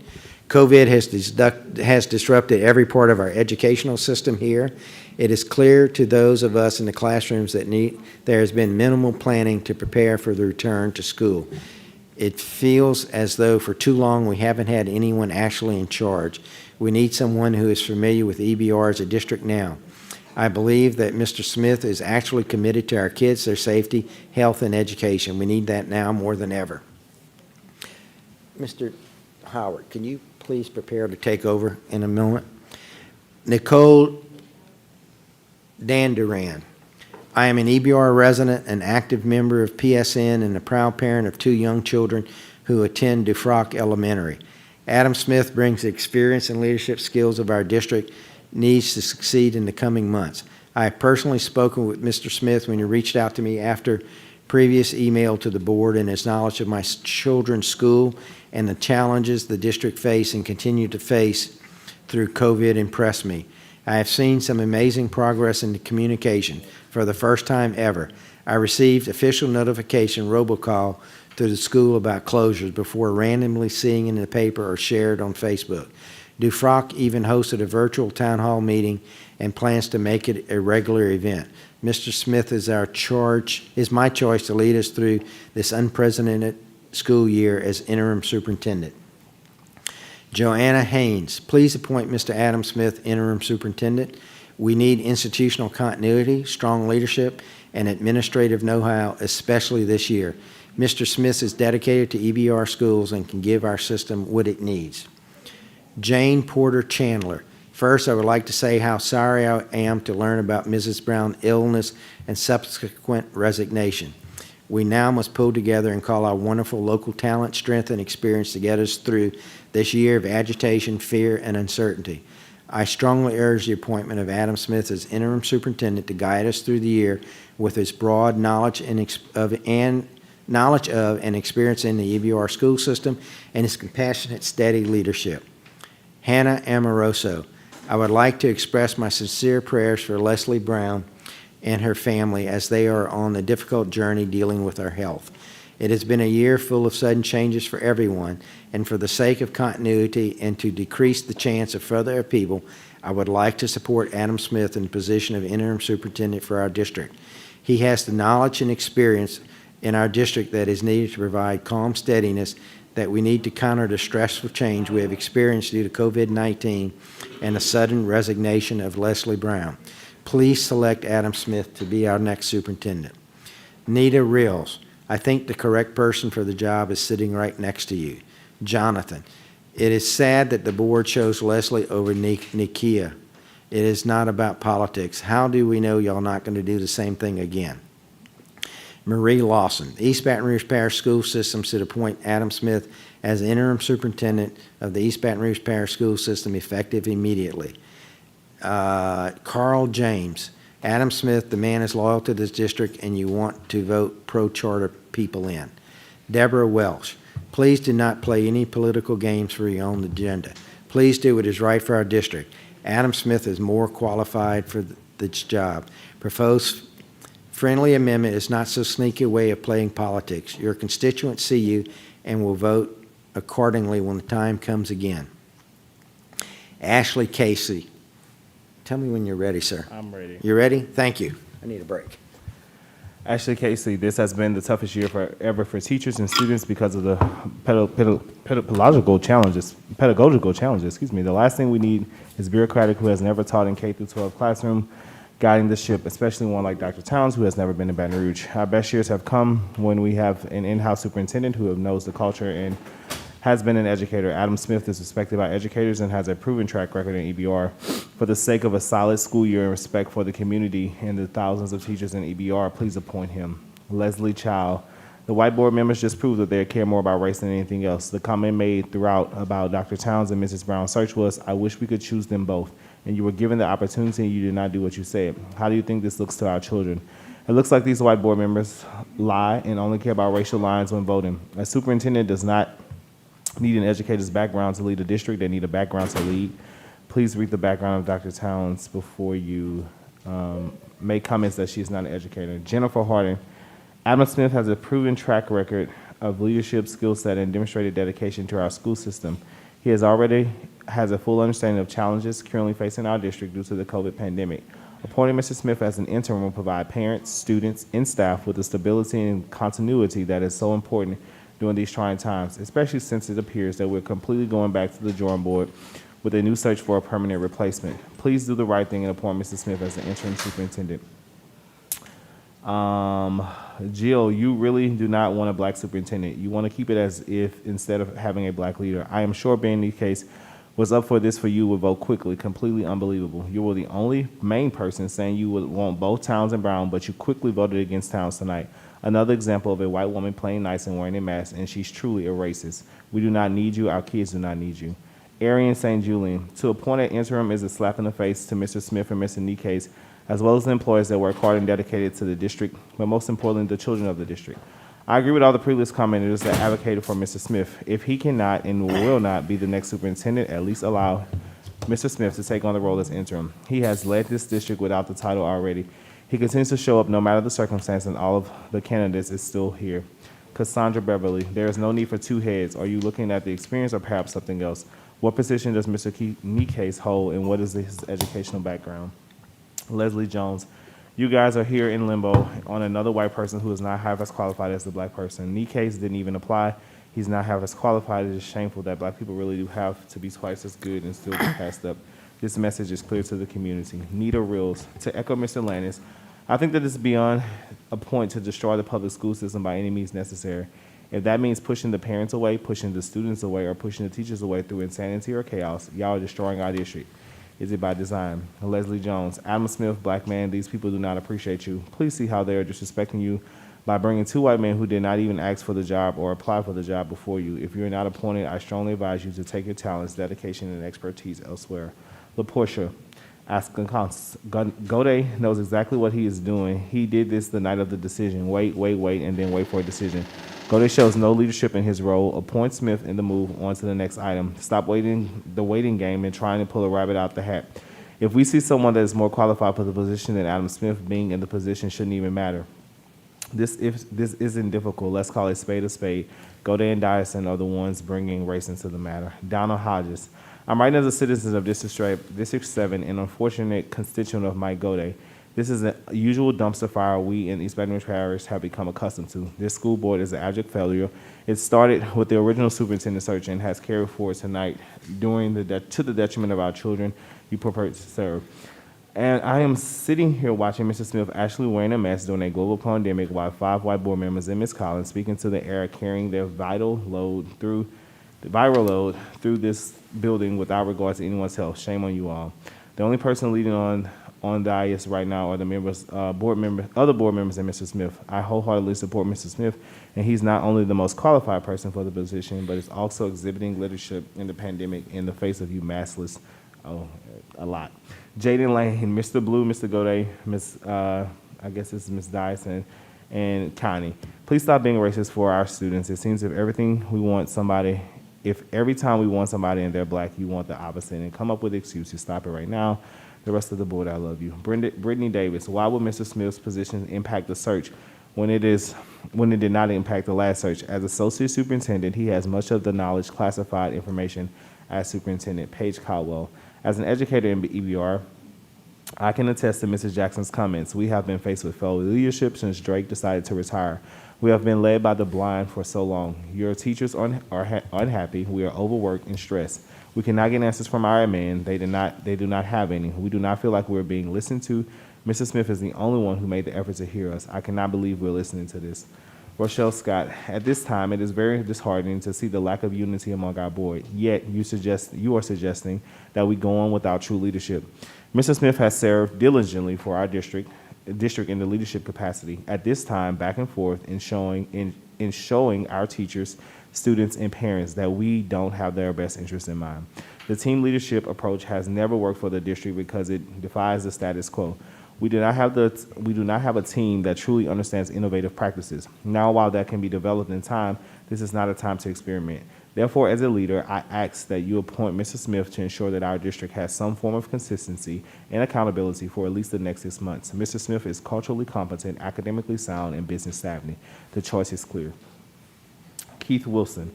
Shame on some of the members of the board that have disrespected Associate Superintendent Adam Smith by attempting to bypass him for interim superintendent.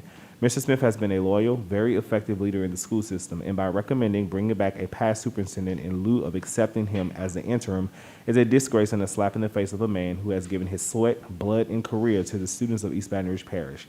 Shame on Mr. Godet and his cronies for, once again, putting personal politics over the best interests of every single child in this district. You should be ashamed, and I await competent challengers to the school board seats. Jane Smith, white board members just admit that you met ahead of this meeting and already asked Warren Drake if he would accept this position if you voted to appoint him. You are crooks and would rather go back to a time to see a black man serve in this position. And to Connie Bernard, you are an embarrassment to the community by the Asian community, deserving an apology for your reference to COVID-19. You are a racist and xenophobe and should not be serving. Bye, Connie. Bye, Mike. Bye, Mark. Bye, Mr. Tapman. Bye, Jill. And bye to you too, Dawn, because you are why we're in this position tonight. John Williams. Mr. Adam Smith, you're a better man than a leader than me, because I would have gotten up and left a long time ago to endure the disrespect and racism being spewed at you tonight. Just know that I see you are worthy. You are a champion of our children, and we stand with you. But no one will be mad if you protected your own peace and walked out of these people, deliberately setting you up for failure and embarrassment. Anne Marie Blank, we do not need Mr. Drake to come back. The comment I made earlier in support of Mr. Smith for superintendent goes true to his placement as interim superintendent. So I'll say again, Mr. Smith's tenure with the East Baton Rouge school system gives the direct institutional knowledge needed to hit the ground running in this temporary position. We need stability during this time. He knows our district employees know him, and he has a history of improving schools in our district. If the other candidates are scared off by his position as interim soup, then perhaps they aren't the caliber of person we need running our district. Let them be. Earlier, Mr. Landis said that the parents take their kids to school take their kids to schools that listen. He's absolutely right. Stop giving parents a reason to leave. Listen to us. Appoint Adam Smith interim superintendent. He has experience. Just give him the job. Let Mr. Drake have his retirement and give Mr. Smith a chance to do the job he's already applied for. M.E. Cormier, it is a travesty of public required education that not a single board member has a child in the East Baton Rouge Parish school system. Adam has walked the walk and talked the talk. I am a proud product of East Baton Rouge Parish public school system and even prouder parent of this school system. Our children are our future. I have lived here my entire life. I have sent my children to the very same school that I benefited from educationally. I dare you to look at me in the face and tell me I'm uneducated. The only clear choice for this decision to be interim is Mr. Adam Smith. I implore every board member to appoint him interim and to conduct a robust national and local search for the superintendent. Thank you in advance for appointing Mr. Adam Smith. Fred Hampton. Y'all are lucky Mr. Smith is willing to take this position. To be fair, the students appoint this black man and pay him for the job he's already doing. L.F. Terrence, as an educator, I've had the opportunity to take 2 years to research school systems all over the nation, those that are failing and succeeding. With excitement, I return back to EBR to share many strategies, systems, innovative ideas that could take our children upward and learning our system forward. But here I am, listening to the same concerns of not putting students first. It is time for a change. It is time to move on. If you are not loyal to the students of EBR, it is time to step aside. Adam is a great leader to consider. Gayleen Mack, I am very worried about the EBR school district. This was a very easy and smart decision that has turned into a circus. Please call for the vote and place Adam in the superintendent's seat. The board should consider taking the time to retreat with each other prior to starting the next superintendent search. We need leadership for the district who can work together and support each other, even when there is disagreement. And the last comment for the night, Mr. Matthew Evans. Choose Mr. Adam Smith. He should have been a finalist for the original search. 3 decades in EBR, what more do you need? Hurry up, I have school in the morning. There's one more.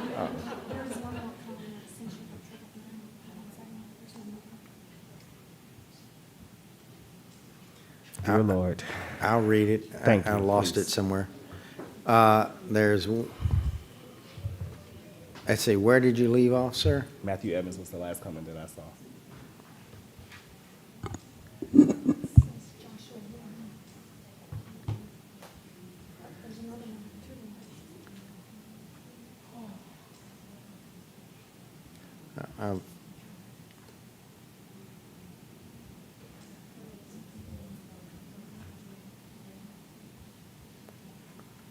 Joshua Warren is where you left off? Or Matthew Evans? Okay. Joshua Warren, please appoint Mr. Smith. It is because of him I personally strived as high as I did in the education arena by seeing someone who resembled myself, and now the students of this district should have the same opportunity. Not only does he know the district, he has the necessary skill sets and relationships to move the district forward. This is a no-brainer. Lily Black. This board meeting is a hot mess. Y'all must want to go viral again. Have you no shame that the nation has laughed and shook its head at this board already for its incompetence? Mr. Smith, I hope they're paying you the same amount as they paid Mr. Brown for doing this job. Get your check. That is the last comment I see, and I will refresh. And that closes the comments from the, there's one more? Where?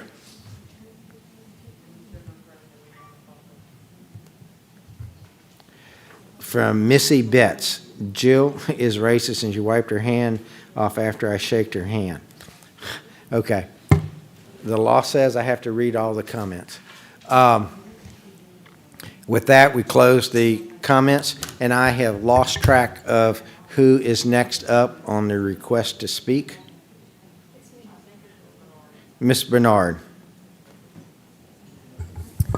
I just wanted to say thank you for everyone who came tonight to speak on behalf of Mr. Smith, and that I agree with 99% of you. Some people, I think, were not as much in favor of Mr. Smith as I was. When this dilemma was presented to the board that Mrs. Brown was retiring, my first thought was, we absolutely need Mr. Smith to step in and take over right now, because it's critical for our district. I was elected to represent my constituents. Sometimes I don't hear from my constituents, or I don't hear from very many of them. So I hear from my adopted constituents. And they are parents who have their children in the public school system who have my number. And some of them are faculty members, some of them are administrators, and they're all people that I respect deeply and care deeply for. So my starting point before I ever got to the meeting, and I don't like to decide before I come to the meeting or make a commitment before I come to the meeting, because something that someone says in the audience or one of the online comments or something that one of my colleagues says may influence me differently. So I was always for Mr. Smith. I also particularly appreciated the union representatives, Ms. Angela Reams and Ms. Augustus. Ms. Augustus, I remember growing up in my mom's household that she had to be out the door very early, sometimes before I did, to go to school because she was a school teacher and she didn't teach in our neighborhood. So she had to be at school on time for early duty sometimes. And I remember the late nights grading papers. I was grading papers I can remember as early as 4th grade, spelling papers, math papers, whatever she asked us to do, and putting up bulletin boards and staying at school late. So there were lots of late nights. I get it. I totally understand, and I very much appreciate every single one of you. I understand and appreciate the efforts that you go through. I didn't appreciate some of the accusations of bigotry and racism for our board members, because I won't own that. I'm not a bigot. I do realize and recognize that everyone has prejudices, because prejudice means prejudged, that you have a preconceived notion or a preconceived feeling. Just like I said, I decided before the meeting I had a prejudice toward Mr. Smith, a bias for Mr. Smith, because I work with him day in and day out, and he is the go-to person. I appreciate all of our staff, all of our administrators, and they have done a brilliant job in the absence of Ms. Brown, and they've all pulled together on the same team, kind of like a team of horses pulling the sleigh at Christmas time. So I just wanted to thank everyone for being here tonight and for your input, because I'm unequivocally for Mr. Smith. Thank you. Thank you, Ms. Bernard. Mr. Lannis. Yes. One, I'll just say, I think it's interesting we're talking about prejudice and things of that nature when we have a board member that said Black Lives it's not about Black Lives Matter is not about Black lives. It's about Black people promoting Marxism. That board member still sits on this board. But that's for another conversation. This is what I will say. I do disagree with the notion that if Mr. Smith is named our interim superintendent, that is going to make people not want to come here. If you are the best talent, or you feel like you have what it takes to move our system forward, I think those people will come. But out of all honesty, after everything that has transpired tonight, after everything that has been discussed and everything that people are seeing, I think we're going to have a difficult time finding the best talent anyway. And the fact that Mr. Smith is still sitting here after all the years that he's put in, after everything that he's heard tonight, after everything that's been seen, the fact that he's still here shows his commitment. But I want to tell you about somebody else that started off the same way. Ms. Charlotte Placide started off, she was a CFO. She started off as an interim in 2004. Took on one of the toughest budget crises that EBR school system has ever seen, a $57.2 million budget deficit. Turned the system around, and she was still treated as though she didn't matter. She was pushed out. This is common knowledge. And she talked about it after she got out of the office. That's not something that I want to see happen with Mr. Smith. And I think that we need to move forward. I think the community has said enough. I think several board members have said enough. And if we feel as strongly as we say we do, vote for him. Double down. Put your money where your mouth is tonight, and let's show him how much respect we have for him. All the years and dedication he's given this system. But on top of that, I also want to bring up a common practice that has been used in the past. And it was a year and 1 day rule.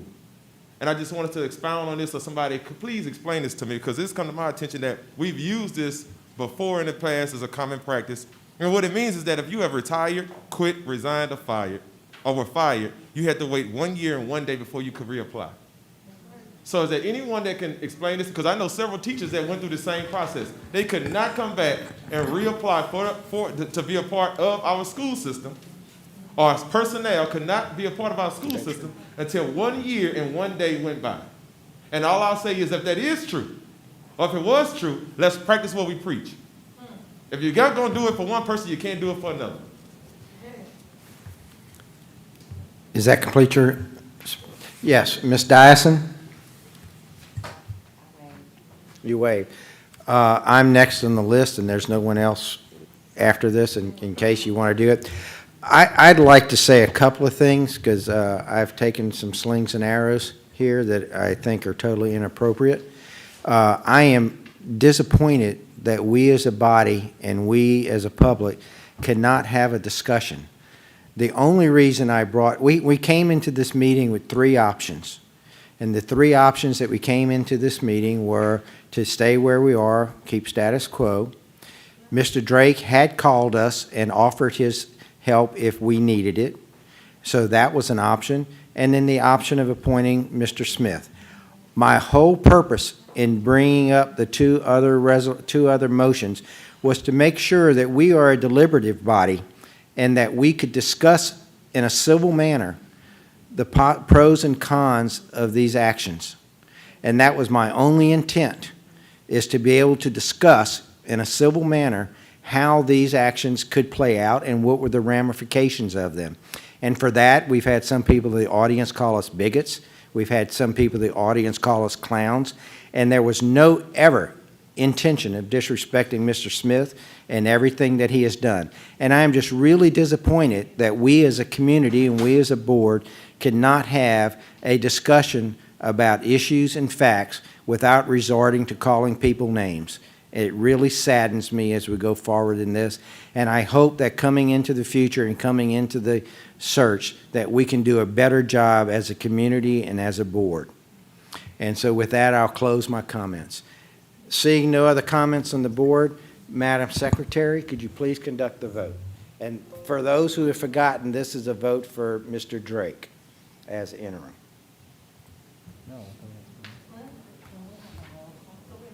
And it was requested for a roll call vote. I'm sorry, I forgot. It was a while back.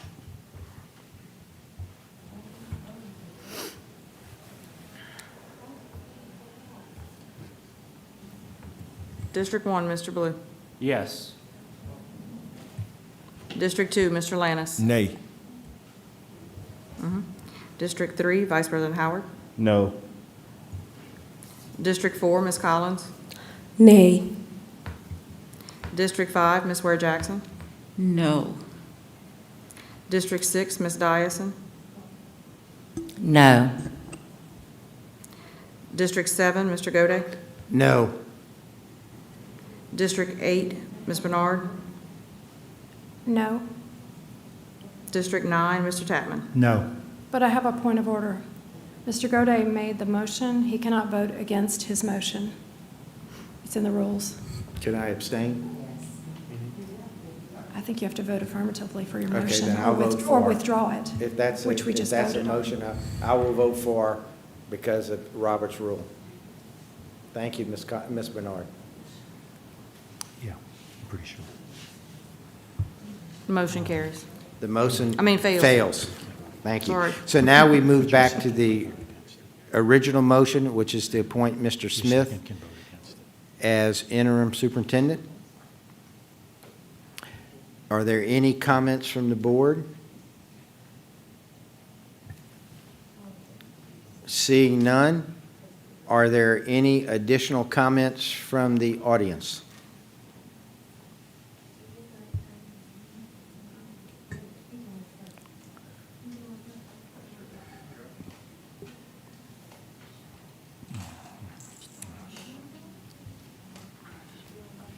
Howdy, Matt Diaz again. Please do the right thing. Thank you. Thank you. Any other comments from the board, from the audience?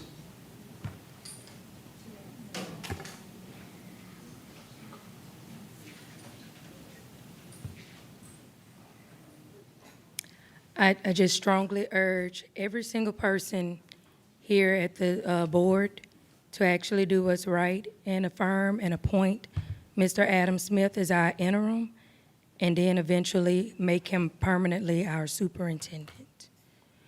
That's what I ask. Thank you so kindly. Thank you. Mr. Finney?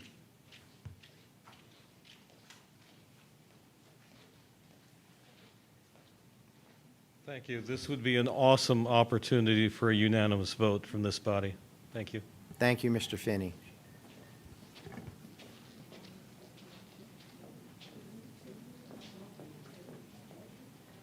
Tanya Nyman, just want to reiterate my support for Mr. Smith. Thank you. Thank you. There is one more that came in from the internet. It's from Galen Mack. Call for the vote. The board is making things worse. Baton Rouge is being laughed at. Board training is needed for this board. How to run and manage a public meeting. Are there any other comments from the audience? Any comments from the board? I'm not on the...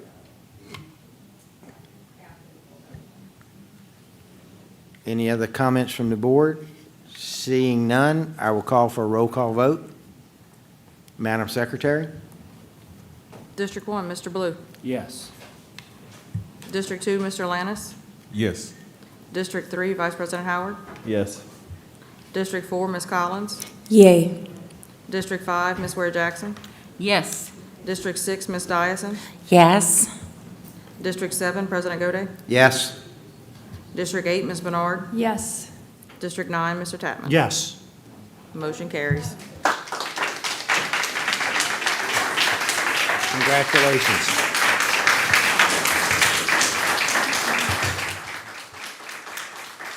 Mr. Gode, Next? Board President Gode. Yes, you can say something. I will give Mr. Smith the floor. Thank you. Can you hear me? Thank you, Yes. President Gode. I would like to thank this board and the community for their support and as well as their comments. It is an honor to be appointed interim superintendent for this district and to represent this district. I'm humbled that you have placed your trust and faith in me. This responsibility I do not take lightly. The team and I, we are committed to serving students of our community. And I want to assure you that any successes that I've had in this district, it was because of a team, and any failures was because of myself. And so, as we continue to prepare to get students back in our buildings safely, I want to say that I'm proud of our teachers, our teachers, our principals, as well as our staff at large, because when COVID hit and the district was closed on March 13th, this staff never stopped working. Our cafeteria workers, they were the first to be on the front lines, ensuring that our students were fed. Many of our principals hadn't taken a vacation this year. They've been working around the clock. So I want to commend them for their commitment to our students. And I want to thank you guys for this appointment for tonight, no matter how long it is. But I want to say that this board, I've had the opportunity to work with each and every one of you. Each and every one of you.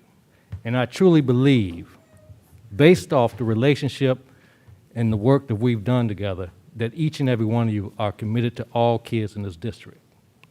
No matter if it's a constituent that's in Mr. Tapman's district or Ms. Bernard's, you guys always put students first.